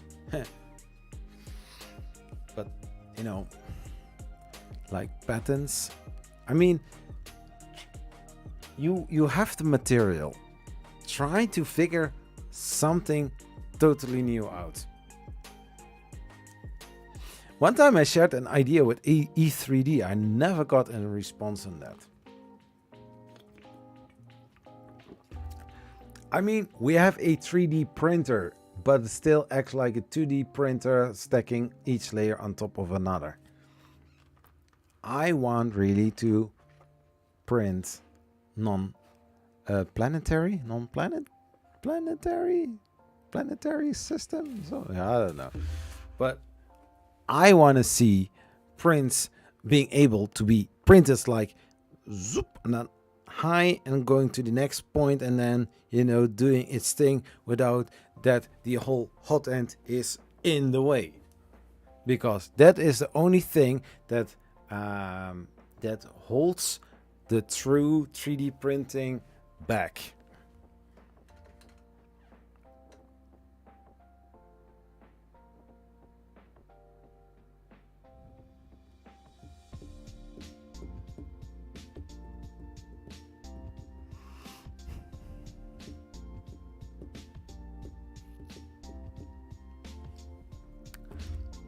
So, I'm going to show it. I'm not going to think. I think that not everybody is going to watch the live stream all the way to this part. So don't point it out, non-stick. I want to keep it a little secret.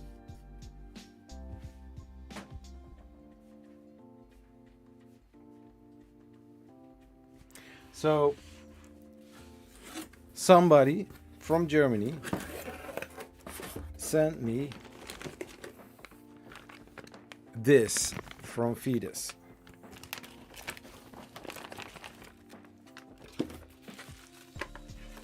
Still in the package, still need to be installed, so I'm going to install it. For that reason I bought a second Ender 3.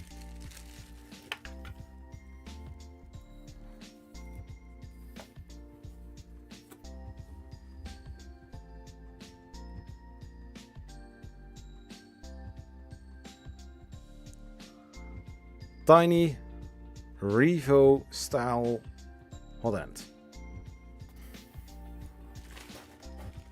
It's called the Annex.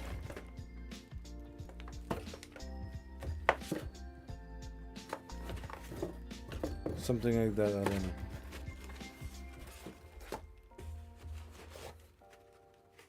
Oh yeah, there was a mug in here. So I need to spend some time in order to make a video about it. What was in here?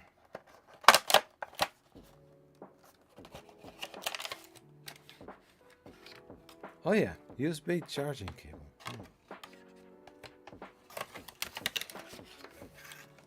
And nice pink. I know what you mean. So the hot end rotates around the print. I mean, for example, if you're looking at this, there still needs to be a nozzle attached that is in here, I guess, somewhere.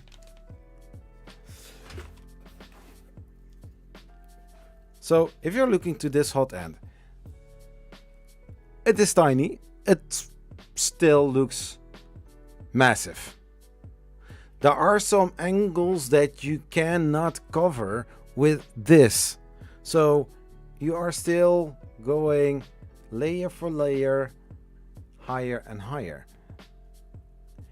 If you make something that is like a pan, that only the nozzle is pushing out the filament, everything goes through here, you can make the whole the heater block all the way here, and having something like a little tube, you know, those metal straws that you need to have nowadays, you know, that, you know, it comes like that and blows the wind just like there, something like that. I'm not an engineer, I don't know how to describe it perfectly, but you are able to make some sweet angles with that, because you have a 3D printer, not a stacker. I need to get in contact with them, with Claire and other people from E3D, because those guys, those people really deserve something special as well. Sometimes they are one of the first doing some certain things. And then this is a smaller box, but actually I do like the design. It's kind of my style.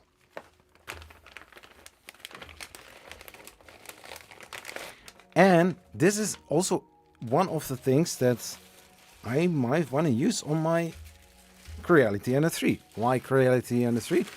It's one of the most popular printers, because I don't have a Prusa. I think you saw that on Twitter or maybe on Facebook. This one. Direct drive. Well, I can actually make it into a direct drive, because the one that I showed, I can attach it to here and then putting it somewhere, making a video about it, and be cool.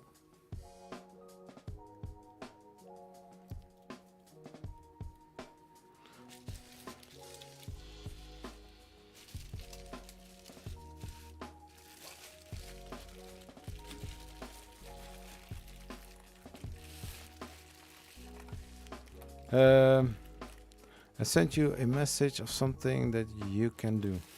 Ooh, cool. Thank you. Yeah. Okay, I have met Sam Prentice on Form Next, and he said to me, Zach, you need to learn to network. But I'm like, how? Do I need to go to the people? Do I need to be visible? How do I do that without traveling? Because I have this problem, I can't get anywhere. Formnext is the farthest I can go, because I know already I cannot spend any euro on anything else, or else I won't be able to go to, for example, to the United States next year. That is basically my life in a nutshell.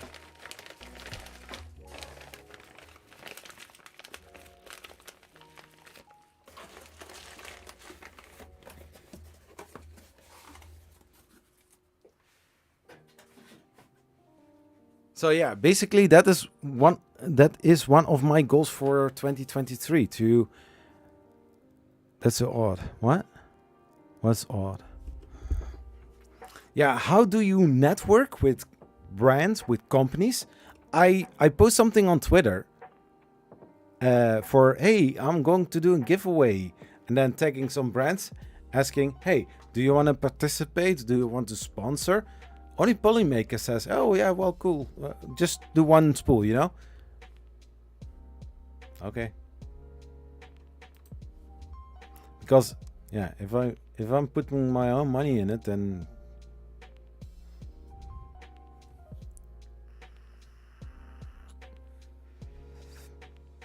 because one of the printers that I really would like to have is the Soulful SV06, because it is an amazing Prusa kind of 3D printer. I hear quite a lot of positive things about it, so I really want to have it. But I don't meet their required MOQ, whatever MOQ means.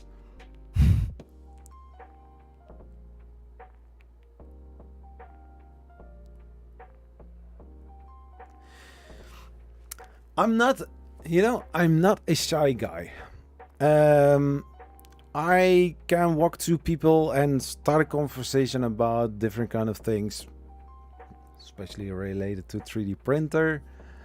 I was with the 3D printing Belgian. I was at Formnext, and because I was there for just one day, we had to rush.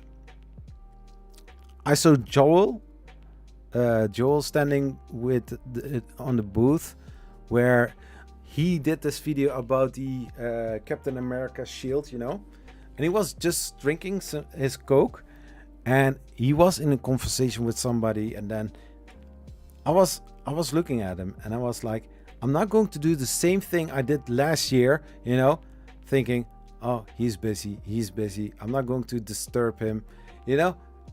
I was like, okay, so Davey, what is the plan? What do we want to wait here for just a few minutes or not? And then I saw that he was leaving. So I was like, you know what I'm going to do? I'm walking straight to him, but he was already suppressed me. So I was like, I'm tapping his shoulder. I was like, hey, Joel, just to say hi. And I know that you are very busy and that you don't have any time to, I did see it. That you don't have any time to talk for a very long time, because I see that you are rushing, so you are in a busy schedule. And he said, hey, cool to see you, man. And Davey, he said later on to me, I would never have done something like that. And I was like, why not? Yeah, it's not normal. So I was like, okay, so I contacted Joel, and he said, man, that was totally fine. It's no problem. Same thing I did with Stefan from CNC Kitchen. I talked a little bit longer with John Schone, because we are some kind of friends. I don't know if there were some other people that I also saw. Oh yeah, Rapcord. I was sitting with Rapcord for a longer time. Very amazing dude, and also with Sam Prentice. We were together with four, sitting there with Slice Engineering. He was saying like about Fetus, about Fetus, what they are doing. So he was sharing also information about the things. So that is why I'm a little bit hesitant with their products.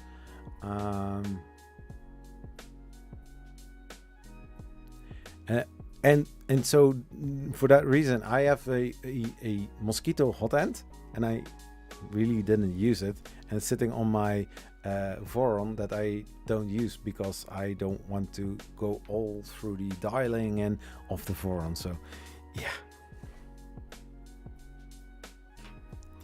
So now on the Prusa Mini, the Prusa Mini is also having an issue.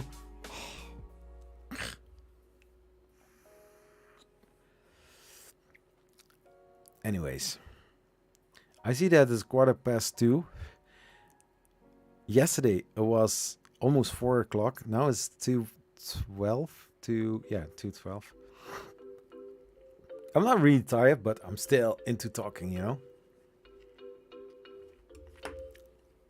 And still 5 people watching. Oh my gosh. Who else is still watching? I think non-fam. You are still there. And also the other cool guy, Dr. I think. Yeah. Mr. Digital D. Why do I say doctor? Mr. Digital Doctor. Maybe that's a great name.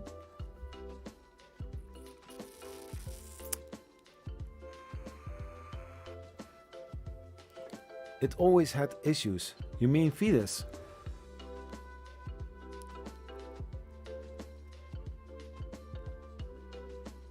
Yeah, now the thing is with fetus, I did notice when I was installing the Dragonfly hot end.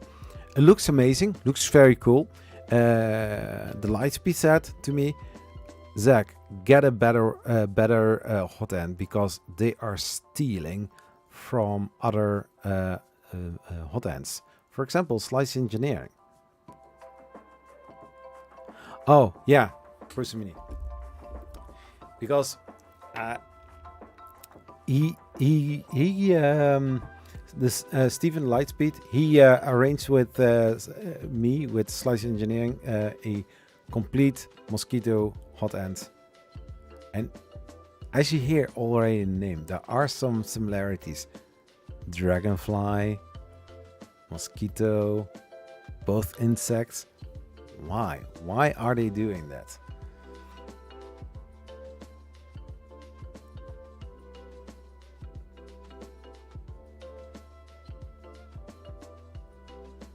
And just like mentioned, such kind of companies, you know, the copying copies, the copying companies keep existing as long as we are supporting those companies.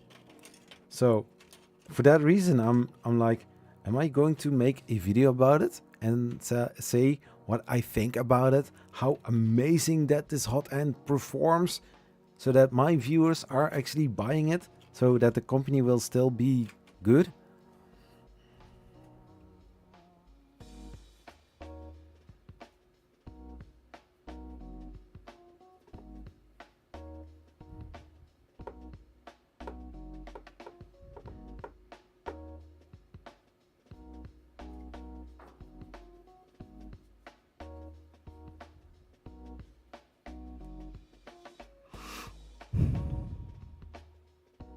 And just for example, with Bamboo Labs, I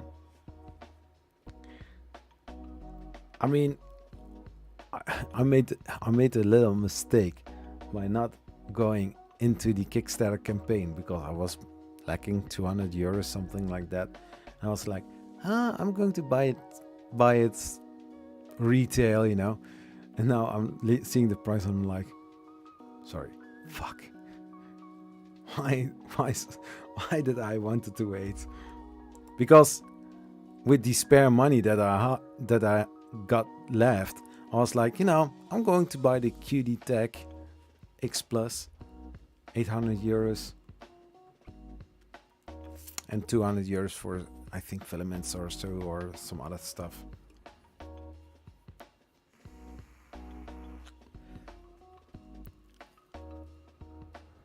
Yeah, exactly. So, I mean, I do like it. How especially the direct drive or the mechanic. I do like that. I don't know.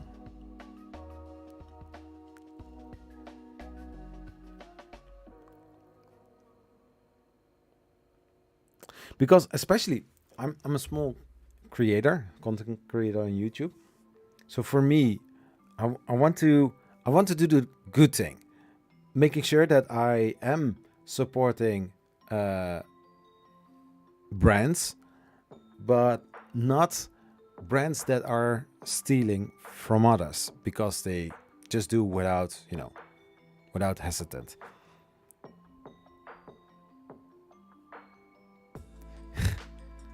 I told you, you should join me on the bamboo world. Yeah, where?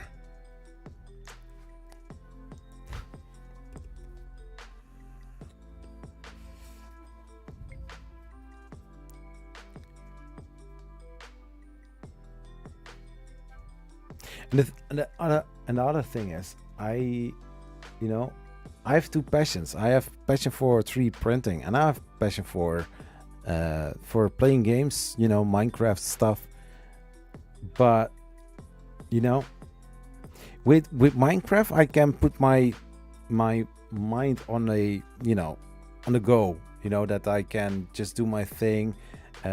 I still need to think because of some mechanics of the game in order to get where I want to be. But that is easy, and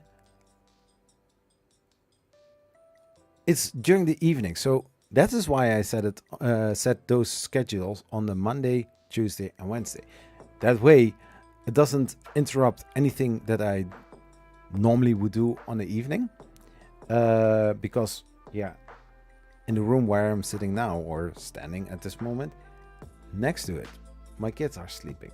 So I cannot drill. I cannot use a jigsaw. I cannot make loud noises. So I have only the weekends to do some project-based kind of thing. And something like the Tic-Tac bell printer, I was like, hey, this is cool. Where can I find the instructions? Yeah, nowhere. So no more Creality then. What do you mean?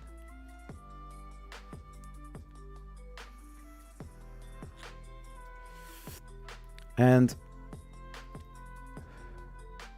so the Tic-Tac bell printer, as soon as I noticed that there were no instructions, I was like, okay, so maybe I can guess it. But then I saw how much time there was going to be involved with. And I was like, okay, so this is going to be a lot of multiple parts video in order to get it. But then I was one time laying in bath, was thinking about the whole project. Yeah, that's what I sometimes do. And I was like, okay, so what if in video part 9 of this bell printer, I found out that I need to disassemble 45 till maybe 60% of the printer in order to put that on. How can I do this so that my viewers, the people who want to watch this progress and actually learn something from it and build their own, how am I going to do that? I was like, no, because it's like what I sometimes have in normal videos from just one project, like the Voron, the in the Ender 6. Within the editing for this one video, you can still, okay, this was wrong. I had to do this. I have corrected that later on the video, so I put it to the back. Sometimes you see, especially with that video, you see that sometimes things are already installed and yet I'm doing a little bit differently. They copied everyone. Yeah, I know from the lizard, the CR lizard or the scanner, that they had some big issues with it. But with other things, which kind of things they copied then?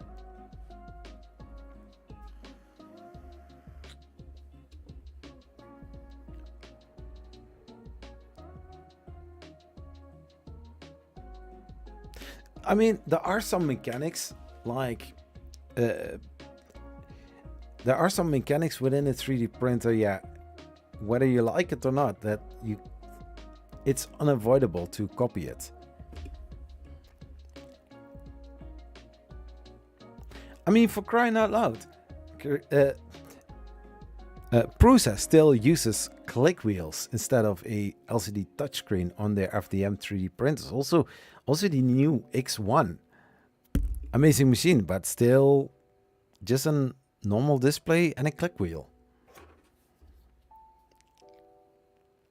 Yeah, you got to do what you can do. Yeah. Yeah, that's true.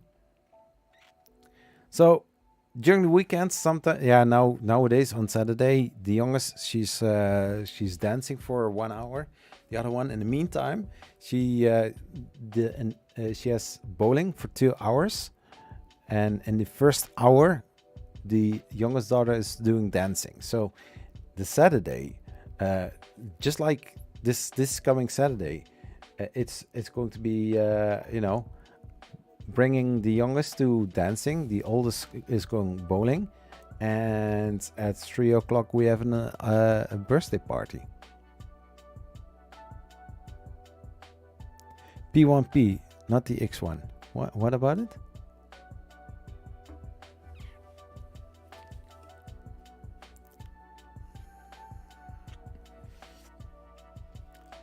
I mean, I have the idea that I don't know when it is going to come or what I can do with it, but if I would be able to or buy a Palette Pro 3 or a Mark III S with MMU, I think I can print things with multicolor. That would be nice. My oldest daughter, she's in the bowling team, official Dutch bowling league or something like that. No, the Prusa is still using click wheels. Here on the Prusa Mini, it is also being an issue because sometimes when I press it one time, but the click wheel says that I'm pressing it twice. It's very annoying.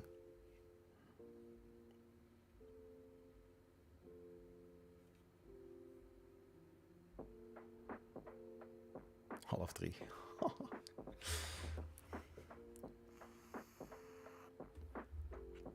What is so cool? Multicolor, yeah. I'm looking forward to actually do that. So I'm thinking, if I would buy a Prusa kit with MMU2, I think that is the latest version. It would cost me around 1,200 euros, something like that.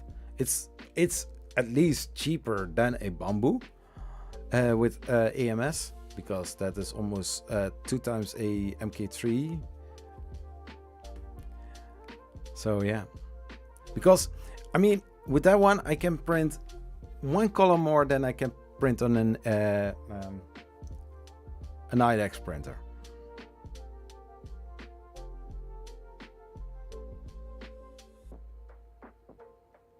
If you want multicolor prints, then yeah, and especially the possibility that you have with Bamboo is, okay, you are not limited to 4 colors. You can add another AMS with 4 colors. You can print 8 colors, and you can even go to 16 colors.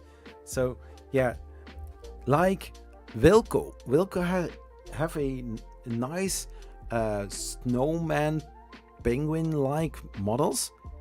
I was looking at it and I'm like, oh, I can print. Oh no, I cannot, because it is using white, black, orange and red. I want to print also cool multicolor prints, but I can't. It's just up to 3 colors. That's it. You can do 16. Yeah, manually change every single time. That is going to be a failed print. I am going. Today, Friday, yesterday, I wanted to print Starman. Starman is a 2-color print. Oh, 16 colors. Starman is just 2 colors. I did slice it. I put it on the Artist D.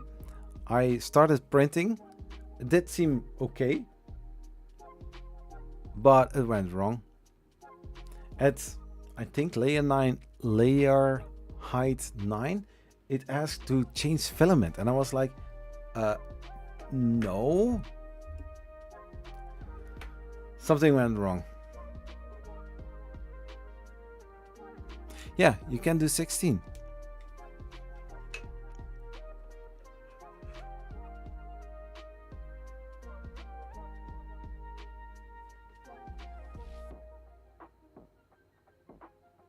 Yeah, so I wanted to print Starman. I got on the left side, I have white. On the right side, for the second extrude, I have that beautiful black filament. These features are a lot, huh? With slicing, everything it's a low poly model, but still, if you are printing it big enough, just I don't want to say like big like Tifa, but it will look nice. But something went wrong.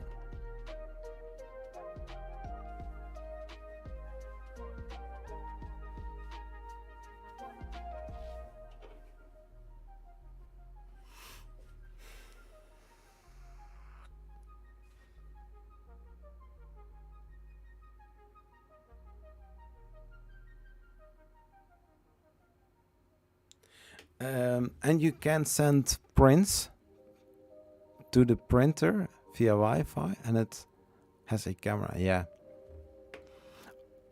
I mean, the P1P is cool, but it is a very stripped version.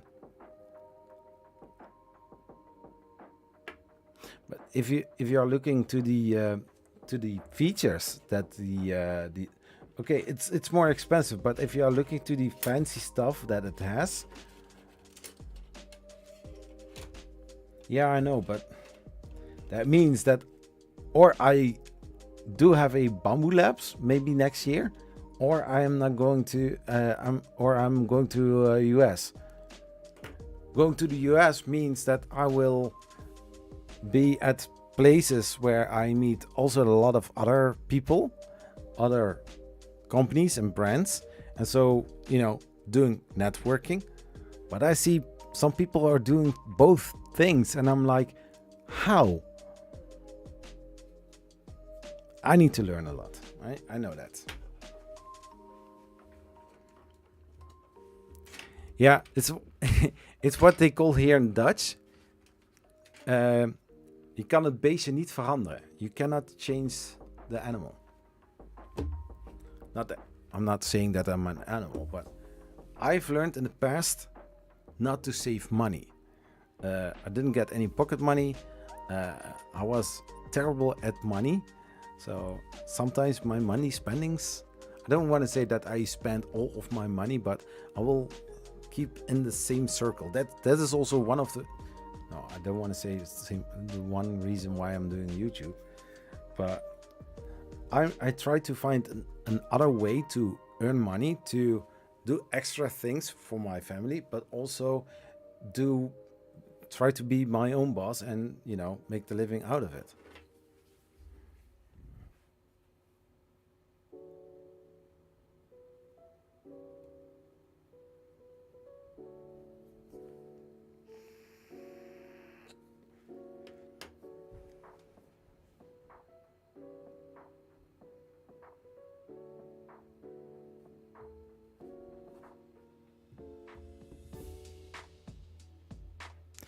So I see that 5 hours in the live stream. I need to end this slowly. I don't want to say within 5 minutes or,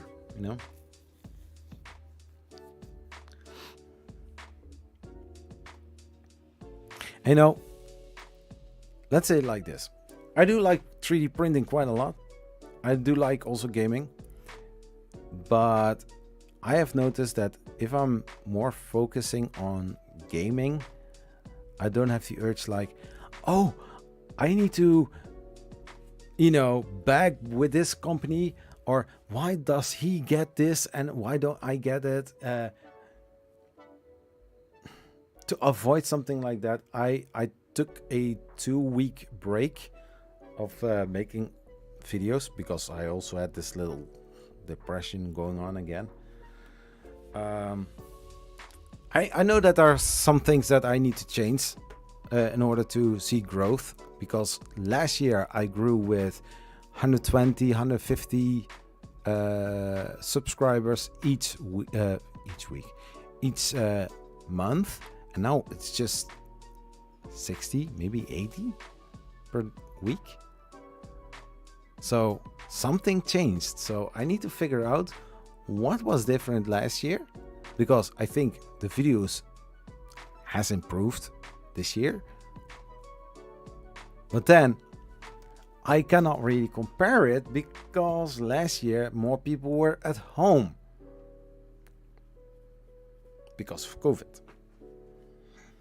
So what is it?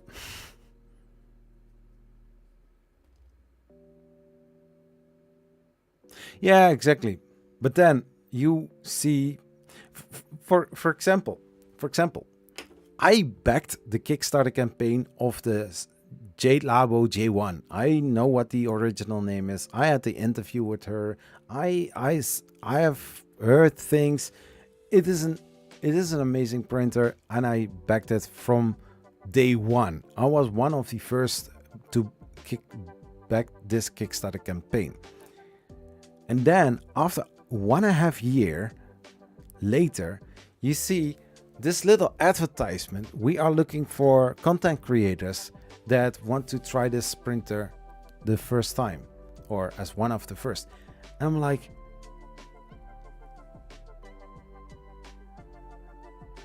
I said to Jade,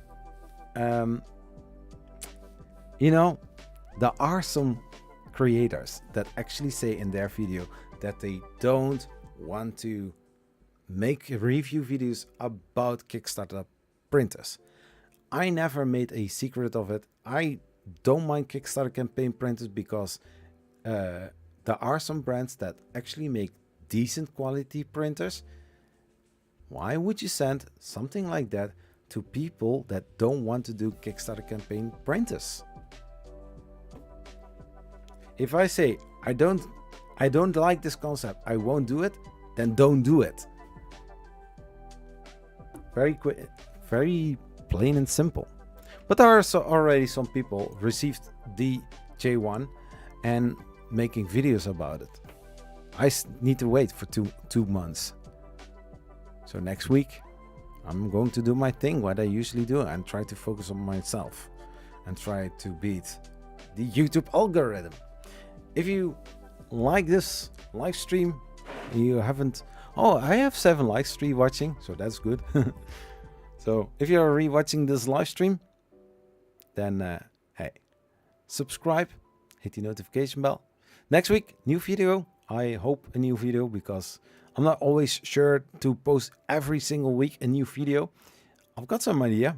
I saw that I didn't post something that I thought I did. That is cool. Yeah, non-stick, that's true. I mean, hey, I'm against Kickstarter, and yet, hey, this is a cool printer. I never backed this because I didn't like Kickstarter. But hey, I'm going to do a review about it. What the heck? No, but serious, if you're thinking about it. Hey, if you are a supporter of the brand, or if you like the product, why not kickstart the printer? Which, by the way, I also find it very weird.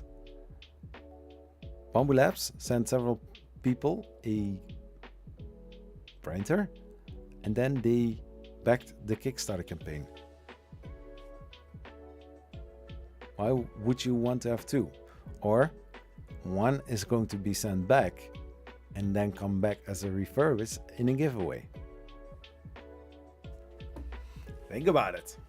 Hey, but no bad feelings. I'm totally happy with all people that receive amazing printers and also make a lot of good videos about it. And hey, I will do my thing. If people like it, they like it. If they don't like it, please let me know in the comments. What do you think about some of the things? Where can I improve? Now I need to go to bed because it is already 2:37. Hey, non-stick, this is one of those live streams where, oh my gosh, I spent more than 5 hours streaming. Although I was in the live stream of Joel till 3:30 something a.m. in the morning.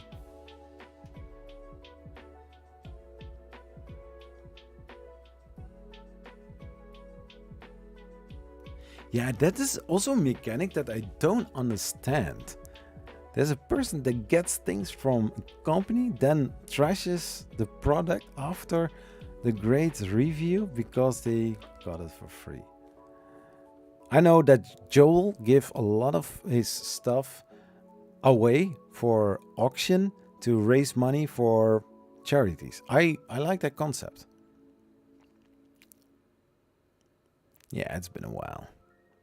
Yeah, so next week, Friday, I'm going to do another live stream like this. Make some jokes, make some fun, sharing some interesting stuff.